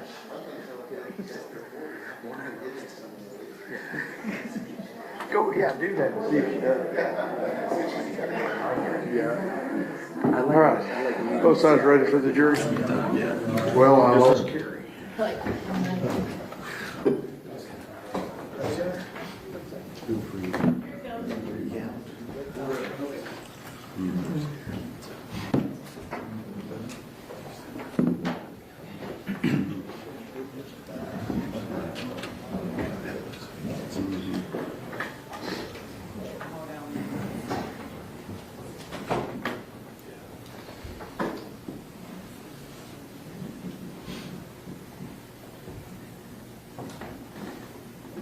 Yeah, okay. Yes, sir.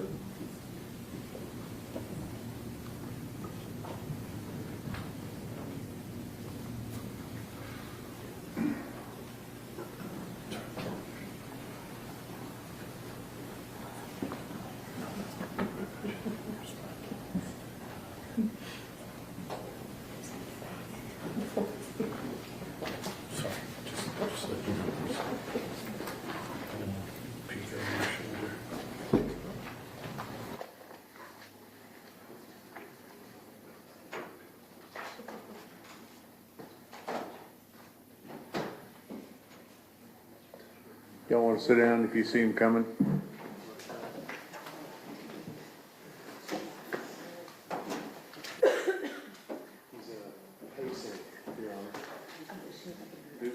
Who is? King. Oh, there he is.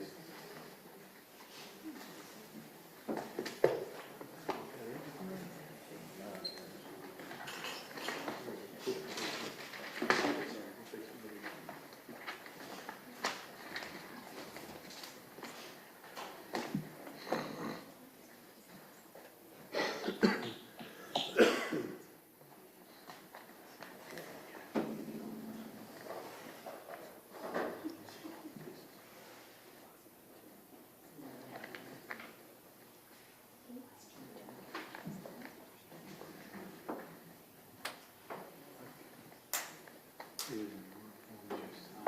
do have it on flash drive, but it's on my big.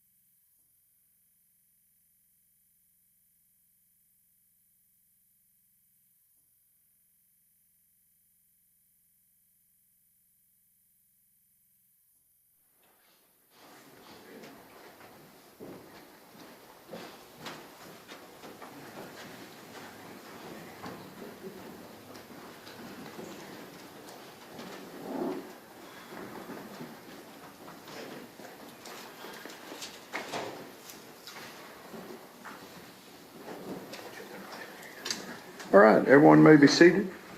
Cross-examination, Mr. Baird. Thank you, Ron. Good afternoon, Dr. Davies. Good afternoon. Welcome back to Texas.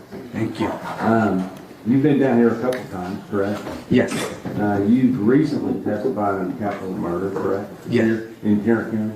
Yes. And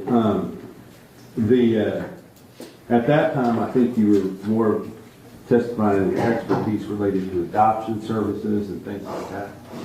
It was both. There was FASD question and international adoption questions. Understood. So I want to talk to you about kind of what you know about this case and where you know it from, all right?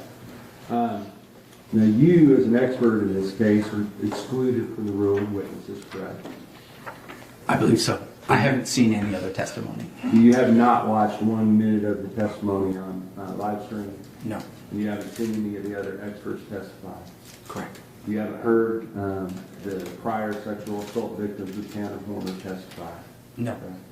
You haven't seen any of the evidence in this case other than just what you're here right now? I mean, I've reviewed a lot of records, but I haven't seen the testimony about them. Understood. So I want to talk about the records that you did review. There's a list in your report of the records that you did review, correct? Yes. And I think if you look at that report, it would be the last couple of pages of that report. Yes, sir. I want to ask you about a couple of things on that list of records that you reviewed. There's a lot of hospital records, correct? Yes. There's a lot of records from other experts that may or may not have already testified in this case. Is that right? Yes. There are some different genetic sequencing reports, things like that. Yes. There's, it looks like TEA records. Does that sound correct? I just, looking at page 35 of your report, it talks about PRU 822 attendance, and then the next one is discipline, the next one is graduated, and I think the next one says special ed. Is that right? Yes. So you've reviewed those education records? Yes, what's available, yes. Okay. Is that where you got all of your information, from the actual records themselves, or did you have other sources of information that you were relying on in making your conclusions in your report? I would say that the records reviewed here and then the additional records in the addendum, plus I recently received Dr. Ryan's report, plus my interview and examination with Mr. Horner. That's where I got my information. Well, in those records that you reviewed, did you also receive something that was called a social history? Yes. Did that lay out a whole bunch of facts related to Tanner Horner and his background? It was a summary of his family background and his childhood, yes. And who produced that summary? That was his legal team. I think that summary was written by Patricia Rist. Okay, so you were relying on facts provided to you about the defendant's background that were given to you directly from the legal team with no notations as to where they came from or where this information was gathered from or anything like that, correct? I think that the point of that document was to summarize the really extensive documents in this case, and so I would say that for most of the things I might have gotten from the social history chronology, there were also primary sources or other records that I relied upon as well. Understood, but in your notations, you cite to this numerous times, this social history that was provided to you by the defense in this case, correct? Yes. And so, if there were things left out of that social history that were relevant in this case, you would not have known about those things, is that correct? Well, I might have known about them from interviewing the client or the thousands of pages I reviewed of other documents. But if it wasn't contained in those documents and it wasn't provided to you by the defense, you wouldn't know about it, is that right? Most likely, yes. Okay. And so let's talk about your interview of the defendant in this case. Kind of tell us, how you set that up, what were the logistics of how that took place? Sure. So this was in a contact visit room at the jail. The visit was semi-private. I think they monitor with the CCTV, but I don't think that other folks were listening.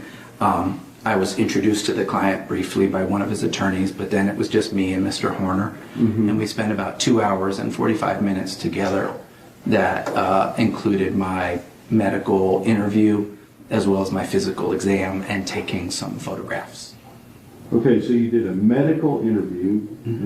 The medical interview, you're just going over medical history, is that right?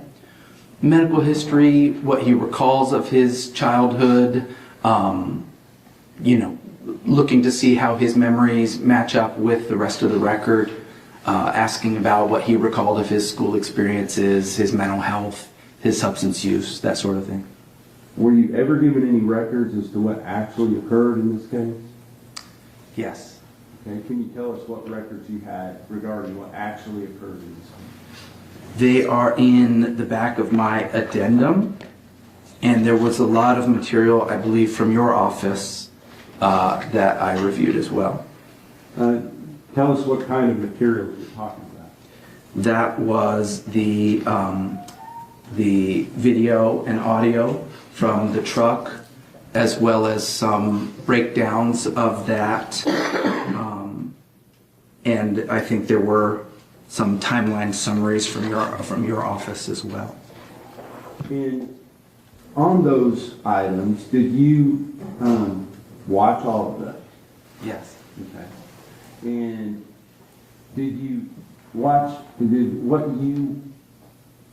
what you were provided, did that include only the day of the abduction, murder of Athena Strand, or did it include all 5 days of videos that were available for you to be able to review?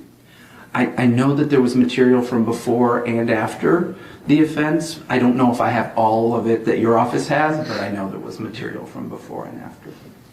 So, for instance, were you aware that the defendant had covered up the video showing what the van could see forward, looking forward, prior to the date of the abduction, kidnapping, sexual assault, and murder of Athena Strand?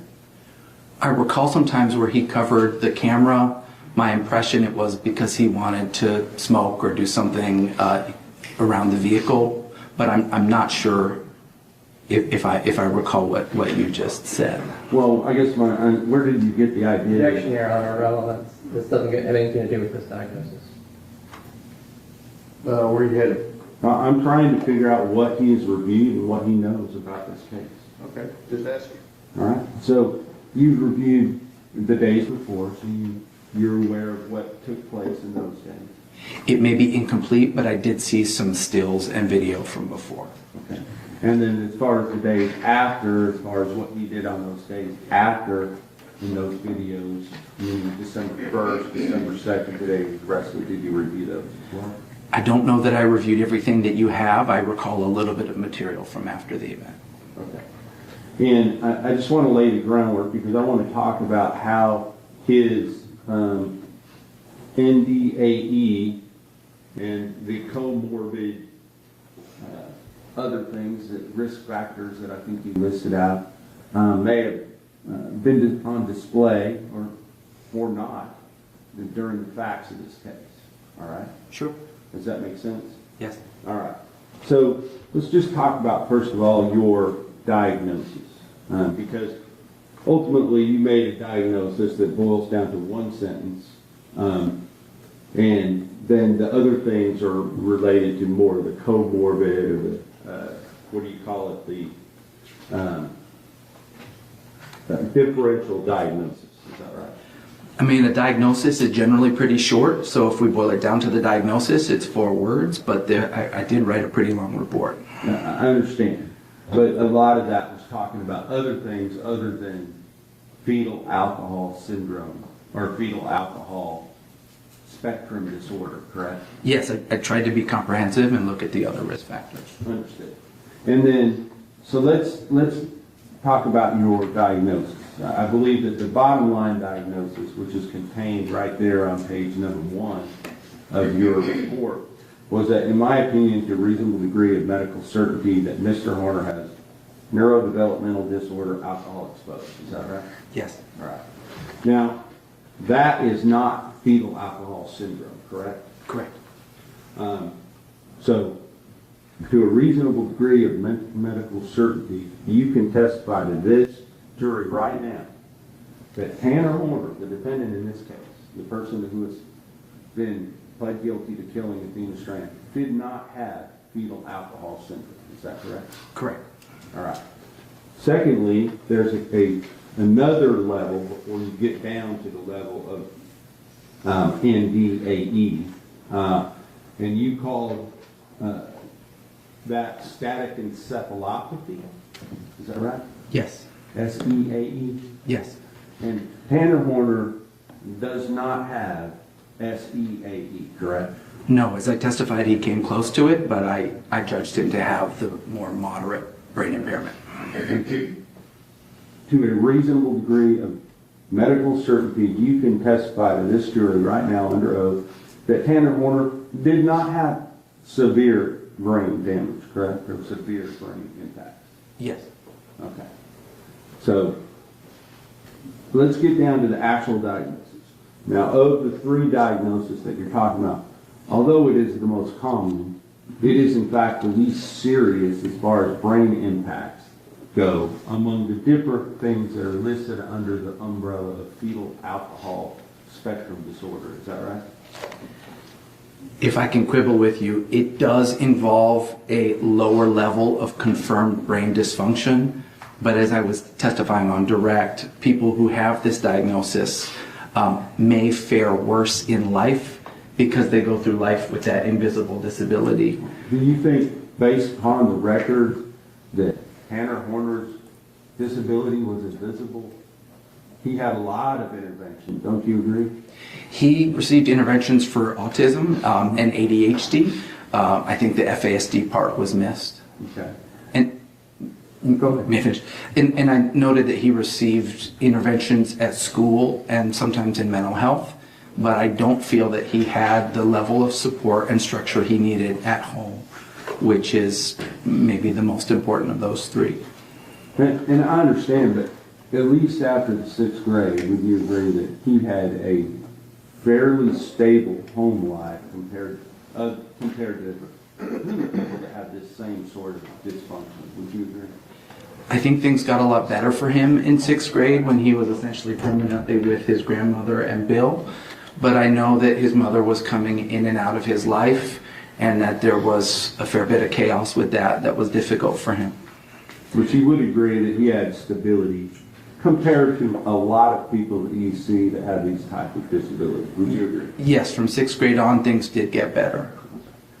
So, knowing that, let's just go into the idea of the difference in the areas of significant impact. Now, you talked several times about ADHD, and what does that stand for? Attention Deficit Hyperactivity Disorder. And do you have some experience with that? A lot. Okay. Personal and professional? You name it. Yes, I have a lot of children in my practice with ADHD, and I'm pretty familiar with it at home as well. Okay.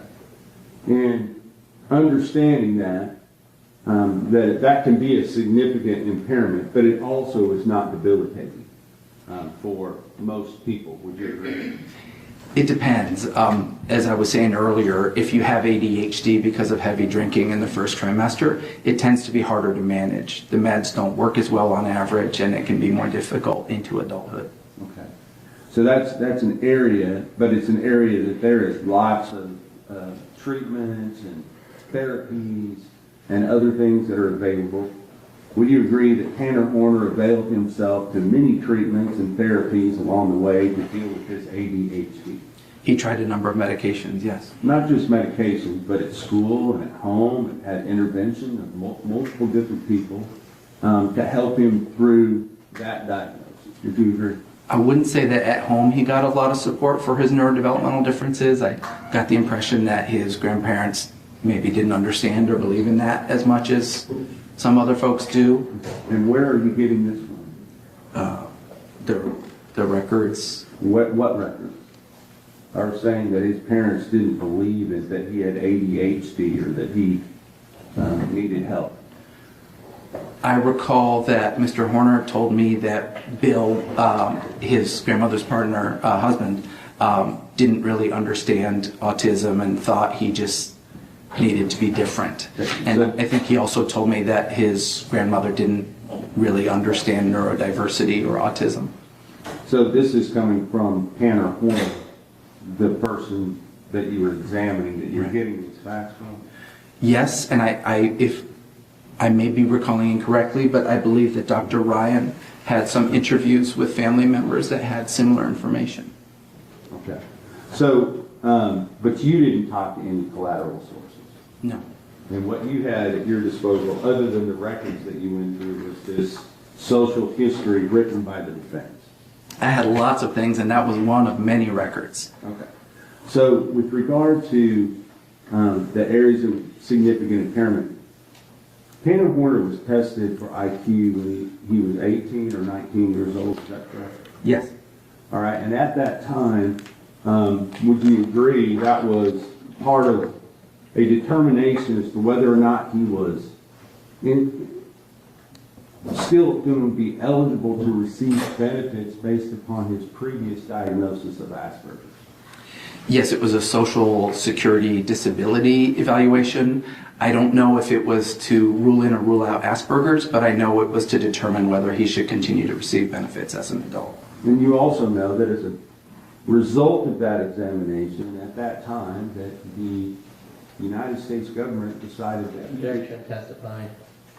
Let me hear the question. Do you know as to whether or not his benefits were denied based upon that evaluation? I did read that evaluation, yes. And were they denied? They were. So he had been receiving benefits up until a certain period of time, and then after the evaluation that was done when he was 18 years old, the benefits were no longer available to Mr. Horner, correct? Yes, and I have to say that was a very inadequate. Non-responsive.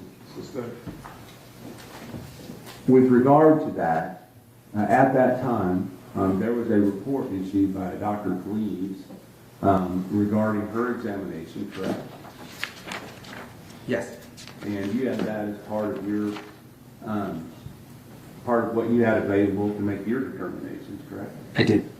And in that report, would you agree with me? Do you have that with you? Not on me. I have it. No. Well, I'll just ask you if you have any quibble with what I'm saying. I'm going to ask you to tell me, all right? That as part of that, he had a full-scale IQ of 102. Is that right? I do have that data, so I'm just going to double check.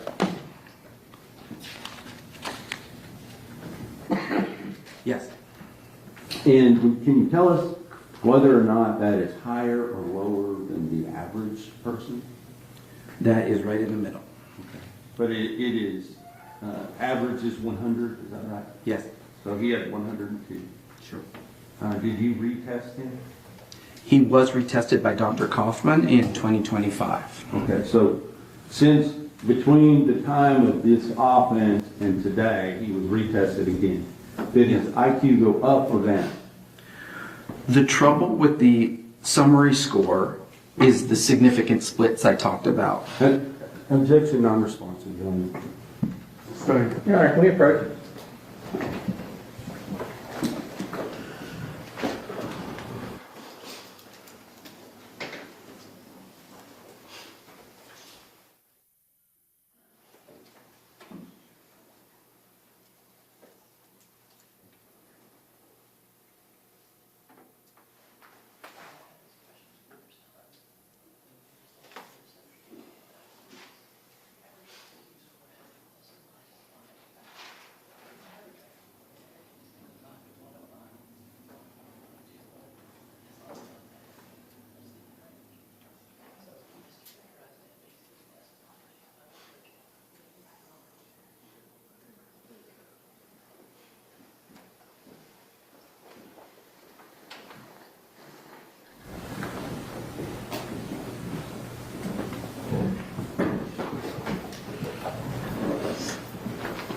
Dr. Davies, would you agree that when he was 18 years old, as part of this testing procedure, that he had a verbal comprehension index of 107?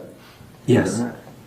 And now we've talked all about the fact that Tanner Horner can't understand what anybody's saying to him or what the nonverbal cues or anything else.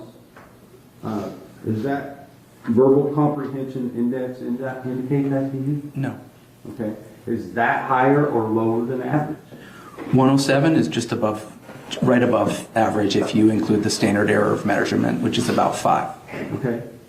And on that same test, he had a perceptual reasoning index of 113. Is that right? Yes.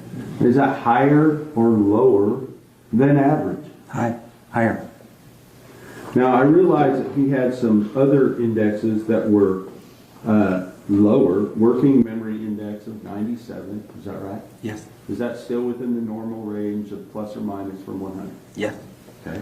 And then the only one that he had that was lower than the normal range was the processing speed index. Is that right? Yes, that was 81, which was a very large split between that and his verbal and nonverbal intelligence scores. And you're saying that the fact that he had verbal comprehension index of 107, perceptual reasoning index of 113, but only processing speed of 81 is an area of significant concern for you? Yes, because those are unusual splits. Seen in if we see a split that's seen in less than 3% of the population, and if it's a split that is commonly seen in fetal alcohol impacted patients, we do consider that a significant finding. Okay, so significant to you in that you are taking that into consideration as to whether or not he's been impacted by fetal alcohol. Is that right? Significant in that way, and just statistically significant. These are unusual splits. I understand they're unusual splits, but what I'm saying, you're not saying it's significant as to his behavior per se, just as to whether or not he's been affected by fetal alcohol. I think that if you have significant splits and they are part of an FASD diagnosis, then yes, that diagnosis is significant to your behavior. Let's talk about Dr. Kaufman's report, because I don't have that in front of me. What kind of verbal comprehension did he have with Dr. Kaufman's? Well, first of all, what was his full-scale IQ with Dr. Kaufman? A full-scale IQ is listed. What is it? It's 103. Okay. I understand that's within the standard deviation of normal now. Is that right? Yes. All right. So he had a normal IQ. Still, 1 point higher than what he tested before. Is that right? I would have to say not really. Okay. Well, what was his verbal comprehension index on Dr. Kaufman's? 98. Okay. So it dropped from 107 to 98. Is that right? Yes. Okay. Does that indicate anything to you? Not a lot. They were different. There was the 4th edition and the 5th edition, and you can see some score variation like that. Is that sometimes also accountable to something called malingering? It could be, but I didn't have any indication of malingering on the malingering test that Dr. Kaufman did. Well, I'm asking you as a medical doctor, is the fact that the person's IQ is tested, and then later after they've committed some type of horrible crime, it tests almost 10 points lower, can that be evidence of malingering to you? I'll leave that as it could be. Okay. What about his perceptual reasoning index? That one, sorry, he had a visual, in this edition it's called the visual spatial index, and there it was 122. Okay, so that went way up. Is that right? Which would argue against malingering, yes. Okay. So, I understand what you're saying, it argues against malingering, but it's drastically different from the other one. Yes, on a different edition of the IQ test. Okay. So, what were the other indexes on Dr. Kaufman's report? The fluid reasoning index was 105. Working memory was 106. processing speed was a lot lower, again at 89. Okay, so, but it was higher. It was 89 versus 81. Is that, could it be from the different tests? Is that right? Yes. But it's a lot closer to normal in that test than the other ones, right? Is that right? Yes, and again, I'm more focused on the very large and unusual splits. And I think you've explained that, but bottom line, the defendant has a normal, if not above average IQ. His IQ tests aren't normal because of the splits, and the psychologists that I work with routinely wouldn't give a full-scale IQ when you have a large difference between the verbal and nonverbal IQ. That's just what I've been trying to share. We have two different psychologists, Dr. Gleaves and Dr. Kaufman, that both have given a full-scale IQ. Is that right? Yes. Okay. So that was the next thing. Then those were the areas of significant impact. So ADHD and the unusual splits in his intellectual functioning test. But you amended that later. Right, with the additional confirmation of autism by multiple experts and the additional in-depth language testing from Dr. Fritz. So you moved that one down from significant impairment, the multiple splits one, to borderline. Correct. All right. And then you moved up Asperger's / autism spectrum disorder level 1 to the more significant level, based upon Dr. Fritz's report. No, not just autism. It's autism and language. And it was based on Dr. Fritz's report and the reports of Dr. Spence and Imhoff, who also diagnosed autism. Did you put a notation in your report that Mr. Horner's functioning in the domains of ASD or Asperger's was not clearly impaired on neuropsychological testing? I don't recall writing it that way. What I was communicating in my original report was that we had records of autism diagnoses during many years during his childhood, but unfortunately the original diagnosis records no longer existed. And so I could tell that he'd been receiving services for autism through the school district for the second half of his school career, but I didn't yet have the adult autism evaluations that I now have when I wrote that. So, based upon those other experts' reports that were later provided to you, then you moved that one from borderline to significant for you? Yes, with the confirmation of autism and the additional language impairments. Okay. And so, with regard to some of the what you said areas of concern, you listed motor tasks. And there were two things that you listed, correct? Yes, finger tapping and grip strength scores. You understand that this defendant pled guilty to strangling a 7-year-old girl successfully. Is there some type of grip strength issue there? We've all heard the video, and I'm sorry to say this, but it took a long time. So I don't think that the video really makes the point that you're trying to make. No, I'm not trying to make a point other than the fact that he had to use his grip strength in the commission of this crime. Would you agree?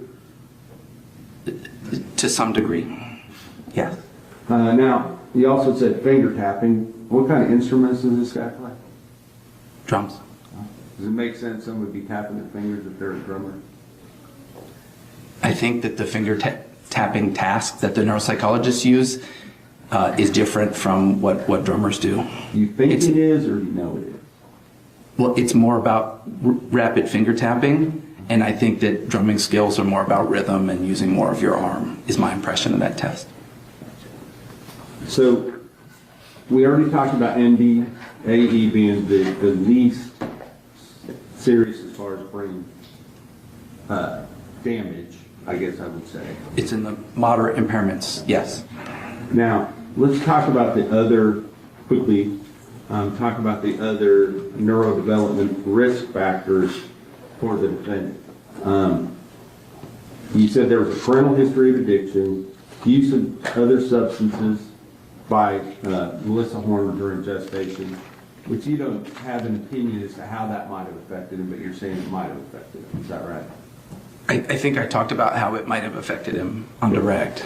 Well, you didn't have any clear delineation as to how that plays into all this. You just said that it was a factor.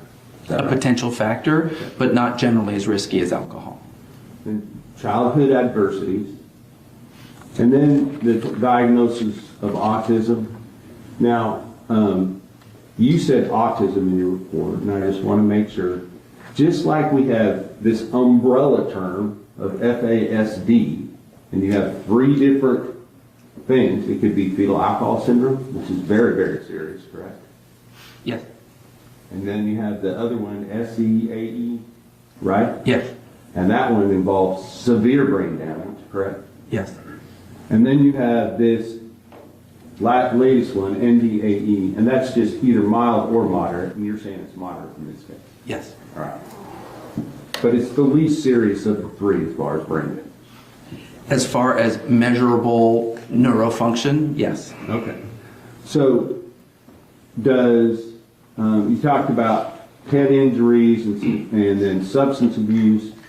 There's a number of different substances that Mr. Horner, the defendant in this case, told you about. Alcohol, marijuana, K2, MDMA, LSD, mushrooms, cocaine. Is that right? Yes.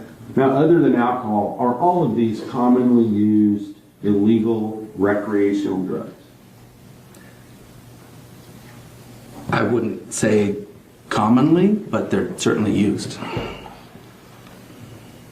Do you consider the regular use of illegal drugs to be criminal activity? Yes. Okay. Is supplying illegal drugs to other individuals criminal activity? I'm not the legal conclusion, not a very Well, in evaluating people as a physician for pathology and their personality, you have to know whether somebody is a good candidate for probation or parole, correct? I don't get it. This witness is a pediatrician. Suspect.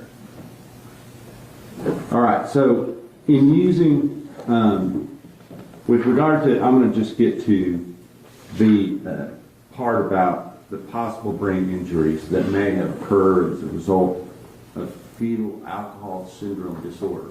Is that right? I mean, is that what you call it? Fetal alcohol? Fetal alcohol spectrum disorder. Because he does not have fetal alcohol syndrome. Correct. Right, okay.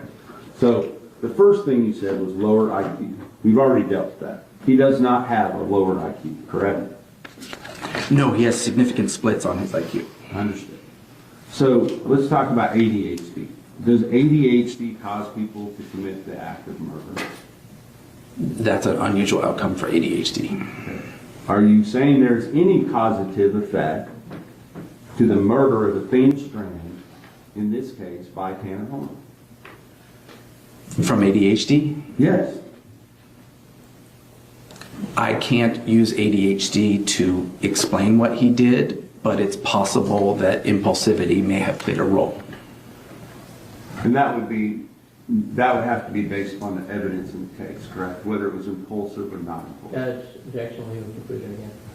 Overall, I'll let him answer that. Yes, my consultative question was not what happened in that van. What it is, does he have a fetal alcohol spectrum disorder? And are people with ADHD able to have productive and fruitful and nonviolent lives? They are able to, yes. Okay. You also talked about language and social difficulties. You watched the videos. Does it take language and social skills to convince an unsuspecting gas station attendant to loan him some cleaning supplies to clean up the van? Relevant. I'm sorry? Relevant. He's also calling for speculation and also calling for legal conclusion. Speculation is a statement. Okay. Would you agree with, on those videos, throughout them, all 5 days of them, that he exhibited multiple times of using his language and social skills correctly to accomplish goals that he wanted to accomplish? I didn't see a lot of evidence in that in the videos. I don't think asking for towels is a high level use of language or social interaction. What about calling your boss and making arrangements to make sure you still have control of the crime scene the next day? It uses language, but I don't know that taps some of his deficits. Now, you talk about learning disabilities. He did have the diagnosis of autism. What are the specific learning disabilities that you saw in the education record? Have I talked about learning disabilities? Well, yeah, I believe that it was mentioned in your report. Sure.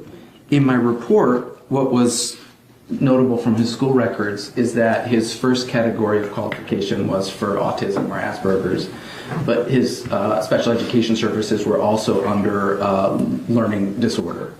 And unfortunately, we didn't have enough detailed records. I think some were destroyed, that I don't know where that came from. So I included that in my report as, part of having learning being a possible area of concern, but I don't have the data that came from. And you talked to Tanner Horner about that, and he told you that he doesn't have any learning disabilities, correct?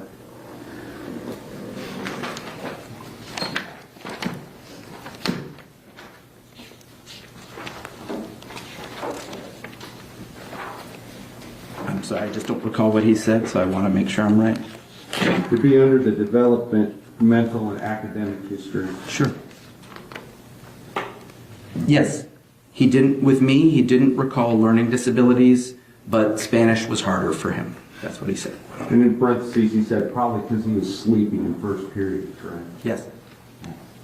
What about, we talked about visual spatial deficits?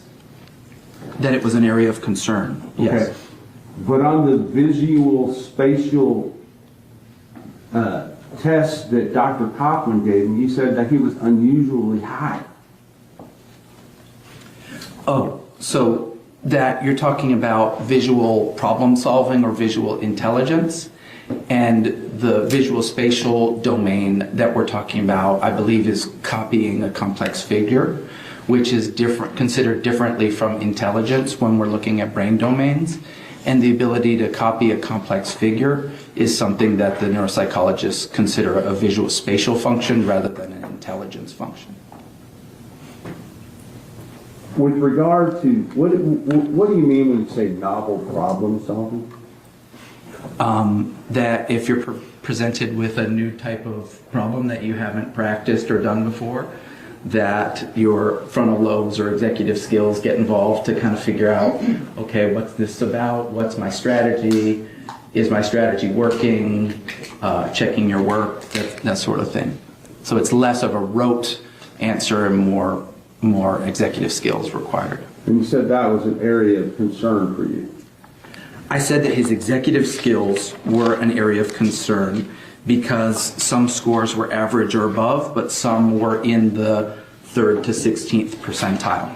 Well, I believe I went down and wrote the ones down that you said that were a concern. Sure. And novel problem solving was one of them. Is that right?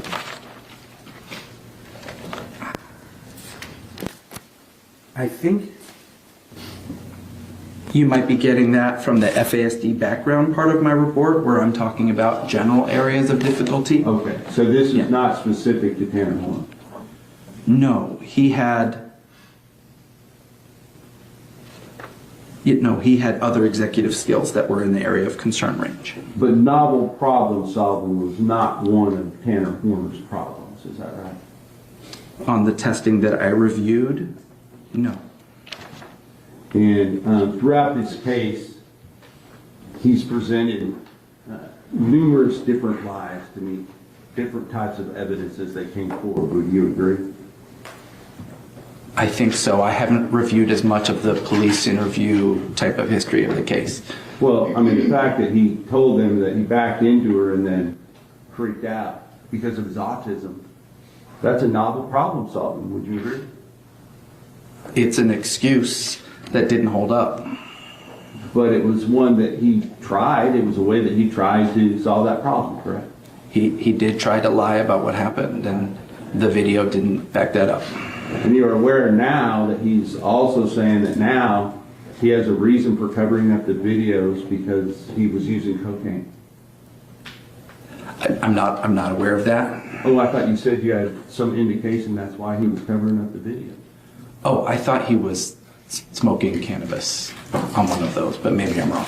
Well, you saw him smoking cannabis on one of those, correct? I think so. Yeah. So that was on the video. Okay. Right? There was never any cocaine on the video. Would you agree? Not that I recall, but smoking cannabis on video isn't great problem solving. Now, I understand that. But making up a story to cover new evidence is problem solving. Would you agree? It's lying or it's problem solving, and I think we're here today because it wasn't effective. The last thing I want to talk about is zero, because you're, as a physician, you know what malingering is, correct? Yes. And that is making up some type of psychosis as an excuse to mislead or gain some favor with the police. Is that right? Objection, Your Honor, testifying. I don't think any of the experts would define malingering that way. Well, let's use fine malingering. Malingering is either exaggerating psychiatric symptoms for gain or faking bad on neuropsychological testing, things like that. So if you get caught for murdering a 7-year-old girl after you sexually assaulted her, and you make up this alternative personality to show that you're just crazy, so that maybe they might find you insane at some point, is that malingering? It's an attempt at malingering that I don't think was very effective. Okay, thank you. I'll pass. Thank you, Your Honor. Dr. Davies, could you pull up the chart that Dr. Connor prepared? Sure. A couple of, let's start with kind of the basics of IQ. You mentioned something about a 5-point plus or minus. What were you talking about there? That when you do a psychological test and you get a score, there's usually a range of error where the psychologist might say he got a 102, but his score is probably somewhere between a 97 to a 107 type of thing. Okay, and a good example of that was we had two scores that were 9 points apart. Right. So the average IQ for someone from the United States would be 100 plus or minus. Right. So it's up to 105 and down to 95. Right. And it depends on the test, how big that range of error is, but something like that, yes. And you mentioned that, but everyone might not understand. There's a newer version of that IQ test. Yes. When you said something about 4 and 5, just right. to show what that was. So the Wessler Adult Intelligence Scale, in 2009 it was the 4th edition, and in 2025 it was the 5th edition. And so there's new questions. They've organized the results differently. So I expect that when someone takes a new edition of a test that they're not going to get the exact same score that they got the last time. Now, we didn't read through them, but Mr. Berry had you reading through. Matt, or Sean? Yes, sir. These little words down here that I'm sure you can't see from the other side of the room. Were these the things that Mr. Berry was asking you to read the scores? Yes, those tiny bits of text are the individual tests that relate to the score that's plotted above. And so on the far left is the IQ, and those were the IQ subtest scores. Okay. So you get your IQ over here, and then each one of these is one of these dots, right? Right. And you said this green line is? Average. And this is? 1 standard deviation below the mean, which means the bottom 16th percentile of people who take that test. So for example here, when he's reading off these scores, you've got a score that's here, well below this red line, and then a score that's way up here. Yes. Is that what you're saying is unusual? That's a pretty big variability, and it's a hallmark pattern that we see in FASD. But there's no reason to think if he takes this test twice, would his IQ fall within that standard deviation? The overall IQ. I'm not sure I understand your question. I'm sorry, maybe a bad question. We're seeing that he has deficits. If this is accurate, the next time he takes this test, he'll probably have a deficit in that area too. Yes, unless it's the same test and he's practiced it, so he's getting better. But in general, we expect these to show up over time. I was ignoring the practice effect, but yes, there's a practice effect, and we just tell the jury what that is. So practice effect is, you're not allowed to give someone a test within a certain time interval from when they've just taken it because they've practiced it, and we expect that you're going to do better. Okay, so ignoring the practice effect, if this test is accurate, he's going to be within that range over and over again, and his IQ total is going to be within the range. Yes, plus or minus some points because we expect some variation, but the overall pattern would likely hold. And NDAE is under that umbrella of FASD, correct? It is broadly considered under that umbrella term, fetal alcohol spectrum disorders. And you actually have a clinic to treat FASD. Yes. And you have patients that are only diagnosed with NDAE who are coming to that clinic for help. Yes, and the people who come to the FAS clinic are coming for diagnosis and recommendations. The treatment part is happening in the community, and I have a number of those patients in my practice. And you said about what percentage of your practice are the NDAE? Of people that come to us for diagnosis, just over 50% have NDAE.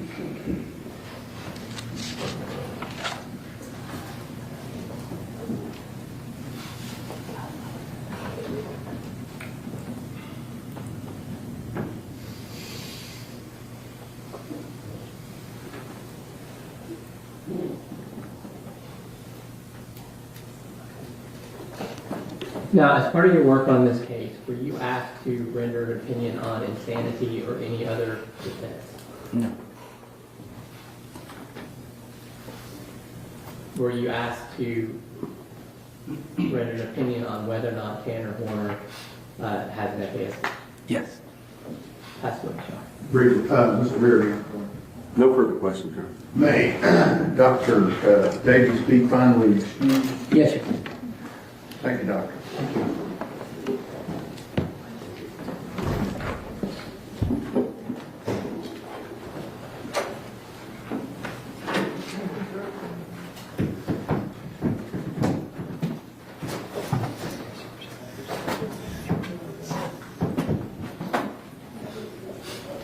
Dr. Young?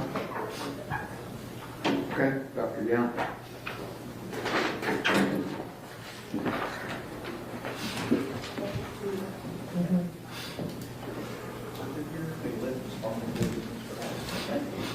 Come on in. Thanks.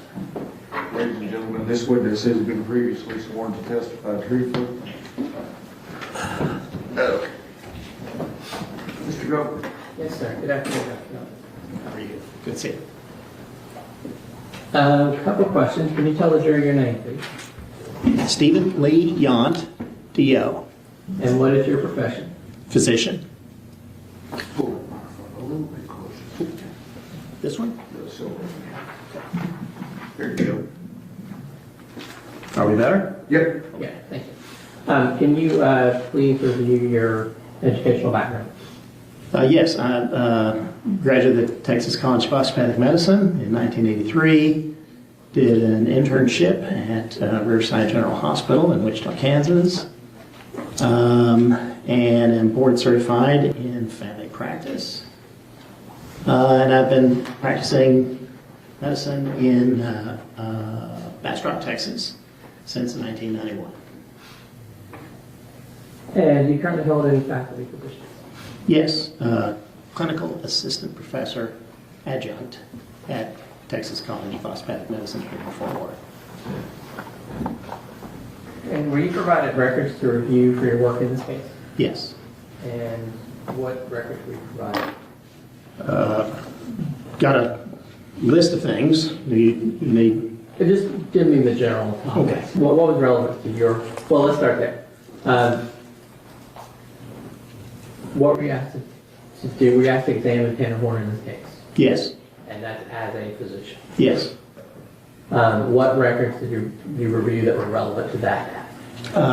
Some records that were involved with his history, medical history, history as a child,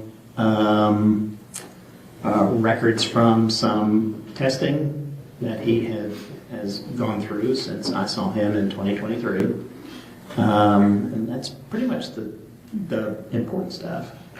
Now, you said you saw him in 2023. Did you do a physical exam of Yes, Lynn Horner? very And thorough. what did that consist of? Beg your pardon? What did that consist of? Your examination? Very, very comprehensive history taking and a head-to-toe physical exam.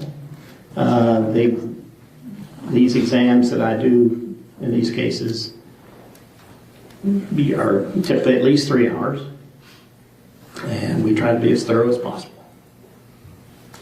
As part of your examination, did you take any sort of samples? Yes, we had blood and urine. Blood and urine. Did you send those for processing in the normal course of your... Yes, Okay. through LabCorp. To LabCorp? Yes. Beverage? Yes.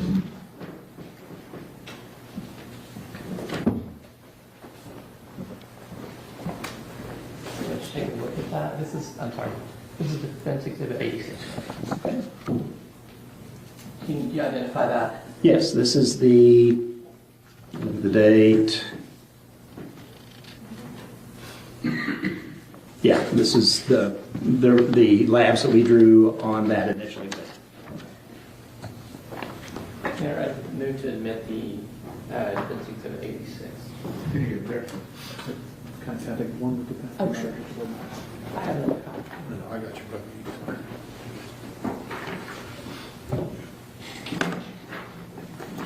No objection.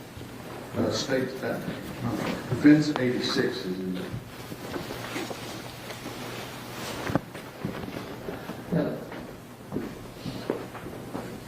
Dr. Yon, can you tell me if any of the results of those lab tests were significant? Yes, there's significant abnormalities of his testosterone levels. Low, quite low. And does that include, now that you put his testosterone level, we're going to talk about that one first. What is that? What numbers did you come up with, and what does that mean, and how is that different from pre-testosterone? Total testosterone level is the circulating hormone that is protein bound and is not active. Okay. The level here was low at 199. The reference interval is 264 to 916. So low for at that time, 32-year-old man. And what about the free testosterone? Free testosterone is a little bit of a nuance. It is unbound from protein, and it is much more the active form of the hormone. And this level is quite low. The reference interval is 8.7 to 25.1, so roughly 9 to 25, and the level is 3.7. And how can low testosterone affect a patient?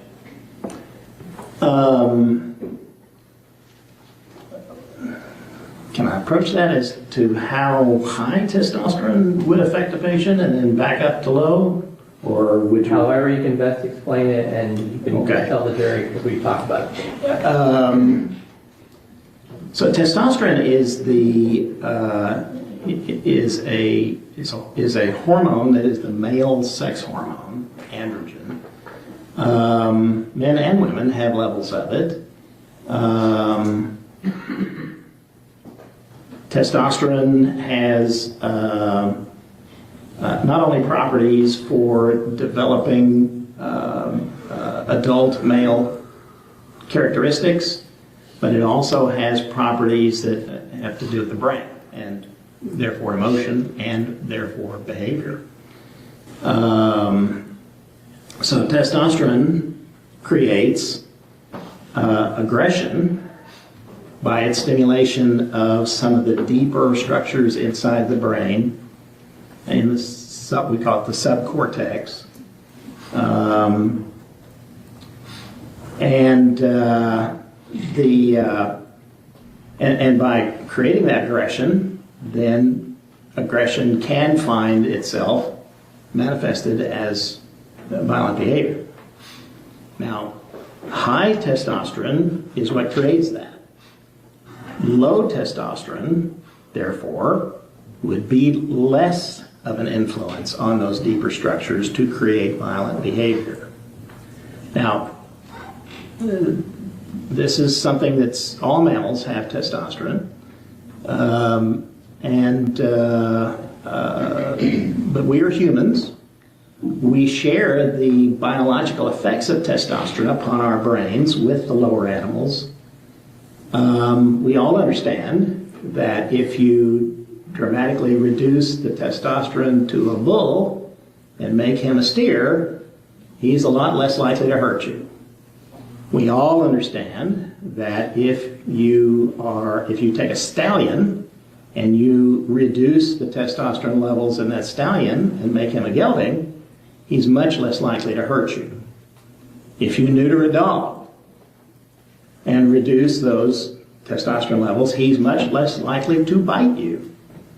However, the steer still might hurt you, and the gelding might still hurt you, and the dog might still bite you if he is stimulated, fearful enough, panicked enough, whatever, or in pain enough. This can still happen. So, Dr. Young, yes. Basically saying about the effect of testosterone on humans, it doesn't take away our brain. True. Our ability to think and reason. Very true. Now, you are familiar with the charges in this case? Yes. And you understand that Tanner pled guilty to kidnapping and murdering Athena Strand.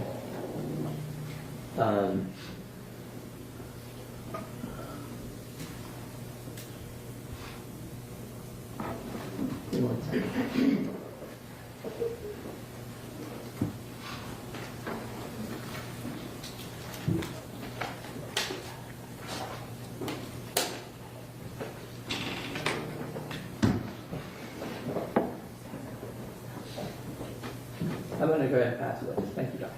Cross-examination. Yes, quickly, Your Honor. Dr. Young, thank you for coming again. I think last time we saw you on Zoom, didn't we? Okay, well, you may have saw me, but I couldn't see you. But I remember your voice. It's that whole technology thing. Amen. Amen. I just want to clarify a couple of things. From that lab test that you have from you, when did you do the draw on Mr. Horner? It was the day that we did the exam on him. Forgive me, I walked in here without my glasses. I want to say that was September of 23.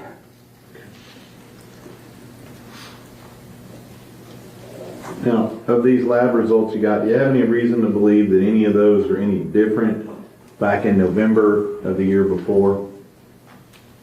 I'm sorry, say again? I mean, do you have any reason to believe that there are any significant differences if we had tested the defendant back in November of 22? Okay. Right? Do you have any reason to believe that those would not be exactly the same? I'm not aware that he was tested in November 22. I guess what I'm trying to get at is you don't have any type of medical opinion that any of the numbers in all the labs would be any different than they are now. That would be guessing. Okay.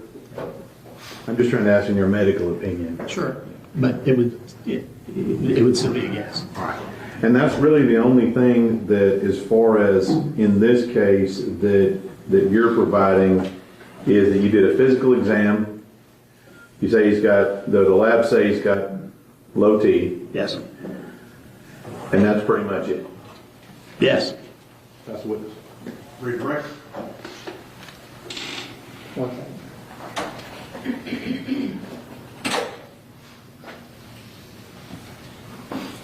That's all, Your Honor. Thank you. May he be excused finally? Yes, sir. Thank you, Doctor. All right. Thank you, sir.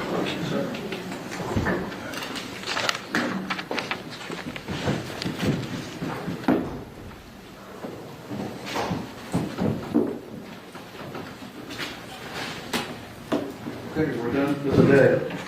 Remember, in the morning, 10:30. So you get to think that a little late. See you tomorrow.